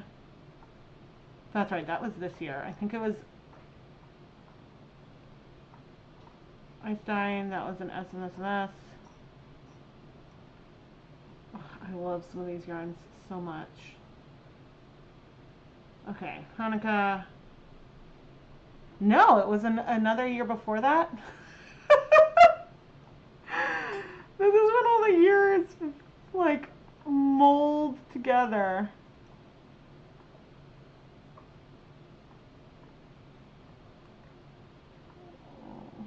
Okay, here we go.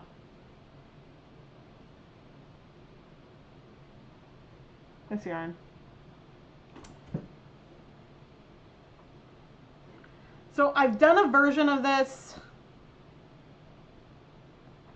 No, come on, ads. Okay.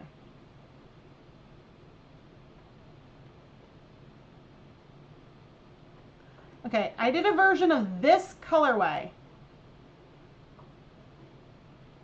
I'm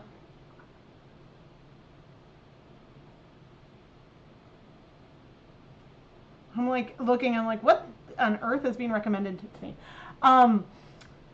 This colorway with the like purple and brown, that is something that I would think of doing for this. Anyway. Shoot. Oh, that's where the echo is?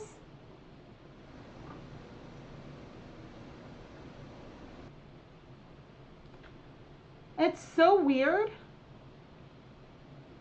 So you know what it was? It's not about closing the browser, but it's weird that the audio, you know what it was?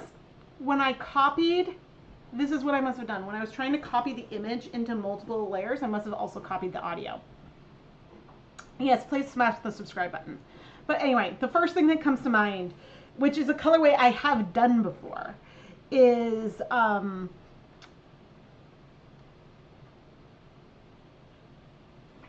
that's the first thing that comes to mind, is taking those light colors and doing those like light soft pinks.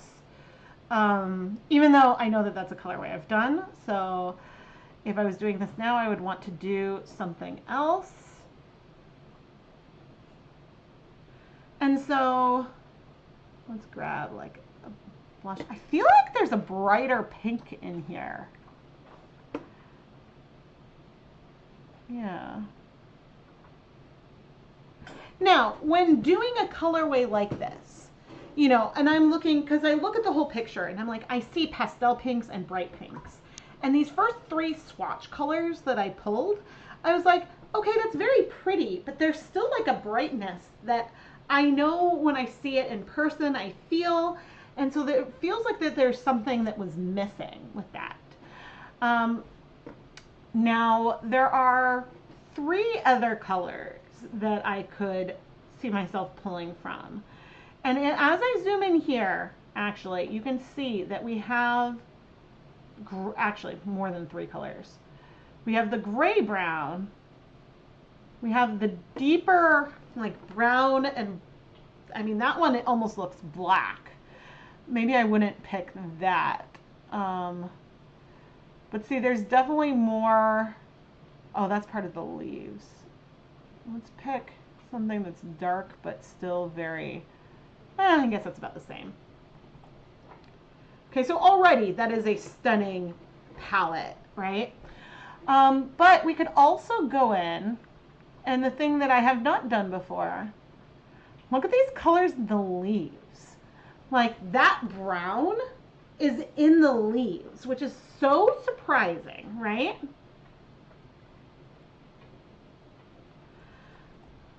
Because there's also definitely a green. Or at least it looks green, right? But then you're going through and you're like, huh, yeah, we've got some greens. And so this is another one where maybe what I would want to do would be a variegated yarn, but like this. So I would take, even though this isn't the order of the colors in the petals, that is what I think I would do. I wonder if I could find, no, I probably can't find the colors from the recaps. So I would probably do something, I would say like a deep magenta. Maybe I would do Berry Crush. Where are my pinks?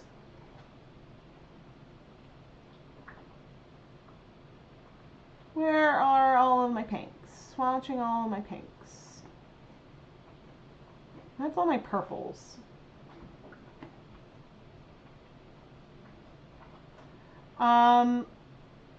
So Berry Crush, yeah, that is the color that I would probably do. I'd probably do deep magenta, Berry Crush.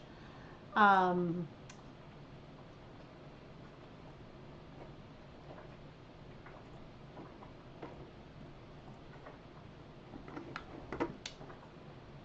come on, I definitely have, oh, here are all the pinks. So yeah, deep magenta is like that color. I would do Berry Crush. There is Plum Dandy actually, maybe. But I would be more inclined to go for Valentine Blush. Has a little bit of purple in it, but maybe like a little bit of light Plum Dandy in there. Like Berry Crush is a little bit too bright, maybe. So maybe I would want to go for like a Cabernet or something, just like thinking off the top of my head.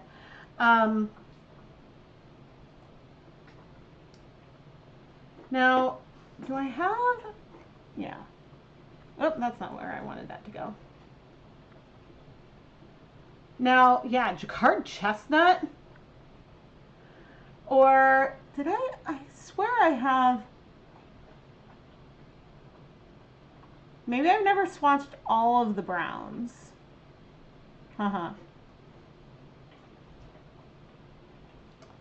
Okay, I would say Jacquard Chestnut or Dharma's Fawn for that color.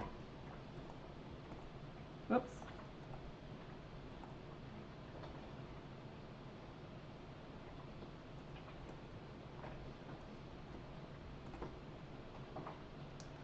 And then I would, for this color, I'd be inclined to go for moss. Now the thing with moss is that in speckles, it does have other colors in it. It does break. I'm forgetting exactly how it breaks.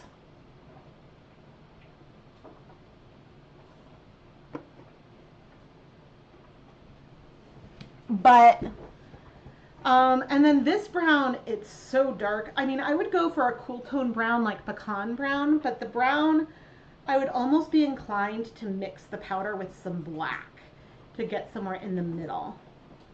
The brightness in the,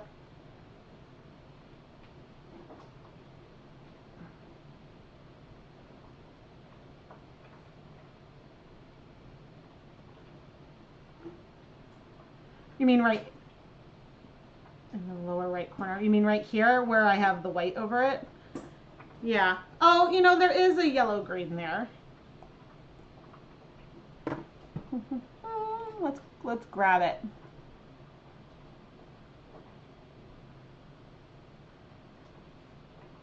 It's really fun to look at the pixel picker and to look at things so pixelated. Now, I believe with this particular DyeAlong, I hand painted a sock blank. I drew the branches, and then I used a few different colors to do the petals, and like it was gorgeous. Like I drew some flowers and then like added other colors, and so it was a very fun literal translation. And when I'm doing something like that, like painting on a sock blank, it is, I need to go reduce the heat. The yarn mop looks very similar to how it did when I like left.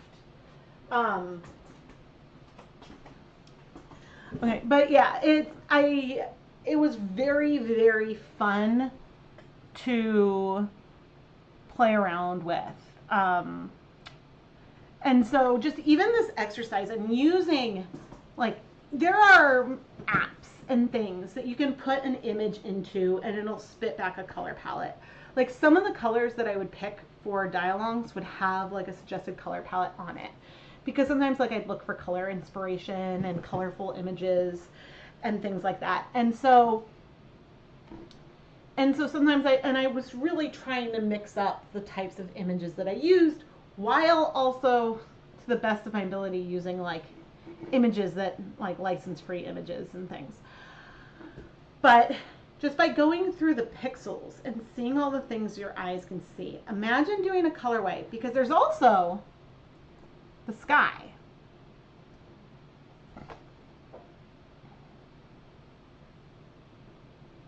Which is like a very, very light blue. And so suddenly, going through this exercise and picking all these different colors you see in there, you can then start to think of ways to play around with it. Like imagine a very pale blue with, I mean, you can't really get pastel speckles, that's the hard thing. But a really pale blue, mix up colors with guar gum so that way you can get a pastel splotch, and then use a paintbrush to do it. Or, you know, go heavier in, even though this is looking so black, but it's really just like the dark brown, go heavier into a background of the tree and then speckle the pinks on it. There's different ways to think and play. The hardest things are when you have a pastel, especially when you like playing, like me, when you love playing with dry dye powders. It's really, really hard to think about pastels, because if you want a more pastel color, you're gonna need to dissolve the dye first. Now, with our apple colorway today, oh, thank you, someone. And I lost focus on my face. Are you gonna come back? Nope, that's not you. We are this camera, figure video, focus. There we go. Yay. What was I saying? Oh, right. When I was dyeing this colorway, I used two fairly bright colors, and you saw in the yarn mop that the golden poppy is very orange, but I got it to be very soft on the background by using a little bit of the powder and dissolving it in place. This does not work with every color. Like when I do my yarn lasagna, and I do multiple layers, usually I'm using colors that dissolve really well, and don't strike that fast. But if things are going to strike to the yarn a lot before I've really mixed it through, then like there have been some colors, maybe it was platinum I tried to do something like this with, and it did not work as well, because it did not let itself work through because it just would not dissolve like as much in place. Or it would dissolve, but it would strike too fast and it would be broken. And so there's different colors that do things like that. Oh, goody. Which is not a bad thing in a vacuum.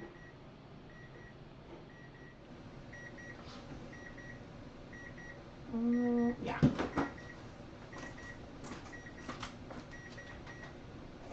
I'll bring over those yarn wraps in a second. It's not a bad thing to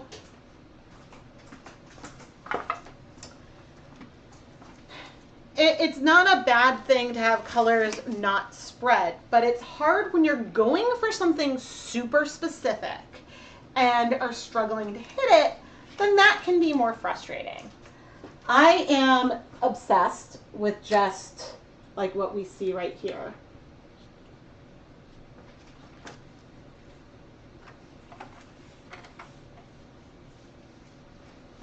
Here we go. There is very little of that teal left, which honestly is good.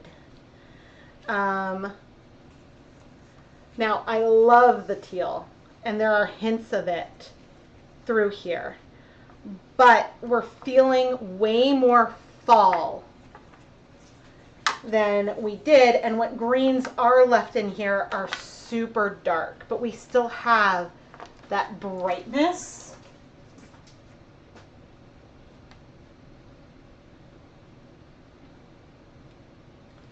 And the like, not just the brightness, but also the subtlety of that base color is this I'm super obsessed with.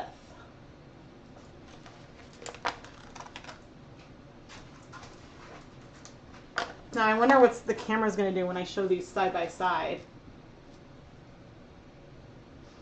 We had two colorways that both had a very fall color palette, but one of them is super bright and the other is way moodier. And I can tell, like on camera, because I wonder if bringing this over, if they're going to average. This is still showing up so dark.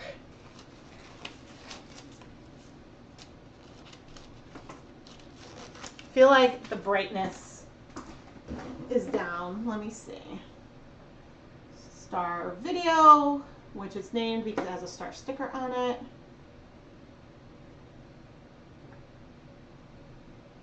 Well, that's overexposed. That might be closer to what is true with the apple.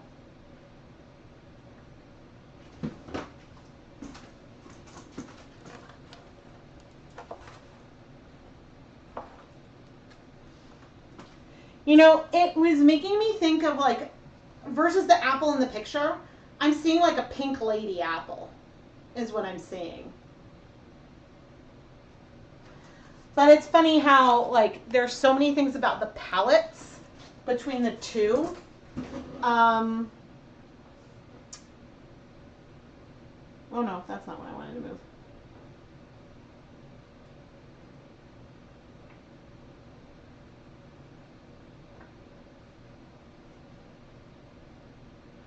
There are so many things about the two palettes that have a relationship between them, but then the colorways are so different.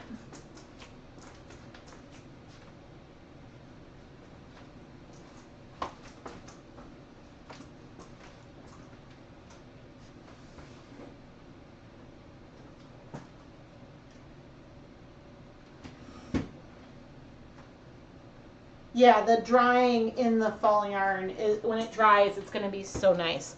Because what is not showing up very well on camera right now is where the green, the orange layered over the green. Right now it looks like more brown, and it is brownish, but it's still very like much like the green in the shadows.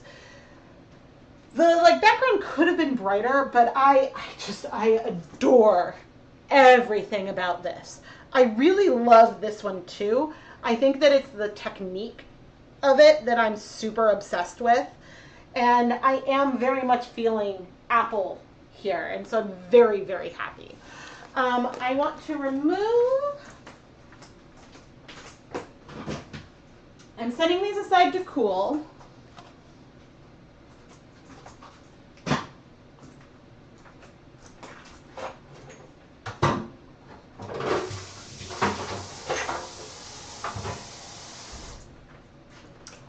not going to bother bringing the pot over.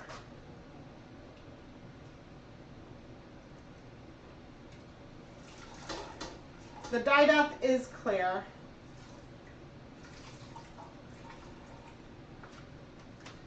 This mop has the tiniest hint of orange in it. This is the one that was the lighter green. I have a feeling on the deeper one I may not feel. Oh, there's some areas where I feel like the orange comes through a little bit. Super, super pretty yarn mops though. And actually,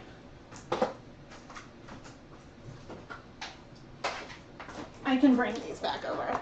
I was really hoping to play with a lot of blue.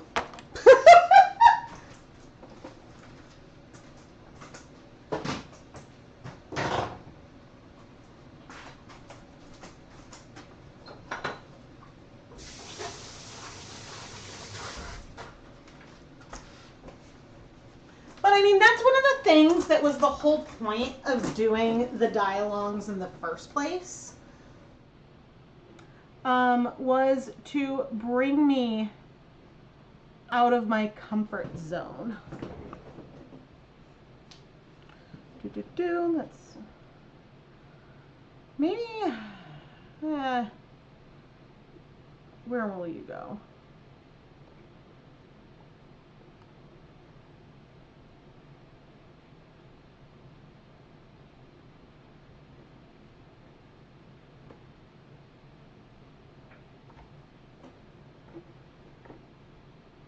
Oh no, I've been recording that whole time.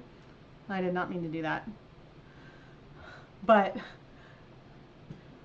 the colors are definitely going to lighten while they dry. But right now, I'd say that I totally nailed it on the forest one. And the apple, I feel apple, just not this particular apple. I needed more red, but I was afraid that if I added too much red, I'd lose the yellow. So I think it's very fun.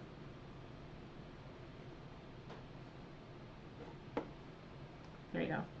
I don't know what kind of recap I'm going to do from this. If I'll do a short of some of the dyeing or what, but I figured I can always download the entire live stream, which is not something I want to do. More lemon seeds. I really, really like lemon. But I'm like, but I had it in a way that I'm just sucking up lemon seeds. You're picturing the apple yarn knit up with a cool tone red. Ooh, that would be really, really pretty. So so I will do some kind of short to show off the yarn in the end. The question is, in the past, I've edited these into a longer recap, but there's a big difference between this stream starting with images and when I would randomly pick 3 colors out of my hat, or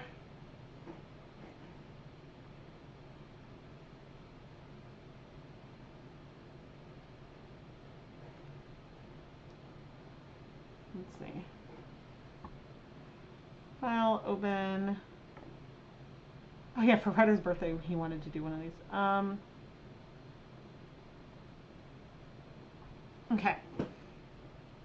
This, I love the way that this wheel looks. This is all, you know, on the Dharma Acid Dyes website, that is not that window. That again is the same wrong window. Nope, not you. Ah, okay. So on the Dharma Acid Dyes website, I took screenshots and cropped all of these that I own.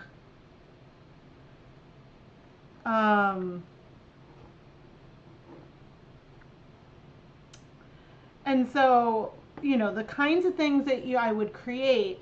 And this is a game I can do again, but where I would randomly draw 3 or so colors and then have to use that to create a colorway. And the colorway that I would pick at random, or the technique I would pick at random. And so it's a different kind of challenge because you might pick 3 colors. I think there was one time, not with this one, but it was a random color generator, and it generated 3 blacks, which obviously I redrew. But yeah, I mean, like if I just were to spin this 3 times, what would we get?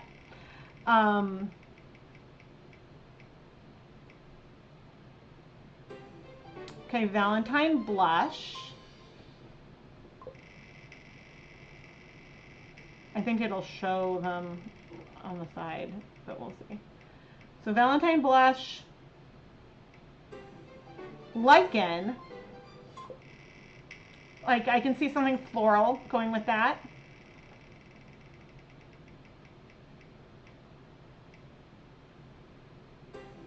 And Berry Crush. Beautiful. Like those are colors. Let's show all results. Okay, they're tiny. Like a pastel pink, a bright green, and a like saturated pink. Awesome. Like floral, mosaic. Like there's lots of things and lots of ways that it would go. It's hard to think of any combination of 3 colors where you would not be able to make something pretty. But I think the funniest one from this is I think I got like ivory, champagne, and like one other maybe soft tan or something. And I was like, okay, 3 like off-whites. But, you know, it's very different to do that and think, okay, what can I create? Versus when we are doing,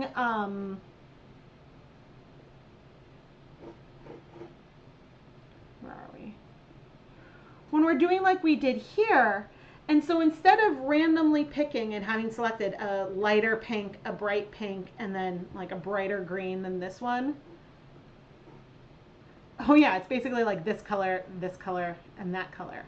So rather than starting with that combination of 3 colors, we can look at this and think, okay, if I was going to have these 3 colors, you know, be my colorway, what might I add to help bring more cohesion to it? And so that is, I guess, a difference there, right? And so having like a picture and starting from it, because also whenever I'm going through and deciding, okay, I'm going to pick, like at any point where we're zoomed in, and do you guys see? I guess I don't know if, I'm realizing I don't know if this, oh no, you can't see. Darn it, when I'm doing the color picking, you don't see the like zoom in and me picking the pixel and the different colors in the different areas. That is a huge, huge bummer.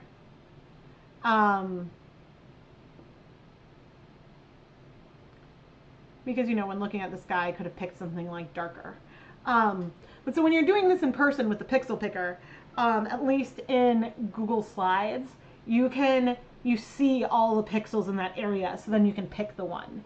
And so cherry picking the pixel based on colors I know I have, or the color that when I look at this, I see the green, you know, the brown, the gray, like those colors I see. And so me getting to pick 1 pixel out of however many to do that color is very different than being given a color and being like, okay, I need to have this have some impact in the colorway.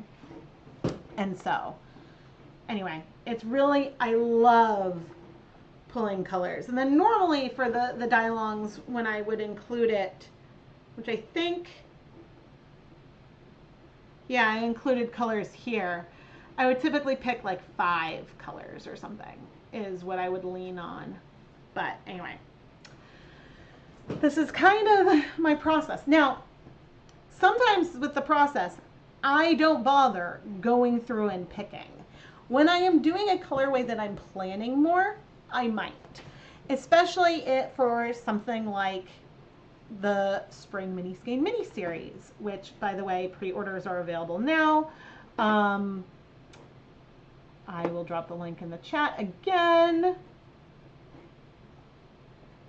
Yeah. But when I'm doing that, sometimes I will not go through a photo, but I'll go through and pull maybe colors on the swatch picker I showed you at Dharma, and then just look at a bunch of colors together to sort of visualize what it is I want to create and how they relate together. And so, yeah, it's doing something like that is very, very fun. And yeah, but sometimes it's harder to not start from an image. But sometimes it's also hard to find an image and then to pull, like, because like I wouldn't want to use like an AI image or something, but like to have a photograph or a piece of art, right? And then to pull colors from it that you want to use. Sometimes it's hard to find, especially like in nature. And so one of the things that was hard when we went to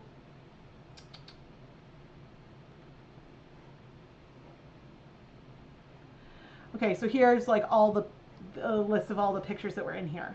There's a lot of green because if I was doing a bird, they'd have green in the background, right? And so a lot of times people would want me to bring the green in, and I'm like, the green is great, but I don't want every colorway to be so green based. And so sometimes picking like a part of an image or something, or there's often sky. And so just thinking about like lots of things.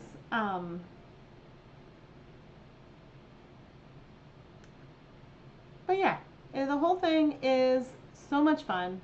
Thank you so much for joining. But yeah, it was hard to think. Oh, actually, the one that I really would have wanted was that lily picture that I can see super tiny next to an alarm clock in the 3rd row on the right. But I really did try to like vary the colors and the intensities and things like that. So anyway, here we go. But anyway, we randomly picked some colorways and some techniques today, and then yeah, brought you through my process. And so I really hope that you've had fun. I have been streaming a long time, and I'm getting a little stream happy. Woozy, but yeah, I am so happy with what we created, and I'm realizing that I'm going to have my doorbell ring soon because a kid is about to be home. But yeah, please subscribe and give the video a thumbs up if you have enjoyed it. And if you're watching the replay, leave a comment down below. I know I like go way off topic sometimes in these streams. Way off topic. I think in another stream recap, I once had a comment being like, oh my gosh, it takes so long to get to anything. And some of that is the real time with dyeing. This is why most of my content is edited. Because I cut out all that middle stuff. But I would love to do this again, and this was really, really fun. I think that like,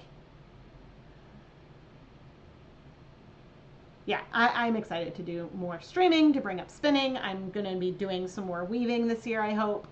And yeah, so the SMS has come in.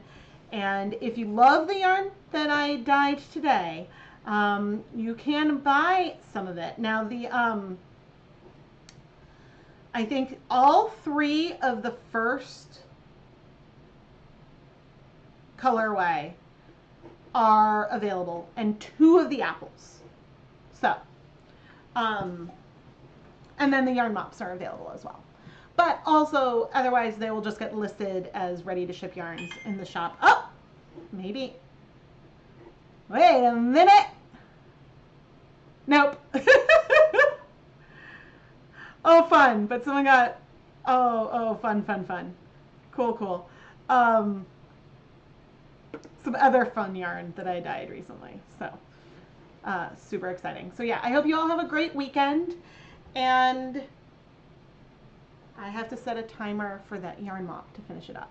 But the rest of the stuff that I'm going to do is clean my kitchen, to go back into like house mode and wash all the yarn.